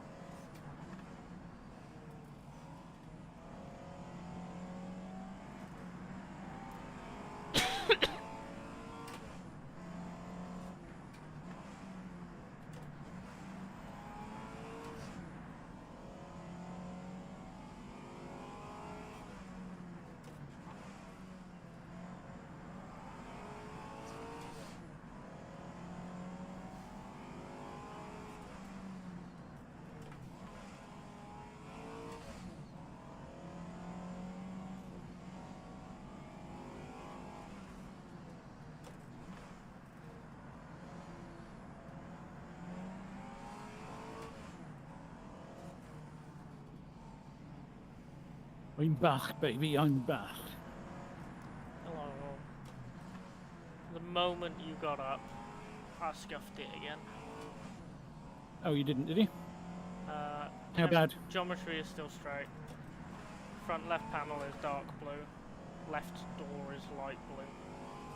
That's the only Okay. damage showing on the car. I wouldn't fix it, to be honest, because the car's straight.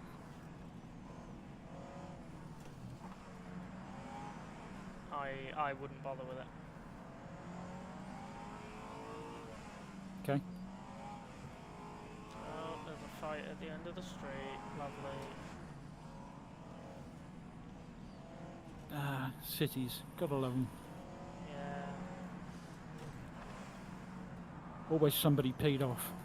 Always. It was even worse because, like, the street I'm on is like a hotspot for parking offences. So obviously the parking officers have worked this out. So I will hear at least 3, usually in the region of 5 people arguing with the parking officers every single time, every single day. And the funny Yeah, I can thing imagine is, that. I mean, I saw 2 when I was there last time. yeah, and the funny thing is, half the time they're not even arguing with the officer that's given the ticket, because they've No. turned up later, and there happens to be a parking officer there, and isn't the one who's issued it, and they're trying to argue with not the person who's done it. Which is very funny. Yeah, that sounds about right.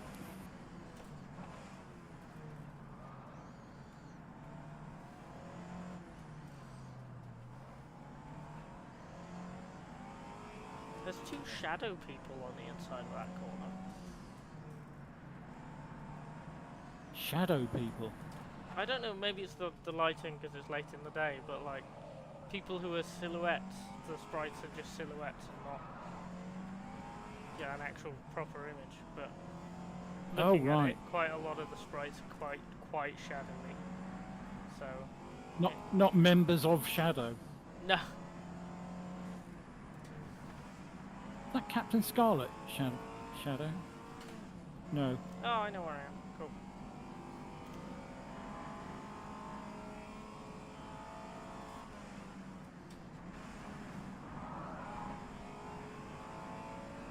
Little Right. wiggle coming out there.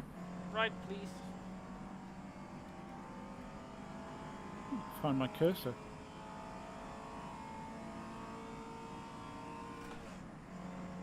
Damage isn't even showing as an option on the pit stop. Oh, is it not? No. You all I good? have a problem. What? Oh. What? It took a little bit. I was just staring at the sky. It's caught up now though, yes? Yes. Okay, we're all good? Yeah. Cool.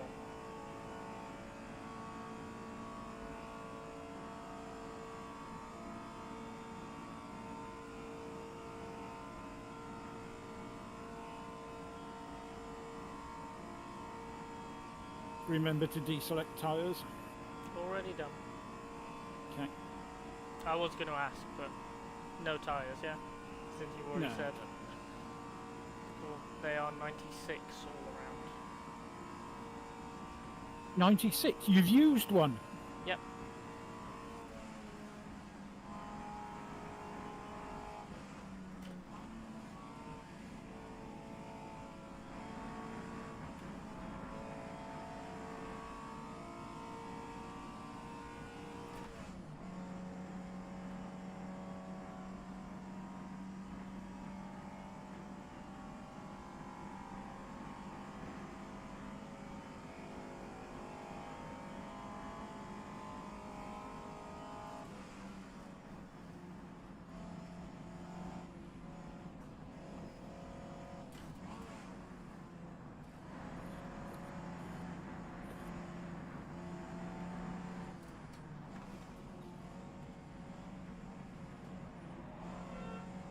Bloody hell.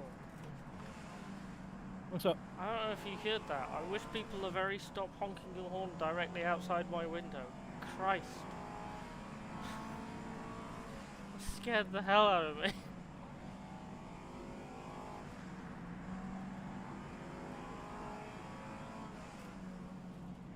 Pit stop requested. Oh, someone's left their door open. Bing, bing, bing, God. bing, bing, guitar man. Man me a guitar, ba ba ba ba. Bing, bing, bing. Oh, thank God. Okay, right, they're back. Nice. I hate living where I do. Not much longer. Yeah.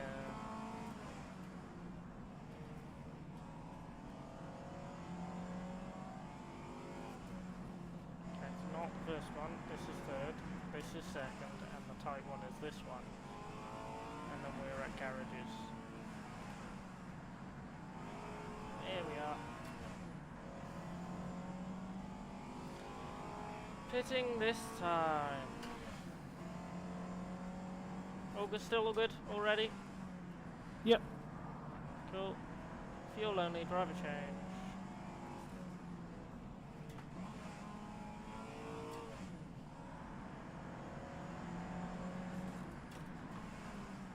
We're halfway down on the left, which means we are there. 31 seconds. Oh! Oh, my knee. You good? Yep, car's in neutral.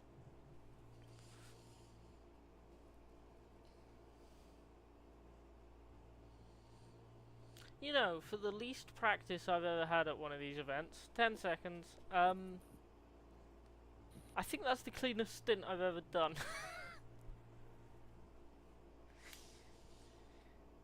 Any second, go.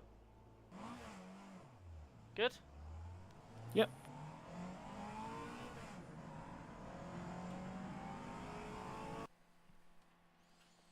Right, okay, I'm out and all good.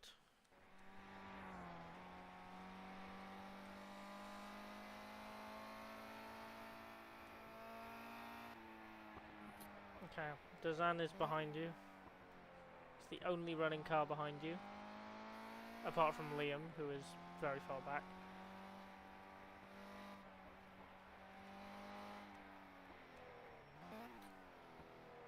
Second overall isn't on the Buenafello yet.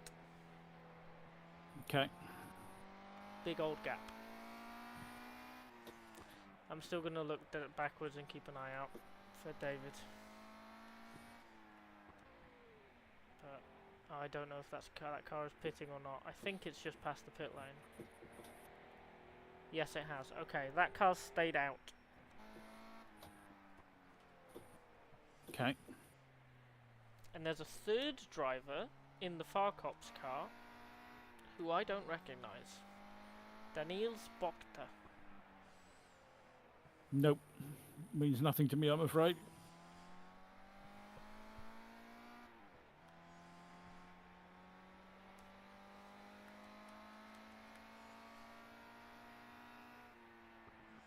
So we'll see what they do.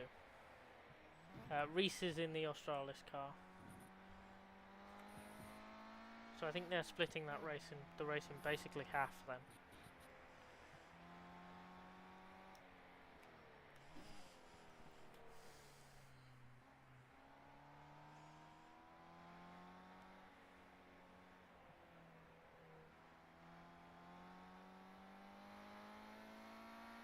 Oh, there's a power cut in Aberystwyth. That's a shame. Don't know why I got a text about it, but whatever.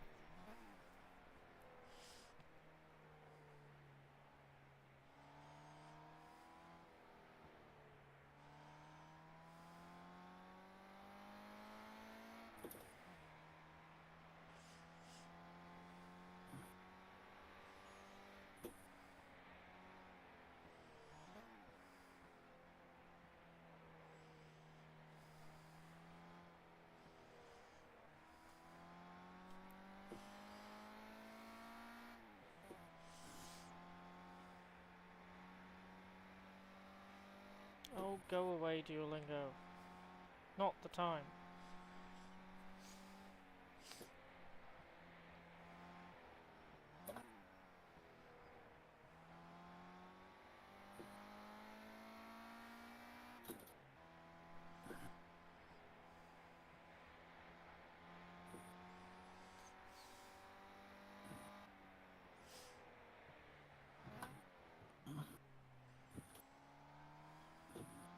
How you doing? How you feeling? Okay. Good, good. Yeah, I'm all Red Bulled up, so I'm fine. Not sponsored.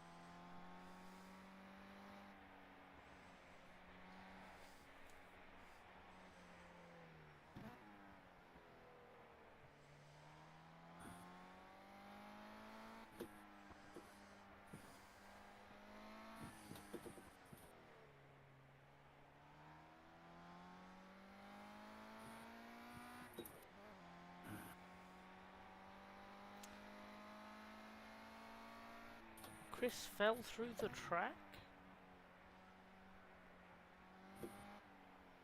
Apparently? Well, that's not what I saw on the replay. You saw him going wide. Coming into Colasano. Which Chris are we talking about? Okuda, pink car.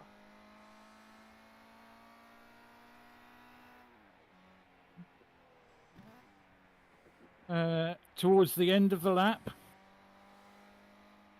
Yeah. and he fell off the outside of the corner and couldn't get back on. Okay. Beached it.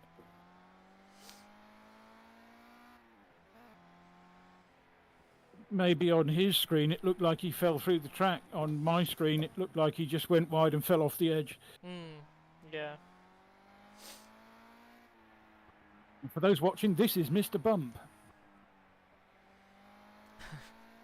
There's no bump. No, this is the ski No, jump we've been through bit, Mr. isn't it? Bump now. Yeah.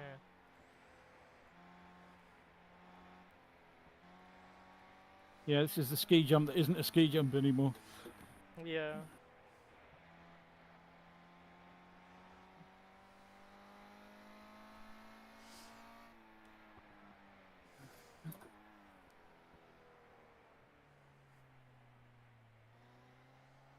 However slowly you go around that corner, it's never slow enough. Yeah.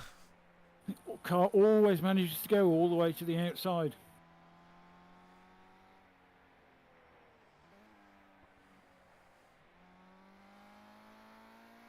Oh, yeah, I've just seen the broadcast coverage of Quentin's accident at that bridge into Colosano.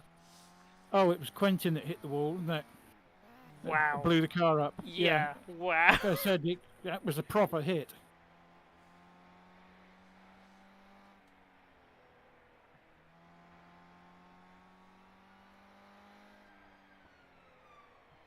He didn't do half a job there, that's for sure. If I'm going to retire the car, I'm going to retire the car. Yeah. Absolutely. Yeah, big old hit.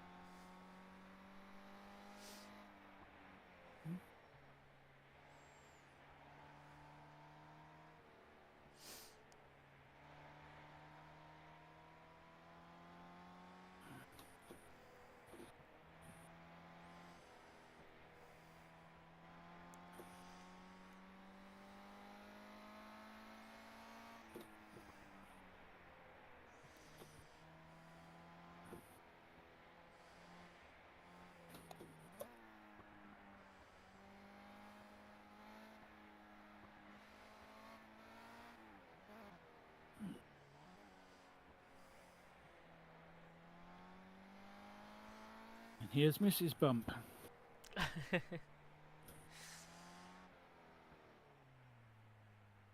This bit had some fire trucks before it in the other version, didn't it? Yeah, it was so bumpy as well. Yeah. Finally, all of the runners are ahead of all of the retirements. So we are 12 runners.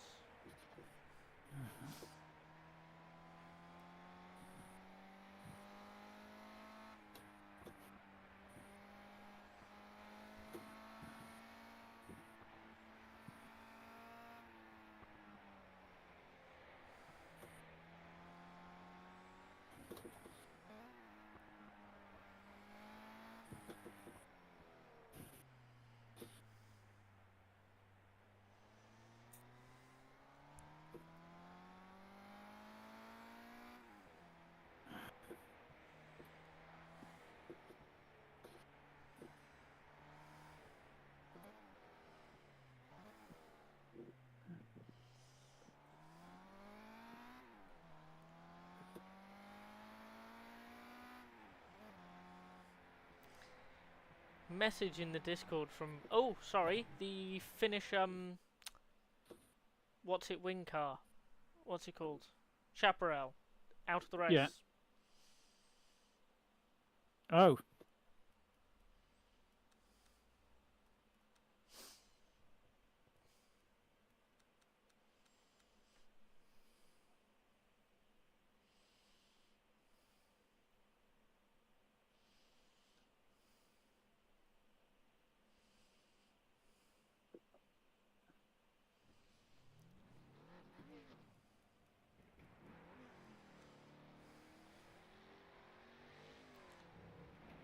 Oh, hit the inside of a corner in one of the towns, I think that's Colosano, and then hit the end of a wall on the outside.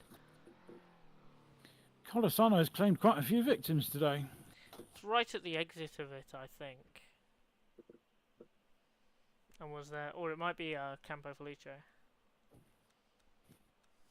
Give me a minute.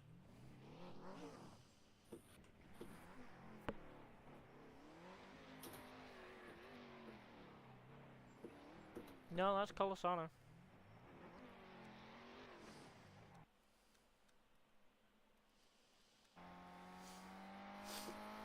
Yeah, nasty one that.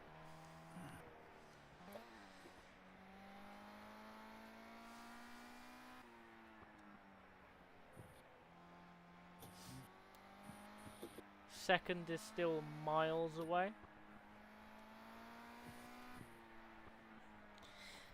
Message from Ava Constable in the Discord. Mm. Ignore me leaving. I had to change my graphics card before it exploded.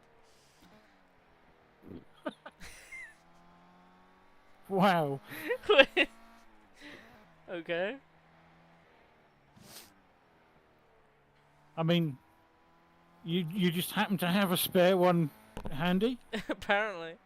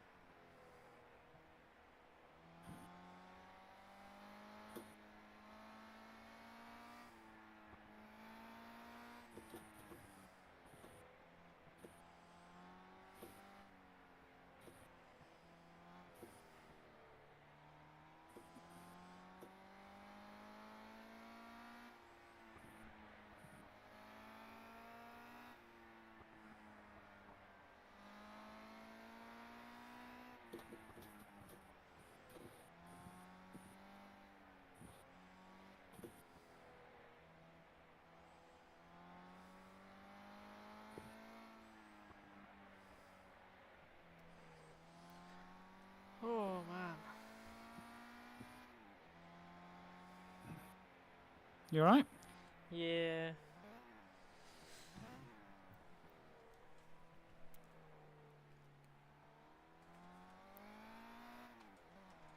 My knee's not having a good time, and I'm just thinking about the amount of driving it will have to do tomorrow as well, and the amount of walking.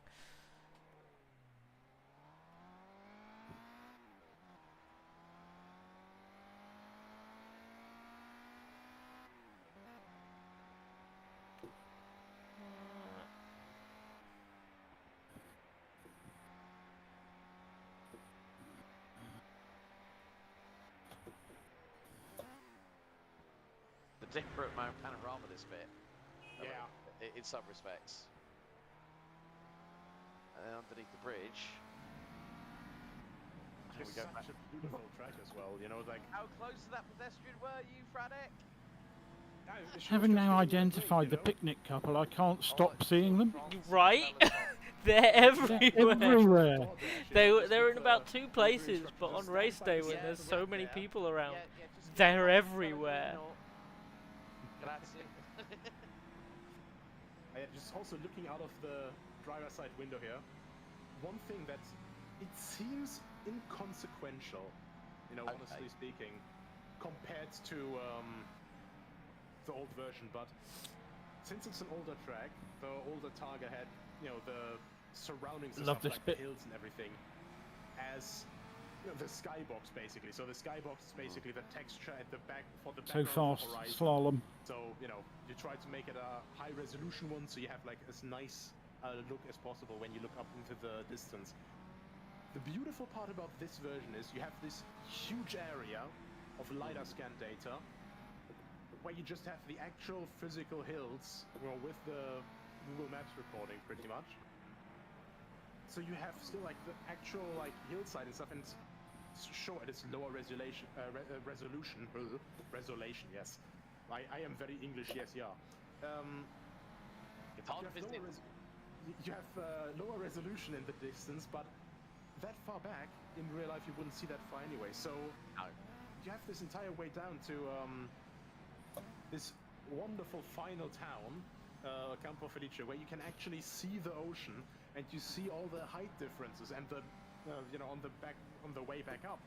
when you start the lap, you know, you see all the hills there and all the mountains, and how some of the parts of the track still like sneak through that. It just gives that extra bit of immersion, which I absolutely adore. And Pescara is the absolute same there, so I'm super excited to race there later on this year. Fuel as well. lights on. This section that Franic's going through is giving me vibes of the night stage in the Monte Carlo Rally. Yeah. Also, the Stelvio Pass in an indirect sort of way, where it's very tight, very twisty. You've got to really manhandle the car to make I think the corner on majority of rails the and coverage has let just it- been make them it- on board make it with do your Franic bidding, and that's talking exactly about what what they're Franic's doing seeing again. and like, oh, this is I like wouldn't this be at all rally surprised stage. if we have a How low close are 35 you in to lap that time pedestrian, Franic? Etc. because he is Etc. just absolutely flying at the moment. He's 50% of the way through the lap itself.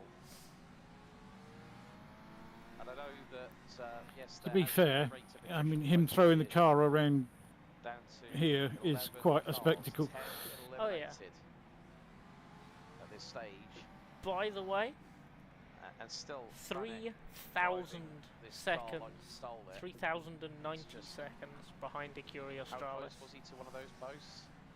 Too close, he thinks. Yeah, also the almost drifting wall tap that he had a couple of laps ago, right after his pit stop. Which is... Yeah.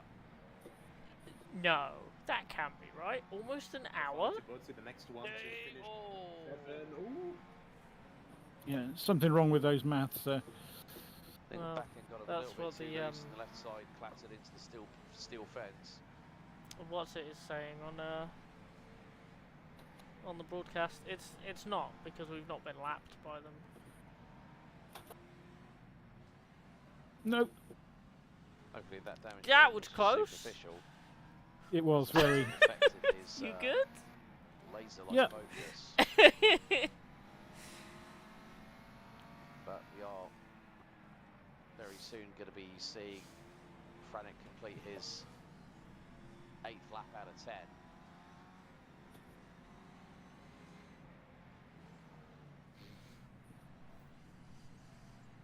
It's astonishing pace, I have to say.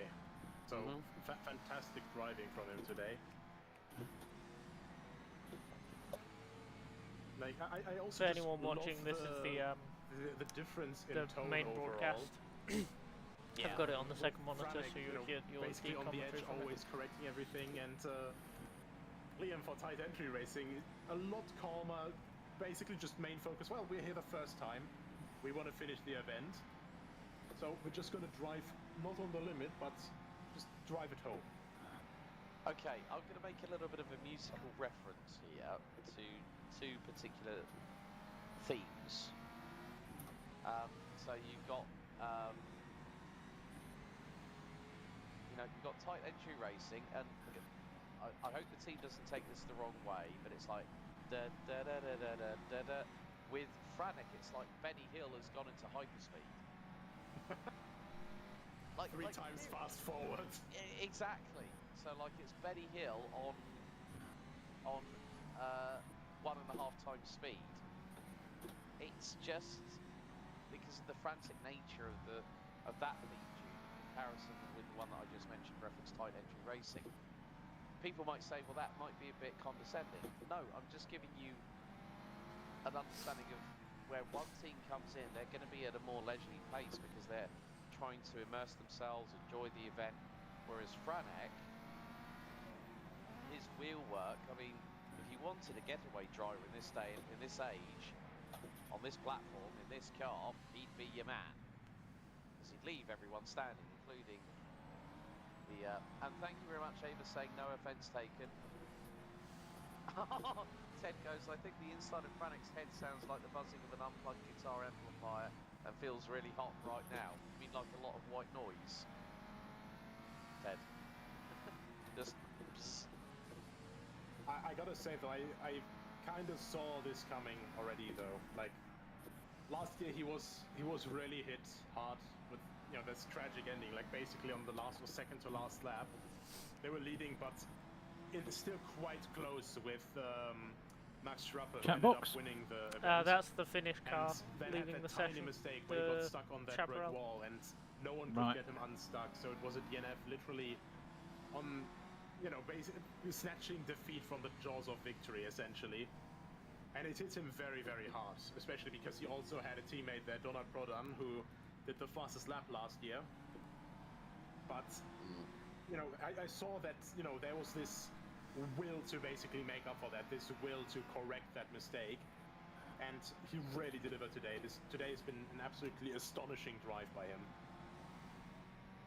I like the fact that we've had Ava from the Tight Entry Racing crew and also Nev go. So Ava said no events taken. Nev's gone slow and proud in capital letters.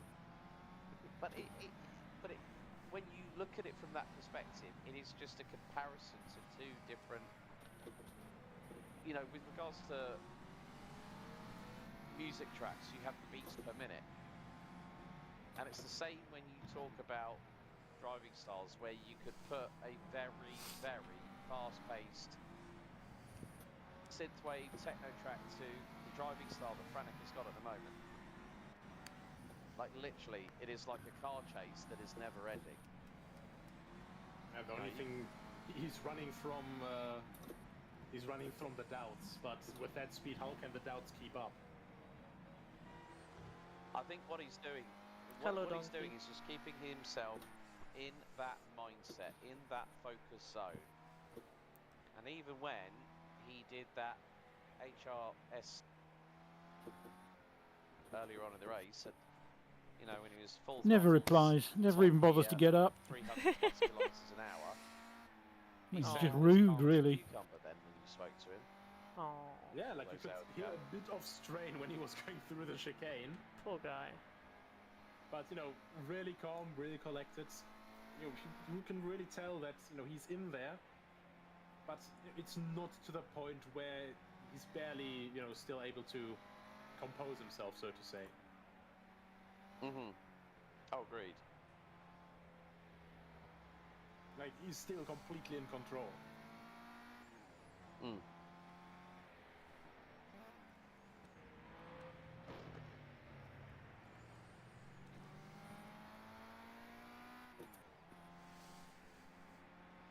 So, Tight Entry Racing.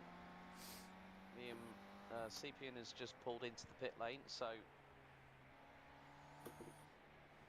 to have Ava Constable behind the wheel of the number 4 car very shortly.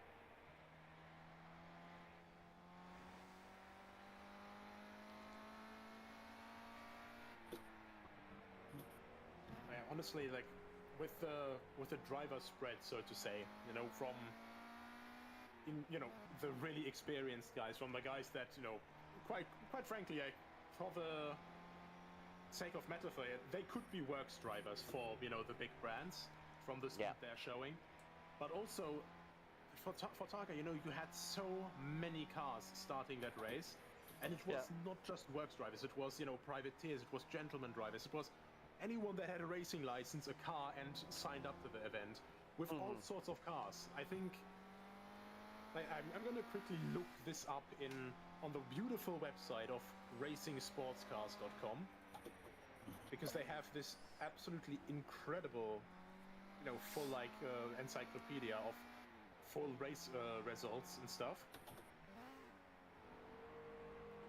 22 cars finished the race, 3 weren't classified, and then, my god, I don't even know how many that is. That is quite a number that did not finish. Mm-hmm.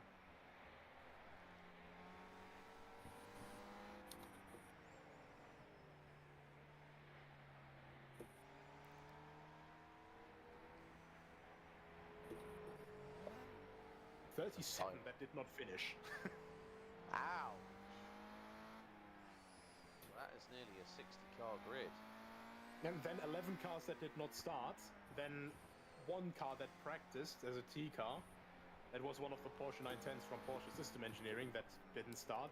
And then a couple more that signed up but did not arrive. Which, well, frankly, that was something that was relatively normal back then. I mean, a good example of that would also be in 1954, the Maserati Works team wanted to arrive with one of their A6 GC, well, a couple of their A6 GCS sports cars, and the team transport broke down, so they missed scrutineering. Whoops.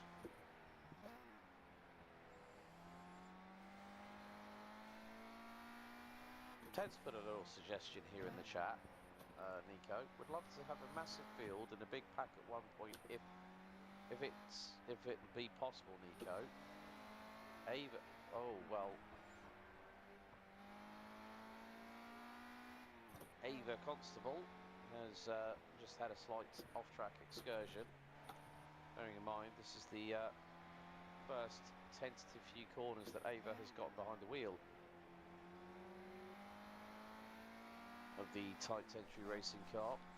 And he goes, Ted continues with limited to 1 car entries, all sports car and GT car groups represented. Okay, see, the thing with that is, sounds great, doesn't work. Because that is around 50 or 60 cars, or well, actually 70 cars that were entered, and that would be around 50 or like 40-ish different car models to do in the mod. And I am insane to a certain degree because I organize these things. However, I am not this insane yet. So you're gonna have to give me another couple of years, mate. Best guess, you've got about 3 minutes to second place behind you, which is Austin. Buy Porsche for their midlife crisis. I just make more car mods. Well, looks like we have got a driver waiting for an interview, Nico. So I think I'll hand the floor over to you. It looks like it's Danny Foreman. He's doing quite well this year. Yeah, that's Ava with a slightly suboptimal line for the first couple of meters in the of field. the lap. But yeah, other than the first. Who's Constable racing with? Tight entry I don't racing. recognise. Overall, you know, the Cotton 5-car get team. discouraged and just keep going on. Anyhow, Oh, we driver have, team. Well, yeah, out yes, of one that's of what I meant. the podium fighters right now for the 3-liter, well, the 2-liter plus. Really? They brought 5 cars? Wow. Danny Furman. Danny, how are you doing, man? I'm doing fine. I did all my stints if everything goes to plan, so now it's just rooting for my teammates and hoping for the best. I thought for a minute when you went up, I thought I just said how well Austin's doing, and because I've said that he's just crashed. Well, they were pretty stressful, No. especially after I made a little mistake which did bend the steering a little bit. But I do have to say, all the preparation did pay off, because once I got into the flow, it did feel really good. Great to hear. So, you guys are for overall position. You are pretty much hot on the heels, right on the back of Austin Birchfield in the Iva Engineering car, and Erwan Bergier in the Equipped Drama Sport. So, big question now: can you? Niklas can catch them. Yeah, definitely. Because he's holding onto Erwan quite nicely in the corners, not losing too much time. And once we get on the straight, I think our 2.2-liter engine will push through and make up the last little bit of time needed. So confidence coming from the 2.2-liter Frosch drivers. Overall, in the first lap, we saw you start the race. How stressful was it getting through all the traffic? Yeah, definitely stressful. I saw multiple cars going side by side through corners, so that was, I was watching into the pits of hell, hoping that wouldn't happen to me. But it went very well. I also made no mistakes, didn't drive any damage, and the lap time was decent at the end. So I think that was the best first lap that I could have wished for. So you're staying out of trouble and trying to bring it home on the first lap in general. Exactly. Good to see you guys a little bit with some side-by-side action, but also I think it was you that actually pulled back and let one of the other cars through. Pretty much strategy of you want to go for the laps and not be disturbed by someone who would otherwise try to make a move and then knock you off your line, probably, right? Yeah, exactly. Yeah, the calculation part of this race has only come now, basically, with how we are on the heels and fighting for third overall. But at the first part of the lap, we were just looking at ourselves, just making sure that faster cars can get through and we can just drive our line. Because, I mean, that's basically the way to drive Targa, right? Just keep your head down and try to be as fast as possible. Right now, one of the cars behind you, so out of our 4 2-liter plus cars remaining, the one car that's still chasing you after, well, a quite slow lap because of a highly damaged car, and carefully bring it back with Robin DeVos, and now Darren Andrews back in the car. They're around 10 minutes behind you. Are you worried, or do you think it's basically a done deal? Well, I mean, it's Targa. Everything can happen. But I think we'll just keep the same mentality as the whole race. So just Never-ending do left. the best we can. And if that ends up in a tight battle with other cars, then it's at least a nice spectacle to watch. Absolutely. Overall, any parts of the track where you would say that is something that Niklas has to watch out for these last couple laps? The last sector after Colesano until Bonfanello Straight, with the fast sectors, that's always tricky, especially when the tire wear gets bad.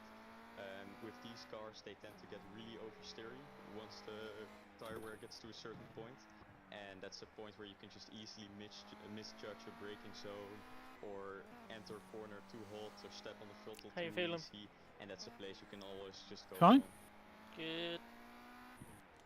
So despite I've got an itch in my ear at the moment. But No, that's not good. running right now, still a little bit of a cautionary tale. other than that, Overall, what would you say hunky-dory. with, Franek's run today? Incredibly quick. Yeah, it's insane and it's really well done. So no matter what happens, I think this is definitely a drive that will be remembered for a long time. Why, how are you feeling? So, I'm alright. last I'm call-outs, checking up like on every driver, day you we know? have someone watching. Okay. Oh, yeah, I think some friends are watching and maybe also my parents. So hi guys and thank you. Good to hear. Always great when the family's also in there.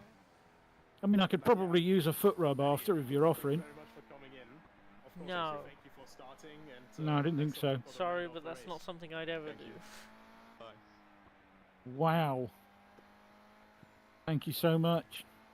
Right, so last You're couple of welcome. laps, we actually just got the final lap. I think that was from Franek out of his final pit stop as well.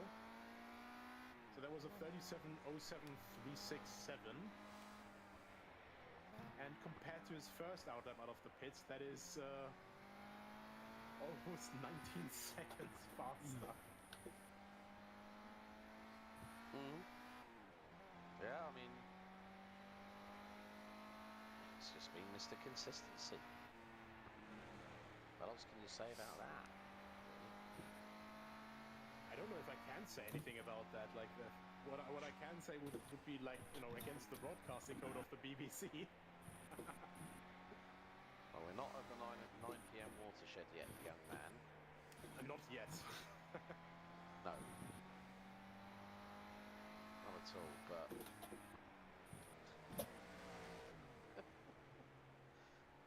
oh, that's drive brilliant. so far. Brilliant drive, but still doing those extra little shortcuts here, shortcuts there, shortcuts everywhere. Just absolutely spellbinding. Yeah. I would say as well, and I do have to say, really, with Franek, you can see he's on edge. I think he's also trying to do that extra little bit of pushing right now to just keep himself, keep himself clean, keep himself awake, so to say.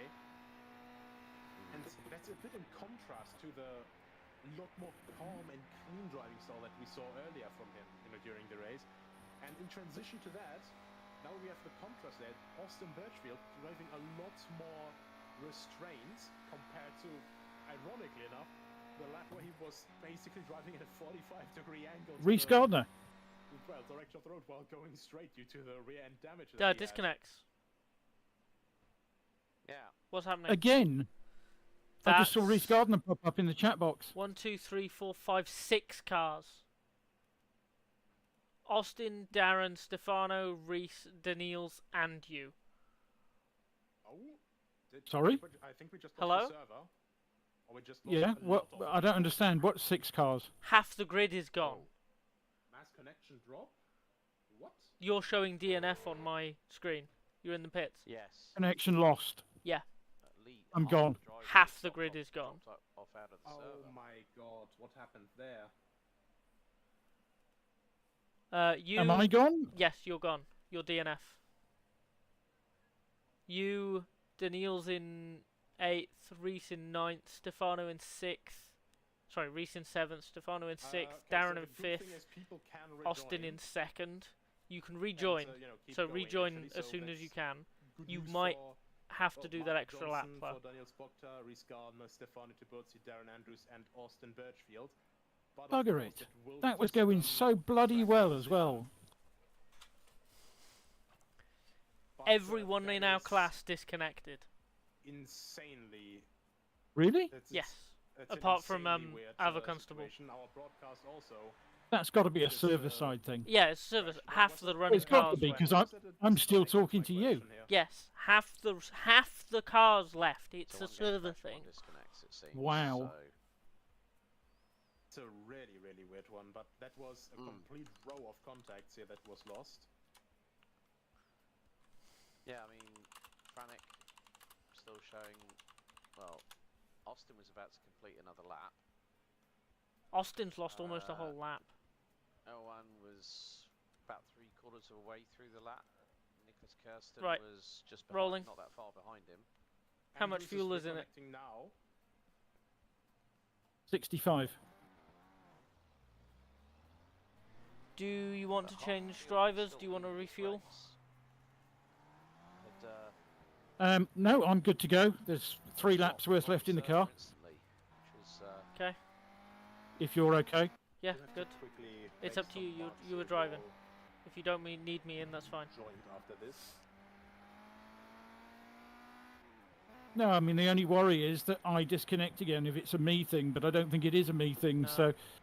No, I don't think it is. Wow. Because I just saw Reese leave the pit, so... You are I know- classified behind question is now if that'll Alva count Constable now. His lap as Well, as it hopefully is. Nico No, can it sort that will out. Still not count the lap there. So he It basically will has come to under run a sim that, racing mechanical, well, further. unfortunately. Reese didn't drop, Okay, apparently. that is good at least. Sorry, Again? No. Reese dropped, but had crossed the line, so rejoined in front of where you disconnected. Because it loses progress on the current lap. right, so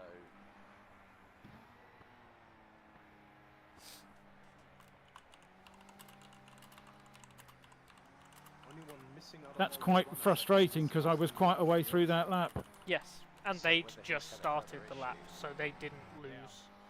That he's would be been, hard Well, back they were because about he's been halfway through fighting and for that a lap ahead. I know he's been there. fighting P2 all the way through, and that car on the VMAX has been the fastest out of anybody. Everyone but Austin's back in, and Austin's back in, so that's everyone.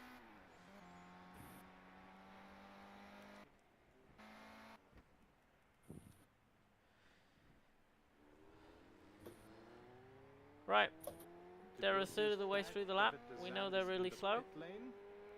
And here's Austin Birchfield Go get coming 'em. back as well. Yeah, he's in the pits. Yep. Okay. That You is will have a a lot of relief. cars around you now. Obviously, half the field has rejoined at about the same time.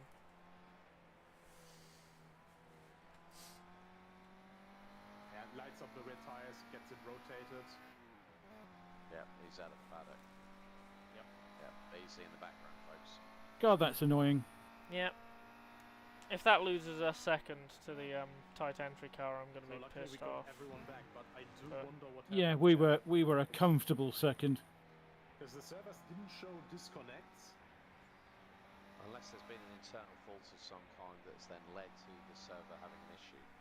Yeah. Right, car behind you. Oh boy, That the biggest fear of any org. looks like Astralis, actually. It does. I think it is. They're a lap ahead. I was thinking it was running a bit too smoothly, you know, shake it up a bit. Yeah, it is, Reese. Nicely done. Don't say that again, please. Fairly fortunate that we ended up on a fairly wide piece of track there. It's Yeah. been a long day. That's my running gag in the broadcast.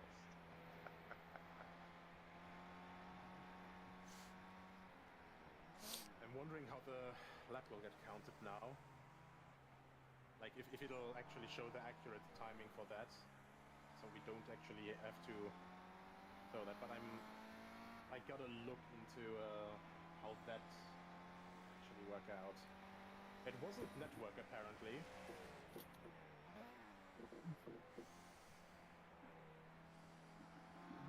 It wasn't the network according to Steph, who's running our servers. There must have been a game crash of some sort. Yeah, maybe.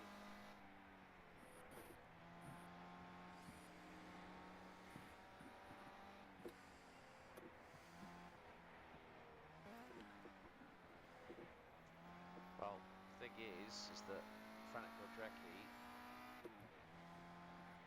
is now on his penultimate lap, isn't he? He's on lap 9 out of 10.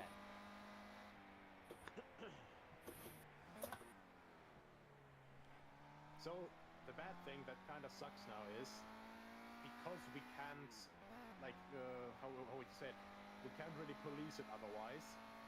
We can't really, well, we can't really run with the lap tracker anymore right now. So we would have to wait until the final lap, until everyone is across the line, and give then the, well, decent positions then, pretty much. Yeah.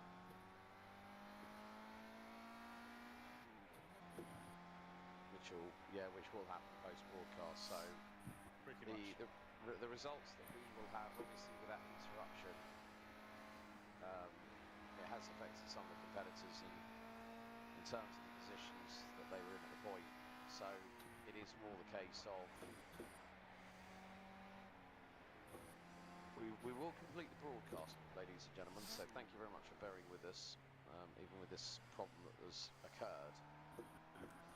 But yeah, the main thing is that everyone that has been part of the server has been able to rejoin, which is a good thing. So, okay, it's, let's just say it this way. Yes, people are disappointed that it's happened. We are disappointed that it's happened because we were really looking forward to seeing everyone cross the line. But I think it's going to be more the case of when we have the last lap completed by the eventual race winner, then it will be a case of just letting everyone complete their laps, and then HRSC will look into everything, work out all the formalities as a direct correlation. So the results that you are seeing now will more than likely not be the results that will be the official confirmed result of this particular special event. Indeed. So the next driver change is going on, well, actually went on as well already. I think that was, Dizan back to Martin Jaspers. Tight entry are number 4, aren't they? Yes. And we've now got Denny's blocked up behind the wheel of the Clark Box Racing number 7 car. So as long as I get within 30 seconds of them, we're in front.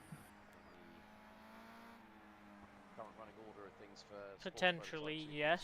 I wouldn't say that anything is guaranteed, though.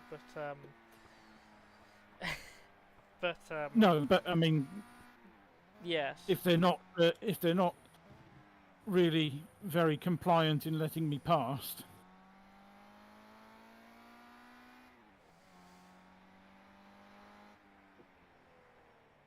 because I've experienced that once today already. Meanwhile, I'm just Yeah, quickly yeah, prepping they're a quite sheet to nice see about it. And they've said they where won't would fight, be and I said, with yeah, our but don't result slow up. before Try and the, hold on to it. well, And if we our catch pure you, we results catch you. from If we the- don't, we don't. when the race finishes, so we can quickly reduce the. Oh, you've been chatting to the enemy then? Basically, from No, chatting to everyone in overall thing. the general chat and going, wow, that was half the field. And Steph confirmed it wasn't server. It doesn't look to be server side. The server looks fine. I feel sorry for everyone there. Yeah, he's been saying that a lot, and there have been a lot of people saying they've got problems with the server. As we all know, And every Yeah. time he says, no, it's fine, there's nothing wrong with the server. technology involved. Yeah, I mean this is. Yeah, I mean, this if is it's nothing basically he our can equivalent fix, of, you know, then an engine failure or something along I those don't. lines. There's nothing Or an really to be extensive red done, flag is there? period. Yeah, exactly.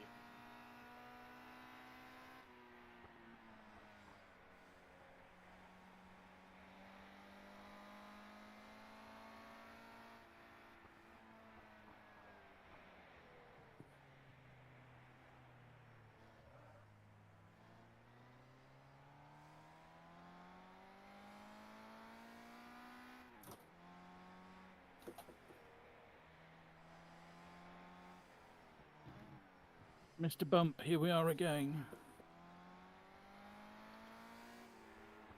Let's stick with Ava Constable for a little bit, just see how. You can hear she's definitely giving it the berries a little bit here as well. Let's ride on board with the tight entry racing car.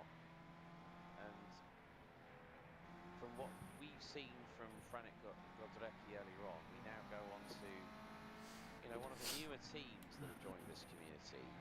And it's great to see that they are using that never give up kind of attitude. And that is what I love to see in these kind of communities. As we were talking about earlier on, tight entry racing, oh well.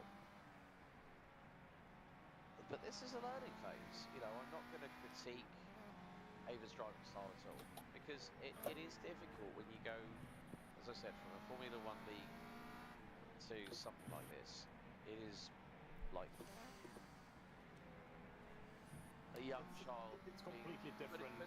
Yeah, exactly. It's like a young child being put into a swimming pool without flotation devices and being told you either sink or you swim. As much as it might sound cruel, but that's how it is. You know, if you go out of the frying pan and into the fire, you're expected to adapt, overcome. Or like Kate Winslet keeping that damn door all to herself while Leonardo DiCaprio's freezing outside. Look, I wouldn't go as far to use the Titanic as a reference, but it's just sort of like in life. You learn something new every time there's a different experience, or like say the old saying. Yeah, that is you learn that something is new every frustrating. day. But Yeah, that's what tight entry get to the racing end. is. They're learning something new. Yeah, We're already podium They're outside of their comfort zone. because there's only three cars running right now. So By no get what we stretch of can. the imagination is it easy. Never will be, and that will never change. But if a team can go, oh, really enjoyed it, and as I said earlier on, they'll look for ways in which to improve. They may decide, well, let's test these cars out, you know, these mods, see which car works with us. You know, when it's not just about, when it's a three driver team in a car, everyone's got to be on the same page when it comes to a car that can be consistent, a car that everyone likes to drive, and is the easiest one to get to grips with. Because when you start those foundation steps, it is more the case of, right, how do we go about building this foundation for the team? And Do we want to see if anyone else from our league or from our team that might want to decide to give this a go? Yeah. And open up the floodgates that way, rather than sort of trying to pit people And it still happens even worse this day, especially with the advent of social media, which is peer pressure. Peer pressure can be a very, very bad thing. Very bad absolutely. thing. So, you know, and I just have to say, regards to tight entry racing, just hats off to you all for coming in and giving it a go. I mean, there's no shame to be there's no shame to be hounded on you. There's no pride to steal away from you. It's just like they'll get to the end of the race and they'll go, I really like that. When can I do it again? Once you get bitten, rest is history. Yeah, I'd absolutely agree. We had some last-minute traffic as well with Birchfield having to get past the Farkop's car. Still don't see anyone on traffic, And here but we have the track side. you do and, have picture-in-picture. Austin's just overtaken the car behind you. Okay. But everyone's too close together. I can't really give you an estimate of gap on the map. Has got the No. attention of some of the others in our group. So there may be, and he's then put, so there may be more moving chicanes at your next event if you'll have us. Neb, and to everyone related to tight entry racing, come along and join the fun.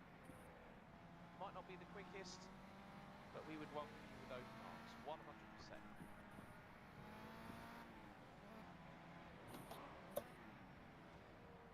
Because there's not just these one-off events, there's the series that we do run. You start off... There will be some club racing as well, so what I want to get running is, you know, our Mark C Cup again, because it's great for just like casual. So the Mark C Cup is basically the Jaguar C-Type. There's a cup class, and you know, then also do a little bit of Formula 3, because those cars are also absolutely fantastic, especially for newcomers into historic sim racing. Those are basically the cars where you learn how to walk. Learn to walk before you run, like in life. They are vintage sim racing's floaties. That's a wonderful analogy of putting it that way. Of course, you also don't know who has to now unexpectedly pit. Vintage floaties. Yeah, because they've got an extra lap that they've lost an amount of time. And fuel, because they'll have come back with the fuel they had. Like we did. Luckily, we were fueled for 4 laps. But anybody that was expecting to do 3 and only had 3 laps of fuel on board may find they're now short a lap of fuel. Gets itself sorted out. Yeah. Yeah. As we stick with Franek. Nearly half the field. Now fallen by the wayside. Oli Garianlati for the Automobile Racing number 22 Chappelle Auto XF. Ricardo Mendes for Magno Autosports in the number 15 Favero B33-4S. And Tobias Hoffman for Brabham Motorsports. Car behind? 7ST. Yeah, that's Austin. Sorry, that snuck up on me. And he would catch me in the quick bit, wouldn't he? 19 crew. And good. Can't see anyone coming up to the hairpin, so you've got a gap. Chris Okuda for Subi Motorsport, the Ardouin 12BB. Chaz Kayla, number 3 Aviata T13. Ted Ho in the number 9 Metra 360M. Adam Komorowski in the Abarty number 2. Steph Evans in the Ardouin 4M6 number 1. And Heinländische Automobilsportlers Maximilian Kutravsky in the number 11 Prosch 100 CS. So your retirees from this race.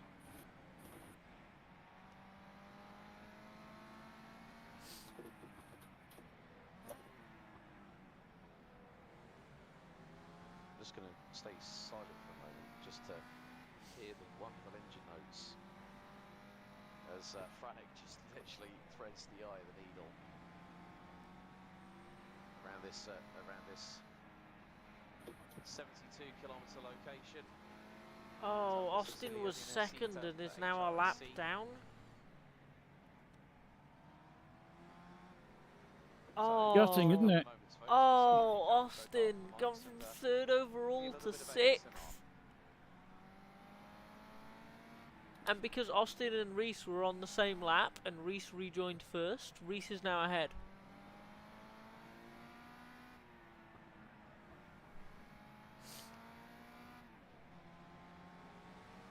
Wow.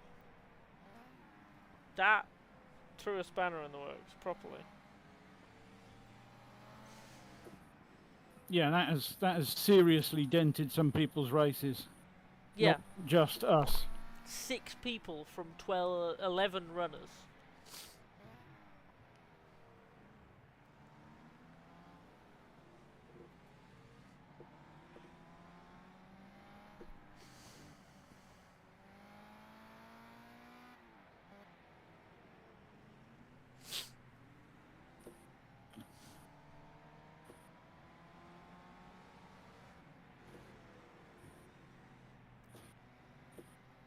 How far is the gap to the car in front?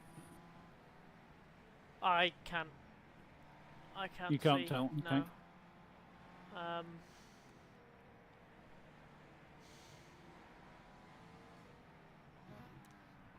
Maybe 20% of a lap.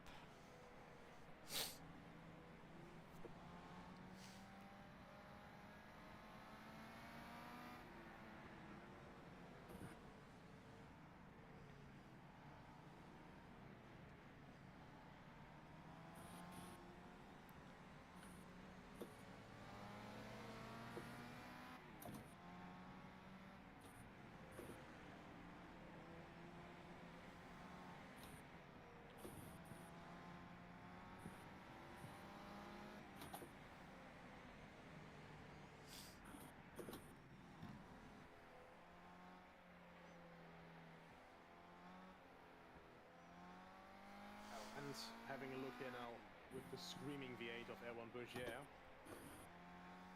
through the mountains, and I think that is basically the section between Cerda and Colesano.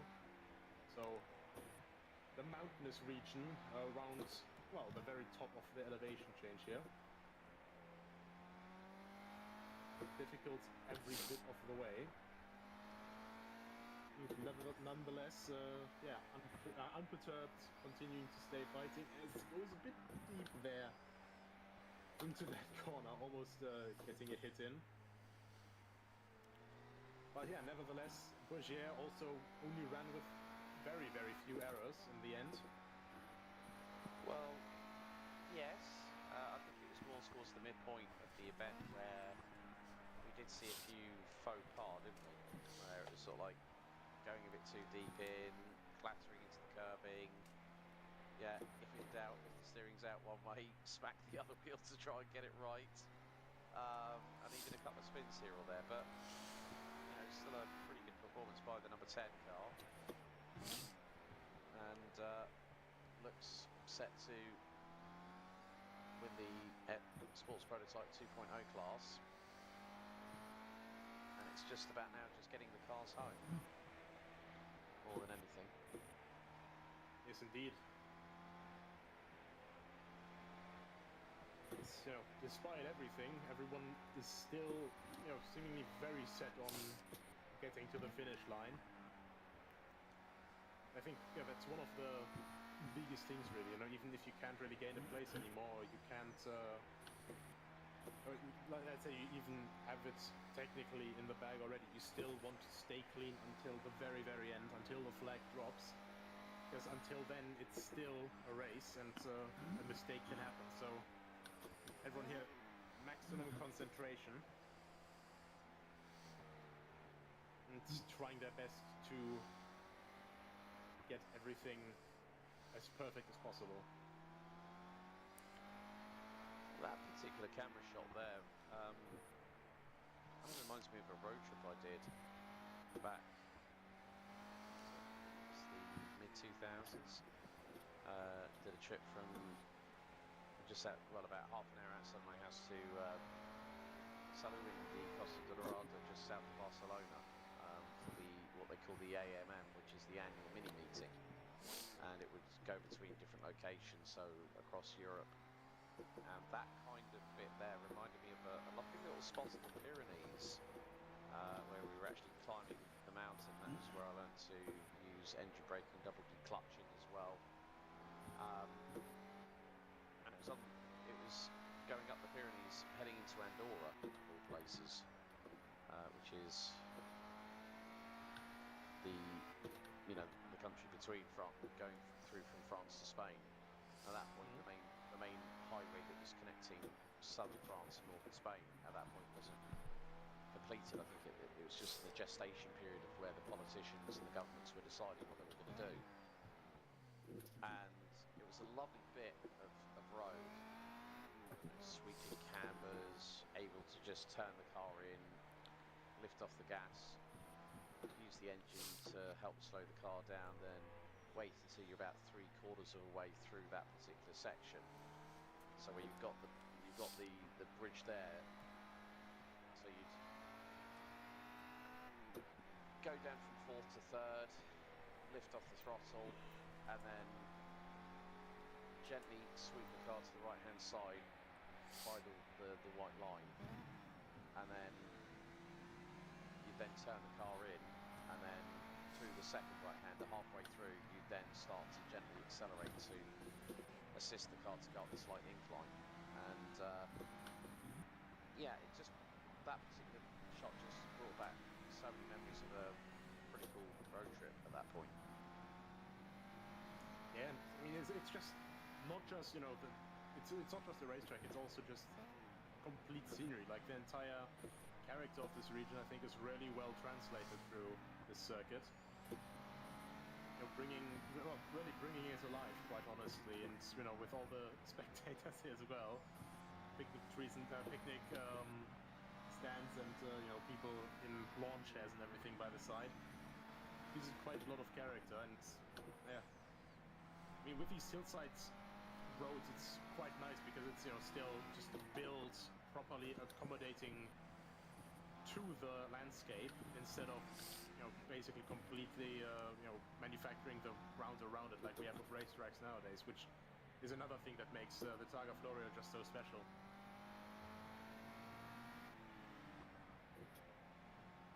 Yeah.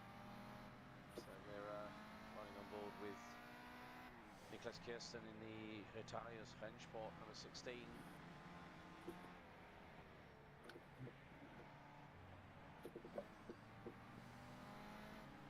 As race is getting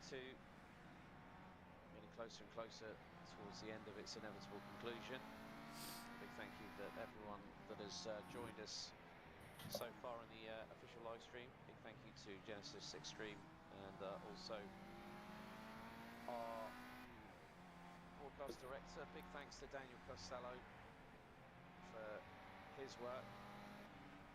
As always, doing a fantastic job with the camera work, as always. Yeah. Yeah, of course. Thank you to Gridfinder, partners of HRSC, that help make this happen overall.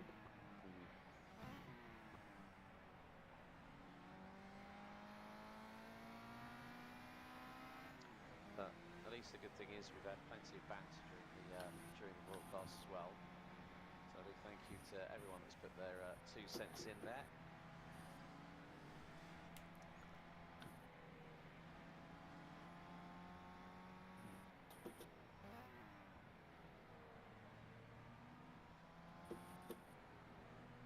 The question will be, like, quite a lot of people were at different parts of the circuit. How will this shuffle basically turn out for everyone?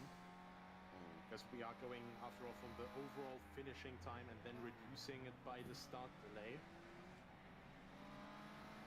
So some people that got hit harder, some people that got hit didn't get hit as hard. but it's, well, in a way similar to, you know, just having a tire blowout and then having to drag the car back, or having to stop then and there and basically having to fix the car at the roadside, essentially. Yeah, agreed.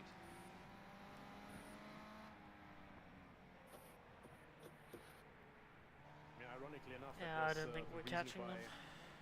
in real 1967, No. originally supposed to drive for Scuderia Ferrari, No. was one Lorenzo Bandini, but unfortunately, he passed away just weeks before that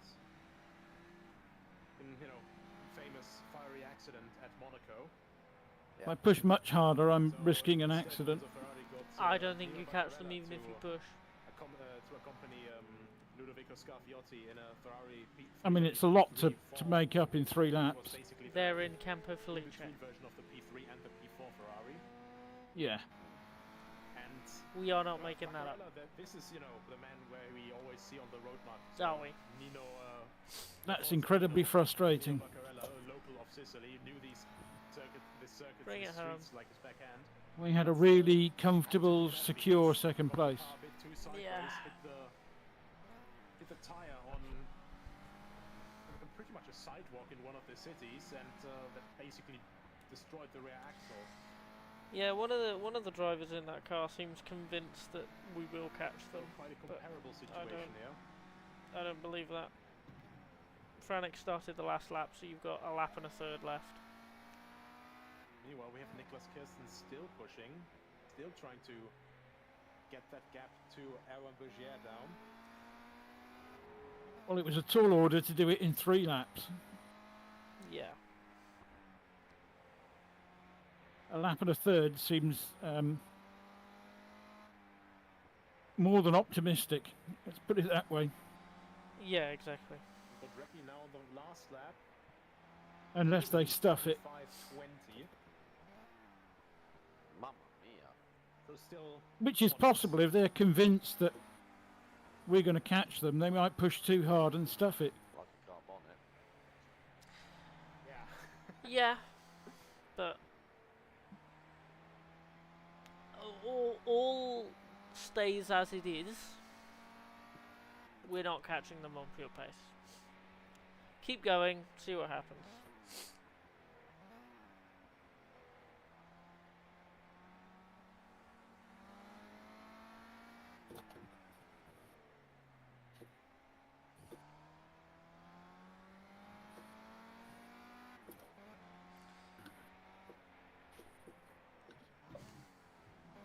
Very spread out now, of course. Aaron Bergier and Niklas Kirsten are around 15 minutes behind Frank already, so basically half a lap behind him.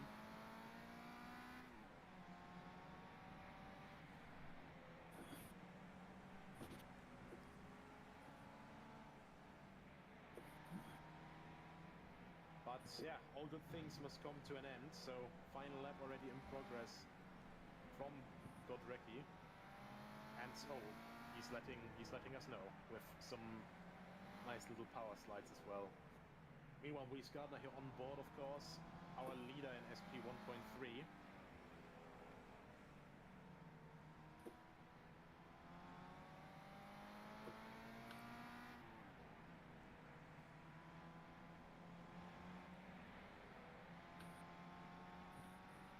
Keeping it clean, keeping it simple. Not a real slip up at all. Well, he did come to us earlier in the interview and said, you know, I'm really terrified of making a big mistake and, you know, breaking the car here for this 4-lap stint.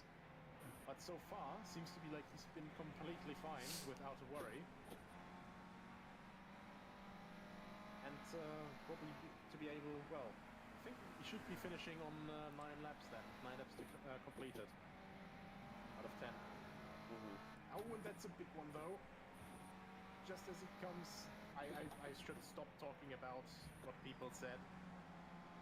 Commentators curse. No, commentators curse is no such thing. Just for talking about somebody and something happened. It's a circumstance. I believe the commentators curse. Never have done, never will do.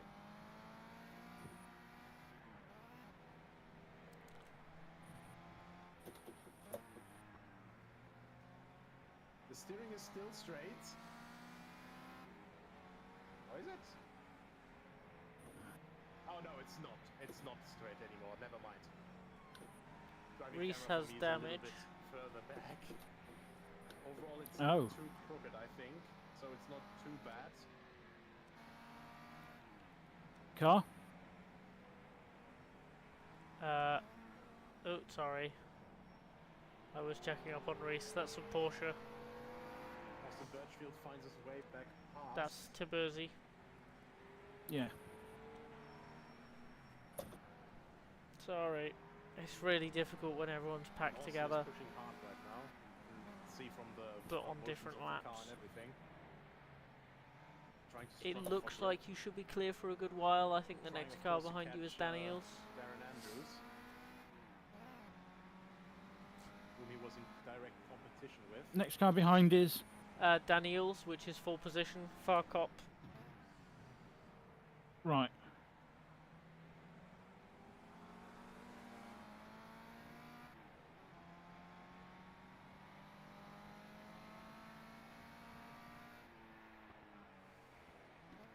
I think Reese is also now a little bit slower off. After you've done one misjudgment, second one can happen quite quickly then, and then you're getting hyper aware, so to say, of the car, wondering whether it's safe to actually go that fast in there.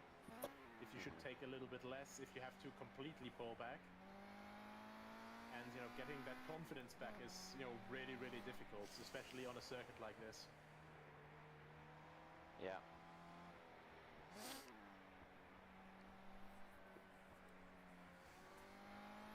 And of course, not just adjusting for damage as well, but you have to adjust for every single corner because Never-ending as left, much isn't it? as sim racing Yeah. has the luxury of you can do essentially unlimited laps.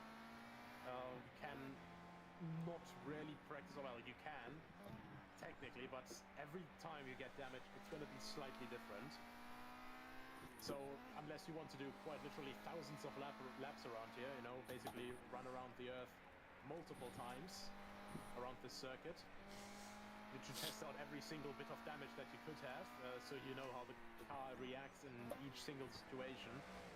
It's it's a difficult situation that Reese finds him in as he goes a bit on the sidewalk there. But Recky's still in a quite comfy spot now in the final lap. I'm wondering, well, he looks like his calmer self again, not quite the power slidey self that we saw earlier.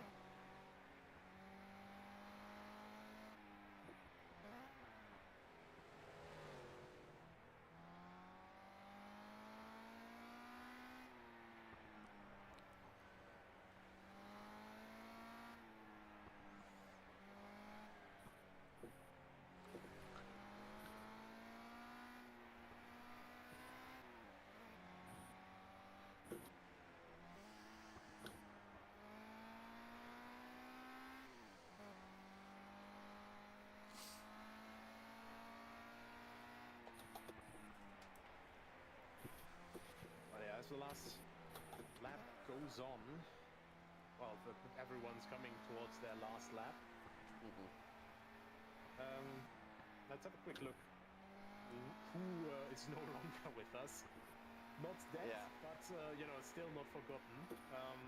First on lap 1, we lost Maximilian Petravki. Yeah. Very damaged from a couple of smaller hits. And then unfortunately hit a rain gutter, which, the wheel got wedged in, completely ripped off. And that was the end of the number 11 Prosh 100 CS. Then we had Steph Hermans in the number 1 Ardouin, made it through lap 1, and then the first unfortunate victim of clattering into one of those very solid posts. And that then ripped the wheel asunder, and he was out on the spot. And we had a similar situation with the number 2 Aviati of Adam Komorowski. He suffered dramas. Then we had Ted Ho. Same thing again, basically. Yeah, it was like we had repeats of certain incidents. Chaz Kaler for the number 3 Aviati team, Bowfield Engineering also, I think, suffered the same sort of fate. Like there were, we found it was happening on the same stretch of tarmac as well. Yeah. A couple of the drivers. Then Chris Okuda went to turn left, completely missed the entry point, and then ended up being stuck on the outside of the bridge. Quentin Chavito's car was a burning mess after he collided with the wall. Tobias Hoffman in the number 20 Brabham Motorsport 7ST ended up with 3 wheels on its wagon, and it wasn't a front wheel, it was a rear wheel because the back end of that lid was a little bit wider. Also caught by one of the stone bollards in the end. Yes, exactly. Ricardo Mendez, yeet, ended up taking out some spectators into the side of a building, and then the person that tried to carry on. Yeah, so the car ahead, Ava, leaving Sheridan now. The 22 Chappelle Auto Right. SF of Kahu Beer Racing's. Well, unless they know something we don't, I don't see that as a possibility. No, they've started their final lap. They don't need fuel. It's like we're cursed. We were robbed of a position last year as well. Yeah. Game over. That round up of the 10 retirees here at the Targa Chile Cup for the HRSC, and yeah, what can you say? The main thing is at least 11 teams will be saying, yes, we got there. Yes, we did have the technical snafu of where we lost half the field off the server, and then everyone managed to get back, but some people were out of position because of the, and it was through no fault of their own. But I think, well, this could be damaging for, that could be pitting for damage, or also, since he did lose connection, it might be that he has to do a splash and dash to actually refuel and make it to the end. Because if you lose connection, if your game Darren crashes and or Reese anything, are both pitting. the state of the car that is at the time when it disconnects will get saved basically for when you rejoin, and yeah, you can't change anything on the setup, not even refuel it. Maybe they have the aforementioned fuel issues. Yeah, I think so. Both of them.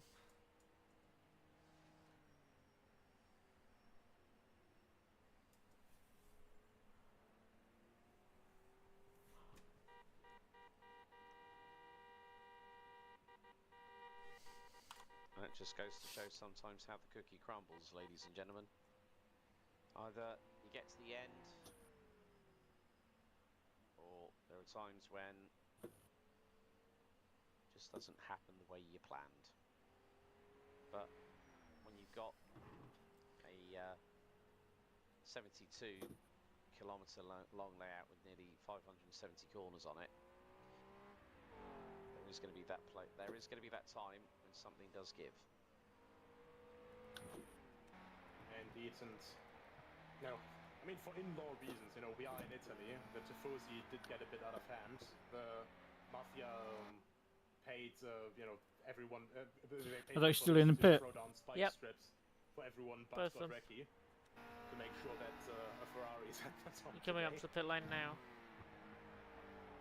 Yeah, okay. Both cars still there. Might be quite an extensive. Both cars still there. Quite big repair, yeah. That's a Darren's very, moving. very big repair. Okay, Robin's now in the car. Scooby's now in the car. Leaving Yeah, the I pits thought I saw behind you. Robin's name on the tag. Yeah. So that's quite close behind you. So Robin DeVos gets behind the wheel of the Baskerville Hobbyist Racing number 17, and then rejoins.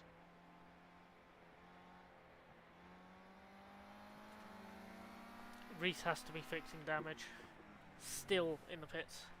Oh, Robin's gone off. What on earth happened there? That was not planned. Is back on, but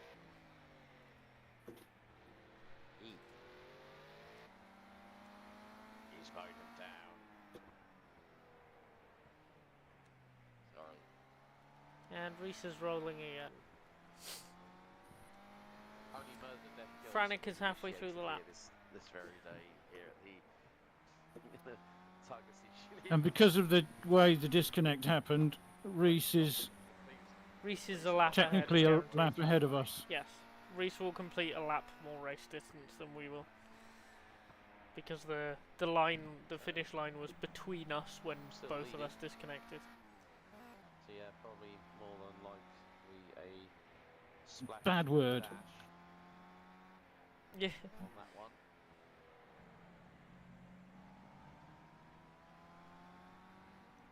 Very close to the right-hand side low wall. Did Reese on that particular occasion. That is really very frustrating. The Acura Australis, number 6. It's really demoralising. Ardouin 12 BB. It's pretty much been Like, put all that effort in. the tour de force in the lowest class of this event. Bearing in mind they did start as the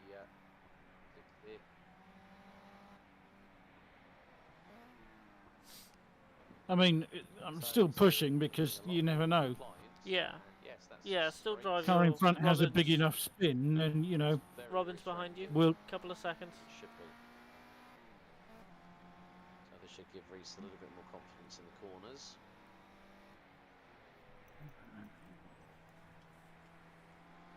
Yeah, that's nice and smooth.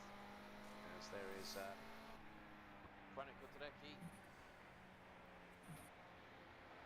continuing on his merry Okay. way. Stefan, Clip. Robin just eating it into the field. Yeet. I offered, and he didn't waste any time in accepting, did he? Nope. Which is exactly what you want. Sideways is Frantic. They both know That's how. the difference. They both know how we are, don't they? So. Exactly. That's the difference between racing against people you know and racing against people you don't. Yeah. It's probably going to be quite a.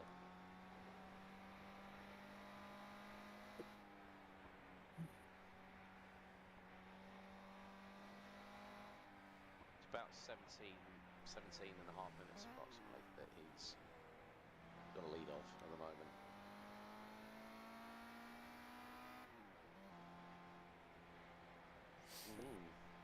Quite sizable.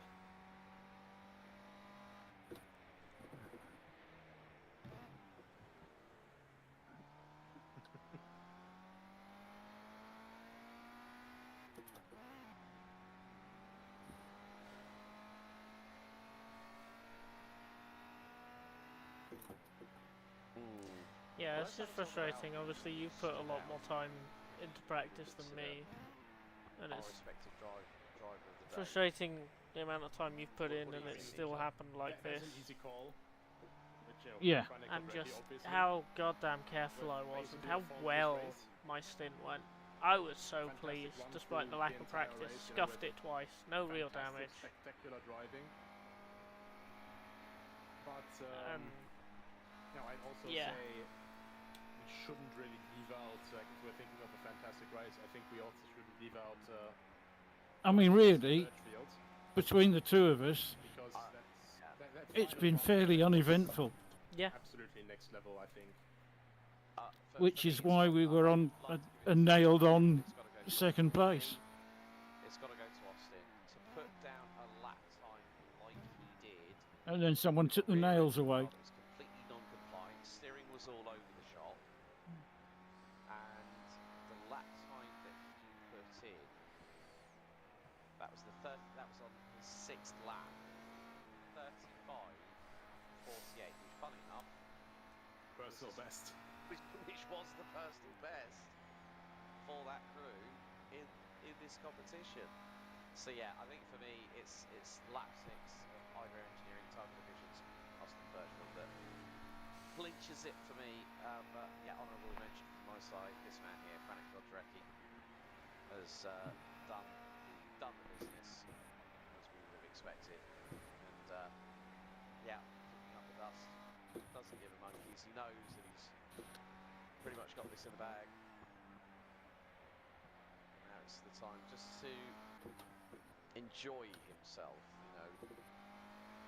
And with a lead of 17.5 minutes, you can just have a little bit more fun, just enjoy it. But he's still going to drive it like he stole it. I mean, you know, when you're having a good day, I wouldn't, you know, want to slow down either.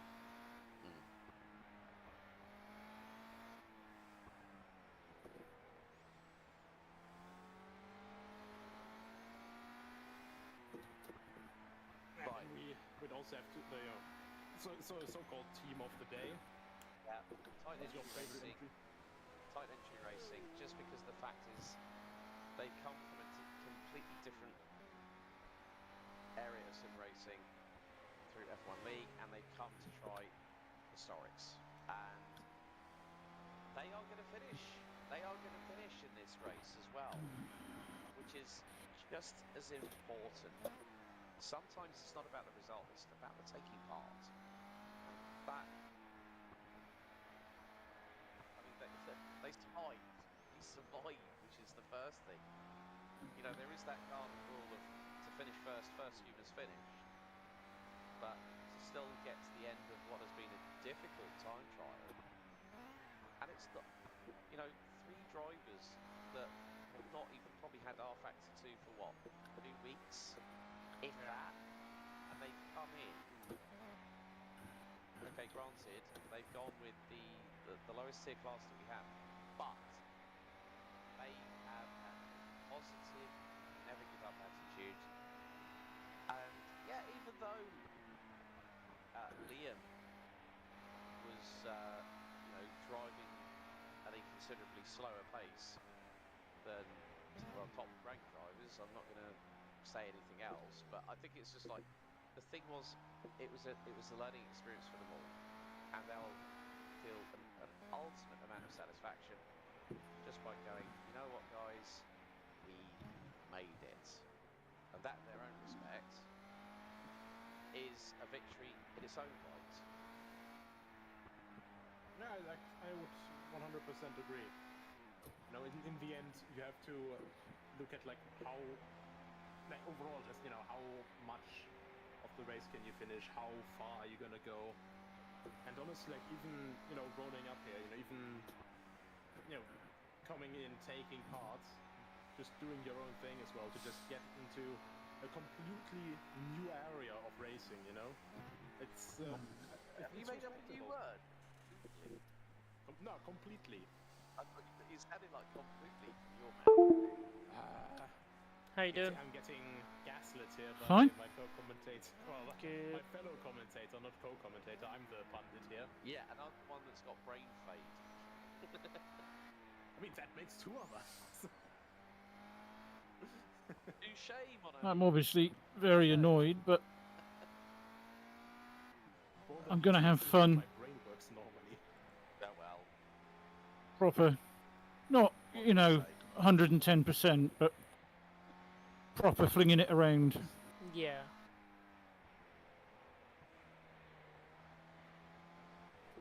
From Mr. Castello comes amateurs, you know. I don't even have a brain.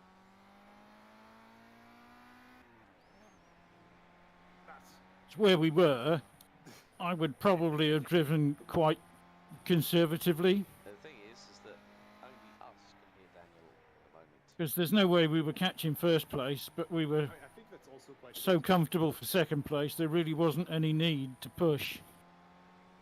maybe not the worst. Yeah, you want to hang on to that. No, I'm just kidding. We all like to have fun here.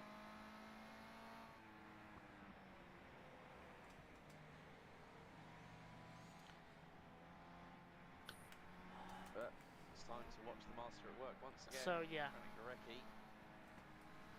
nothing to lose now, I guess. Have more fun with it. Awesome to watch.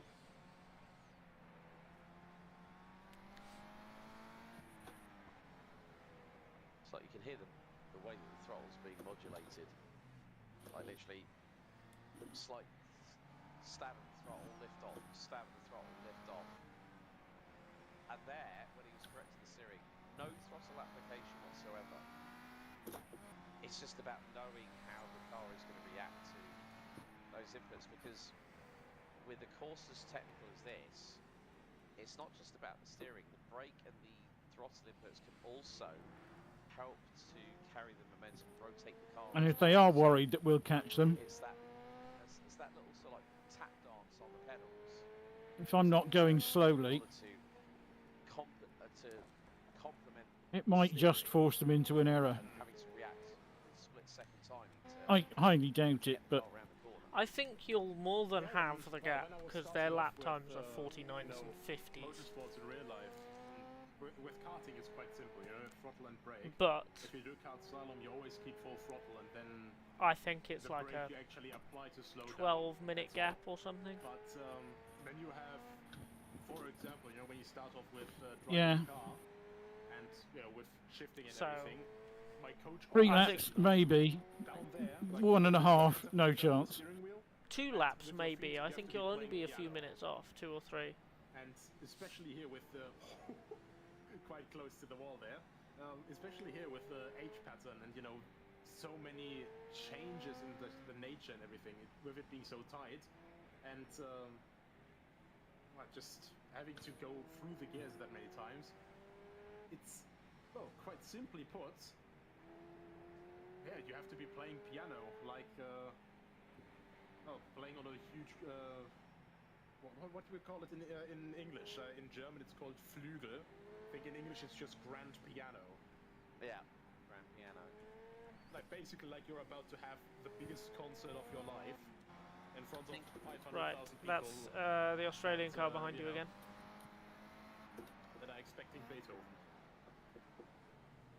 Yep, right on you now. Tinkling the ivories is the phrase we use in the United Kingdom. Nicely done. What now? Nico has just choked on his drink because he was talking about like the deftness that someone plays the piano at their the biggest concert of their life, and he didn't know what the phrase was in English. And the other commentator said, "Tickling the ivories" is the phrase, and Nico genuinely choked on his drink.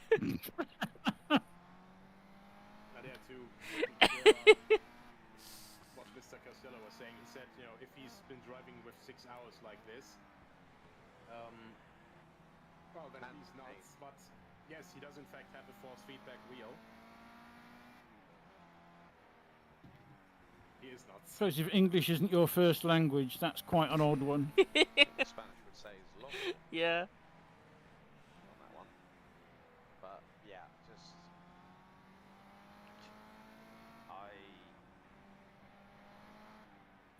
I'm just in absolute awe. Yeah. It just you. I don't know how the hell Reese is that quick. Oh, YouTuber. Back end, doing a little Just- dance, stepping out to the right, and again just. I mean, I don't think I'm a slouch this year, but Jesus, he's gone. Also a bit of, you know, the tires are slowly worn out now. Yeah. And now it's time for a little bit of playtime. It's still going to be a pretty respectable lap, nevertheless. It's going to be. I do love the shades in the chat, though. I couldn't even get into the 34s. Poor effort, to be honest. Yeah. It's like someone's just gone with the Loctite Ultimate and just put his hands there and saying, right, for the next 6 hours, you are attached to the wheel, literally. But, I mean, the thing is that the way that he has just been consistent, and that is what the big word of the day is. And look, now... Now he's just showing off, come on. Yeah, now... That's just showing off now. Now he's just giving us a show. This is the showman. This is the showman. Frantic Godrecki is just going, right. Okay, watch the turn in. Back end steps out. Frantic, don't... God, come on, man. Like, stop trying to show off and just get it done with. Don't put us on the torture bank. Absolute madman. But you know what? He's So, because of a mixture of the disconnects and Franic's pace, there's only 3 cars that will complete the distance. Yeah, last year I met him at the Sim Racing Expo in Dortmund, and honestly, like, with having met him now, you know, in real life as well, which is a quite nice thing with sim racing, you get to know everyone across the planet, and then at some point, randomly, you'll have the chance to meet up. And it's gonna be first really awkward, and then That disconnect has really screwed things up.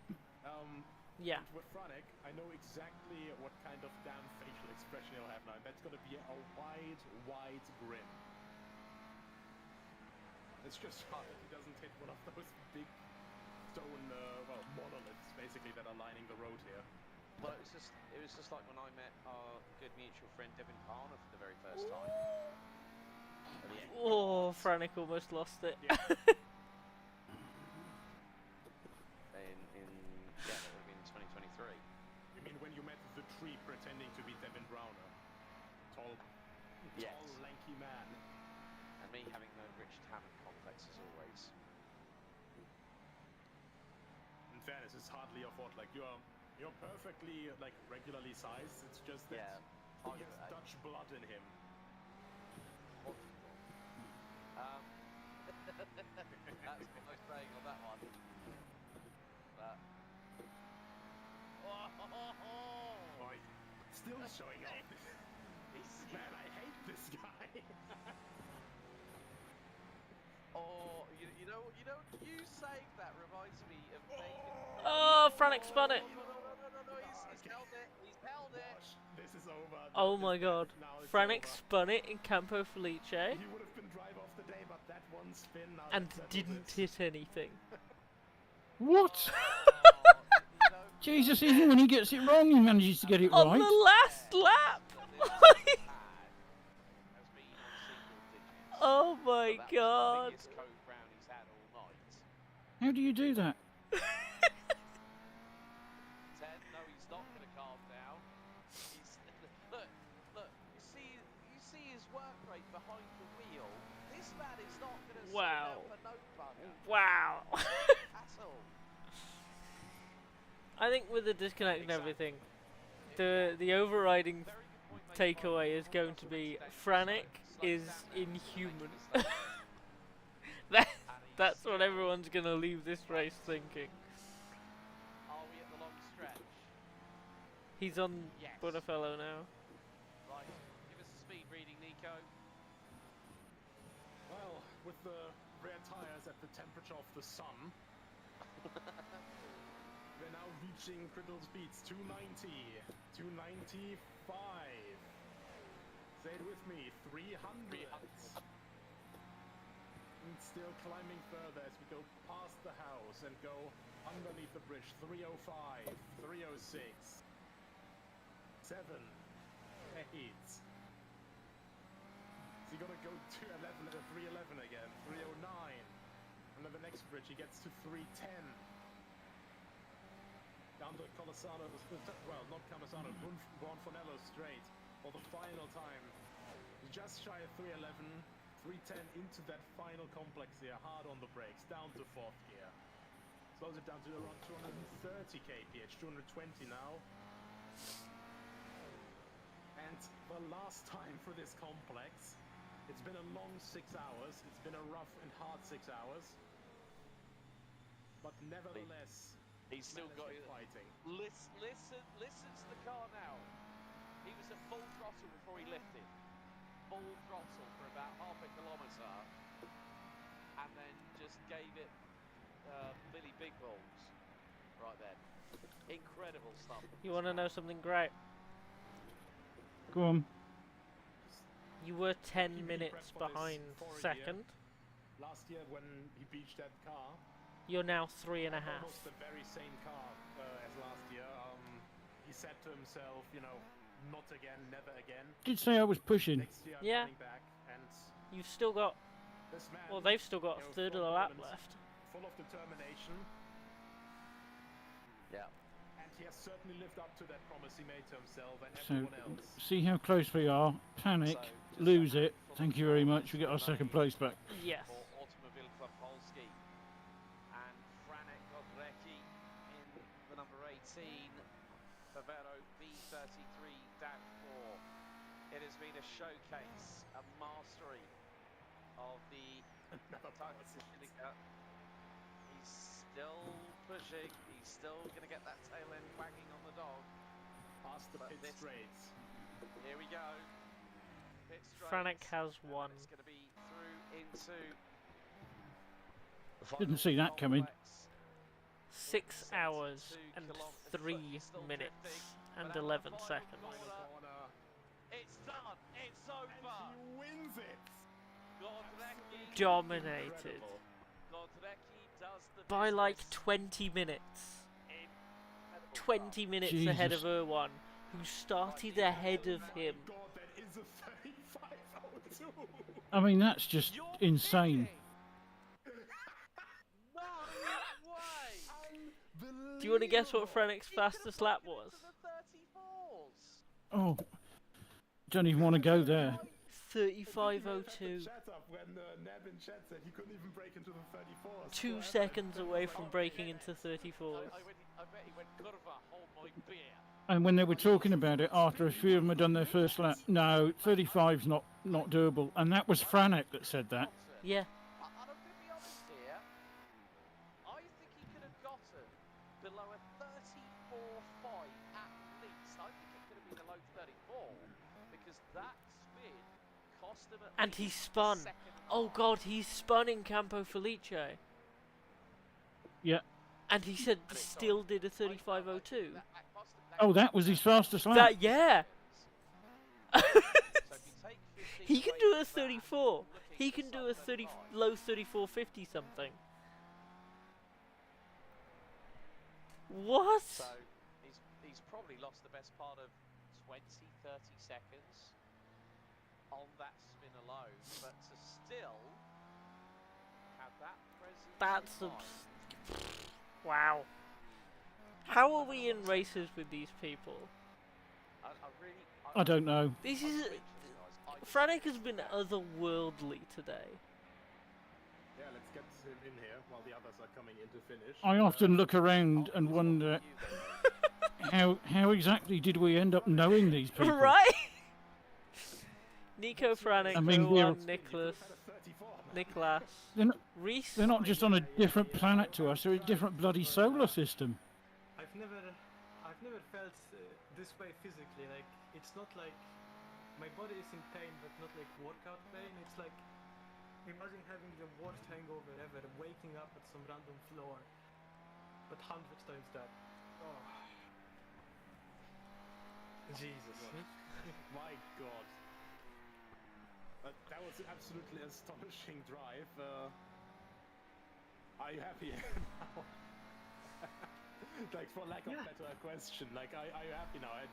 Did you make up for the last year? Oh yeah, definitely. I think I finally proved myself that I can do it. It's my third attempt at a Targa in sim racing, and my first finish. So pretty happy with that one. But yeah, I was trying to control my pace, but then right after the first interview, So Franek is doing his post-race interview. Ardouin, who is in second, is halfway through the lap. Yeah, and then It's almost insulting, isn't it? losing my sanity, seeing the same things over and over again. That's so good.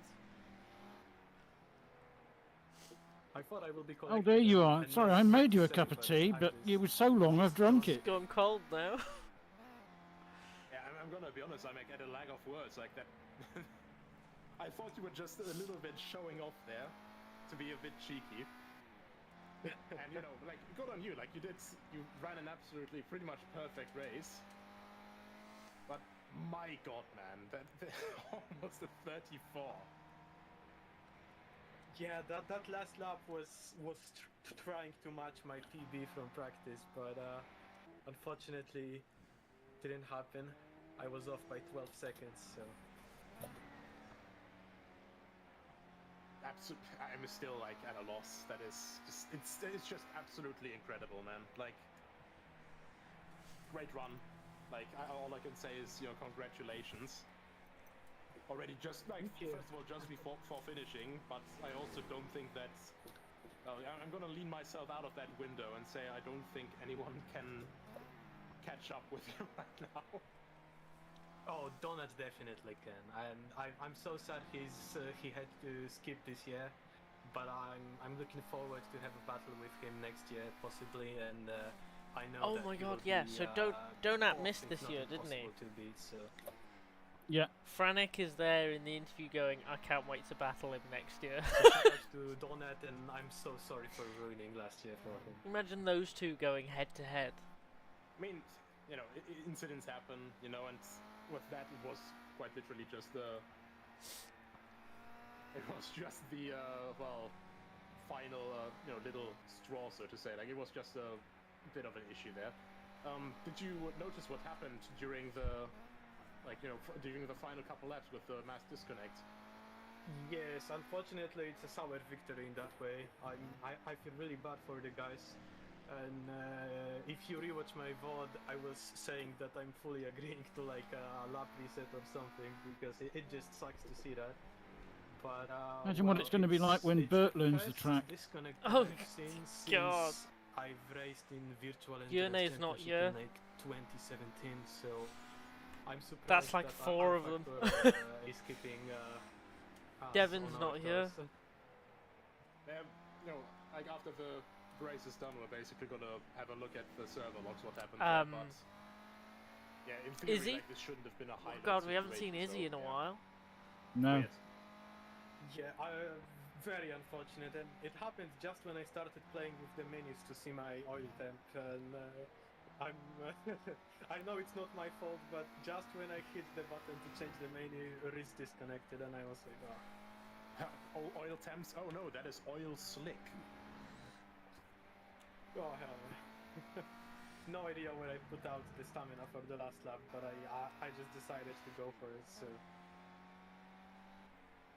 Yeah, that's fair enough.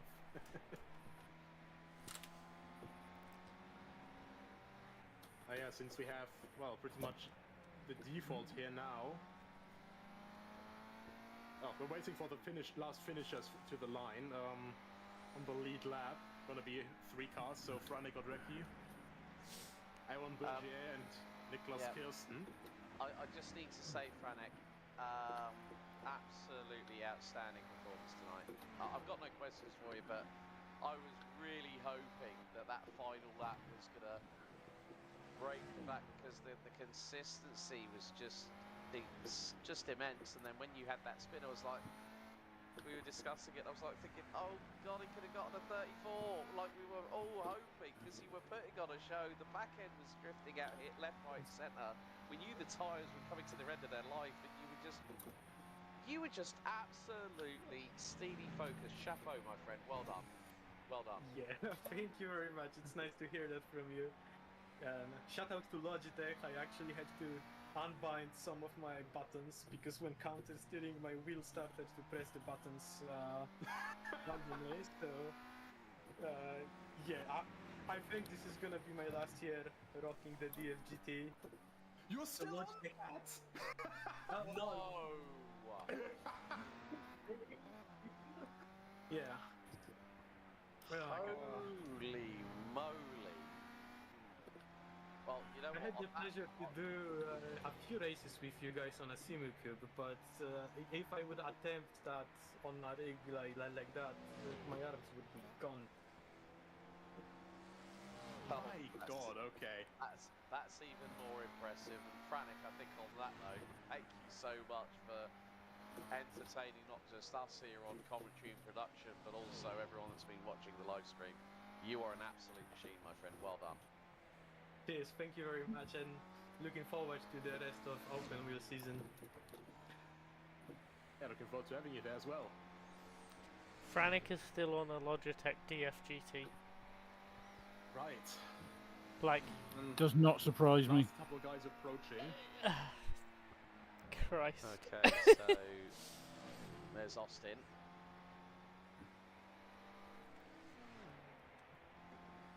Yeah, so this is our second SP 2.0 plus. Oh, I don't have the map finisher. anymore. That's lovely. The one to cross the line, but gonna be a lap down overall because of well, unfortunate disconnect.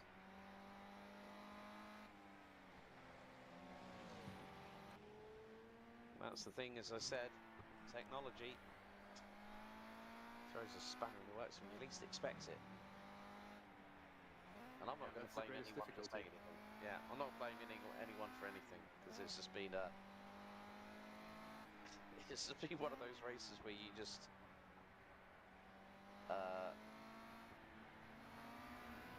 Astro, the commentator's curse is not real. It's fate of circumstance. If anyone asks Lewis McGlade, he will completely agree with me on that front as well. but still, Oh god, it's that old Gran Turismo PlayStation wheel with the little red wheel on it. That is like an ancient relic. It was my first force feedback wheel. But still, to be at that level of consistency. Honestly, like that's what I think is a nice thing about sim racing, because you can really have these standout performances even without Where's the gap now? like, I don't know. The standings are showing +1 lap, and I don't have a map for you. Job from Oh, him. okay. Oh, sorry, map is back now. It's not depending on the hardware. I mean, God knows, Janne Simijic was driving on a G29 for ages as well and was absolutely rapid. But, going back to the present... So was Amada Requisi as well. Yeah. And I've had the opportunity to meet him. He's Allegedly, actually got into 2 minutes. I actually caught up with him at the MENA Karting Championship. It looks like more than that on the map, I will say that much. But according to the standings on the broadcast, it's 2 minutes. And that is a 53.898. So, ironically enough, slower than with a broken suspension. From 10. Nevertheless, a great Yes. job from him. Like a really, really good return. Also according to the broadcast. So that's relatively how much the gap has gone down. I don't put Let's get too much Austin in those next. specific values, but Austin, can you hear us? yeah. Yes, sir. Well, first of all, nice finish. That quite tasteful with the little Well, with the wall tap. Thank you. for the purposes of Overall, fantastic telling the ride. story to other people, Which those actually figures are was the first absolutely or right. fastest? Probably lap 3 or 2. Incorrect. Your fastest lap was with the broken suspension on lap 6. What? What lap was that? 35.48. Oh, wow. I don't know how, I don't know why, but somehow you were less than 45 seconds on that lap slower than Franek, who was like giving it the beans. I was Like, giving it all my beans too, but today wasn't the day. Like I'm just gonna say, like fantastic drive from you. Even with the disconnect, like ran it home perfectly. Well, I mean, I know you'll sort that out anyway. For me, it was always just about finishing. And finish you did. So Finish I did. mission I can complete. say after 3 years, I have finally done 10 laps. Oh. I'm gonna go use the bathroom, I think. I think that's Austin's at the end of his interview. 3 years, I've finally done Yeah, 10 I need to laps, stand up and he for sighs, and then he this. says, Wow, I'm gonna thank go you use the so bathroom, much, I Nico. think. I mean, you did the racing. Thank you very much for starting and delivering. Better than a good Chris showing. Okuda. I tried. Oh, It's just a shame I couldn't match. Well, after he Alpine, crashed but out, he deserves that win. I don't think he he's gave under his a 36 account of what points. happened, and then he just wrote in the Discord, I'm going to go smoke some weed. oh yeah, I read that.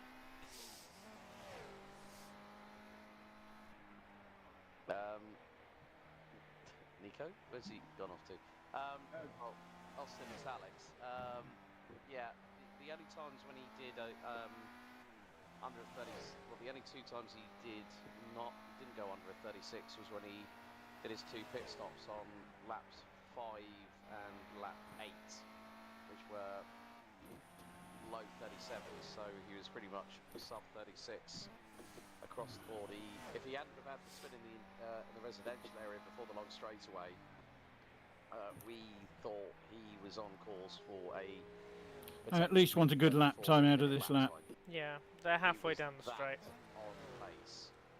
It's like he just had another bit of second. So yeah, I think 2 minutes is about right actually. From my side to you as well for making it now to the 94 end, seconds. Yeah, that lap 6 was really impressive. So well done on that one. We're gonna get damn close. We're gonna get damn close. What I could have done with another lap. Yeah. Oh, with another lap, you'd pass them before Cheddar. We'll let you go.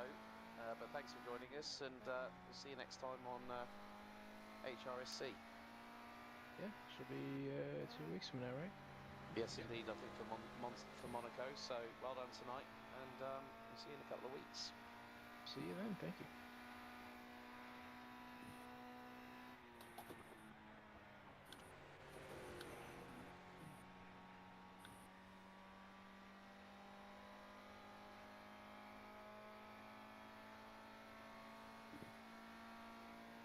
.37.10 onto the straight. Couple last guys. That's a decent lap. That's damn good. It's obviously everyone quite spread out at the They're moment. not off the straight yet. But Campo Felice. I'm coming for you. The guys already They're slow. running through the town for the last Look at the time and they're panic. really slow. I don't know why they're really slow. Have they had a bump? Checking.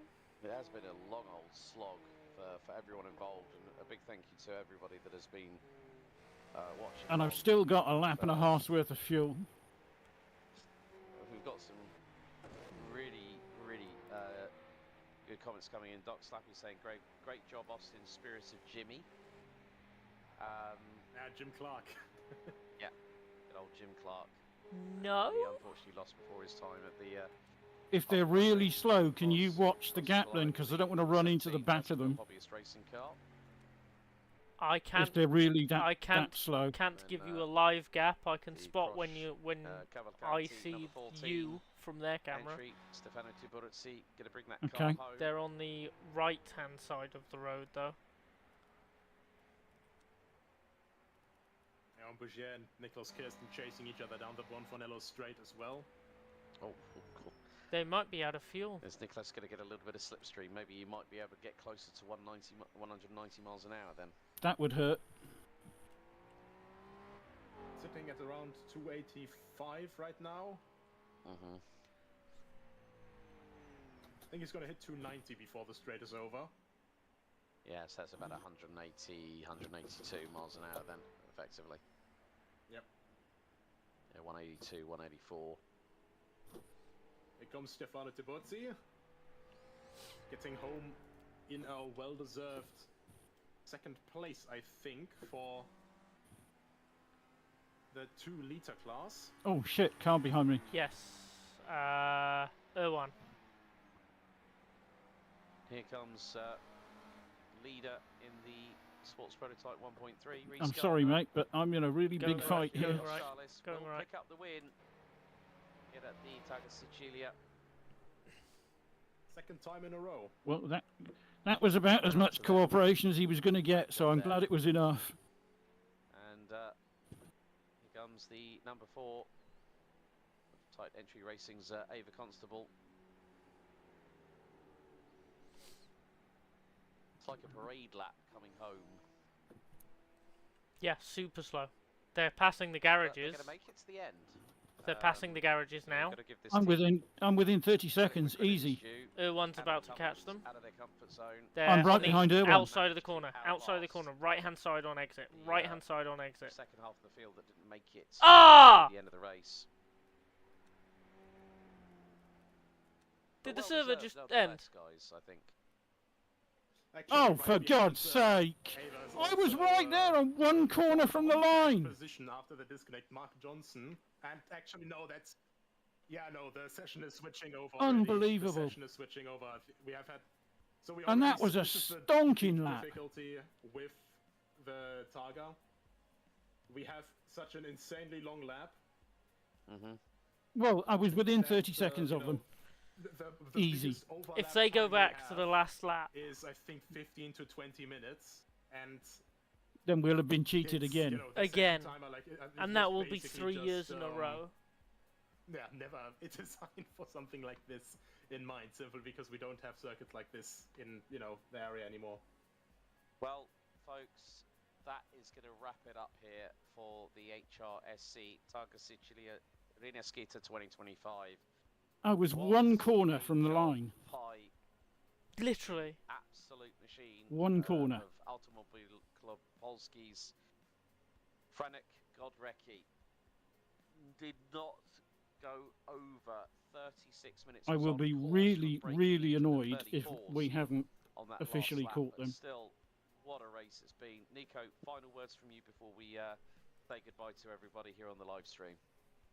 Well, a lot of stress, a lot of tears, a lot of sweat and blood, but, you know, we got there in the end. I just want to congratulate everyone who finished, you know, even the guys that didn't, you know, 100% reach the finish line when the session switched over, that it still counts as finished in my eyes, with every single, you know. And, yeah, these guys, they did absolutely amazingly. They've done a fantastic job, and, yeah, all I can say is, you know, thank you very much, everyone, for taking part. Thank you very much for If we don't get that watching the second. stream, and for your interest. And if you also want to join the action, we're gonna do more events, more races, more club racing weekends. Stream over. In the near future after. Mute that. Thank you, people, for watching who did, as and when you did. Yeah. Sorry it's not a solid end. We're as annoyed as you are, if not more.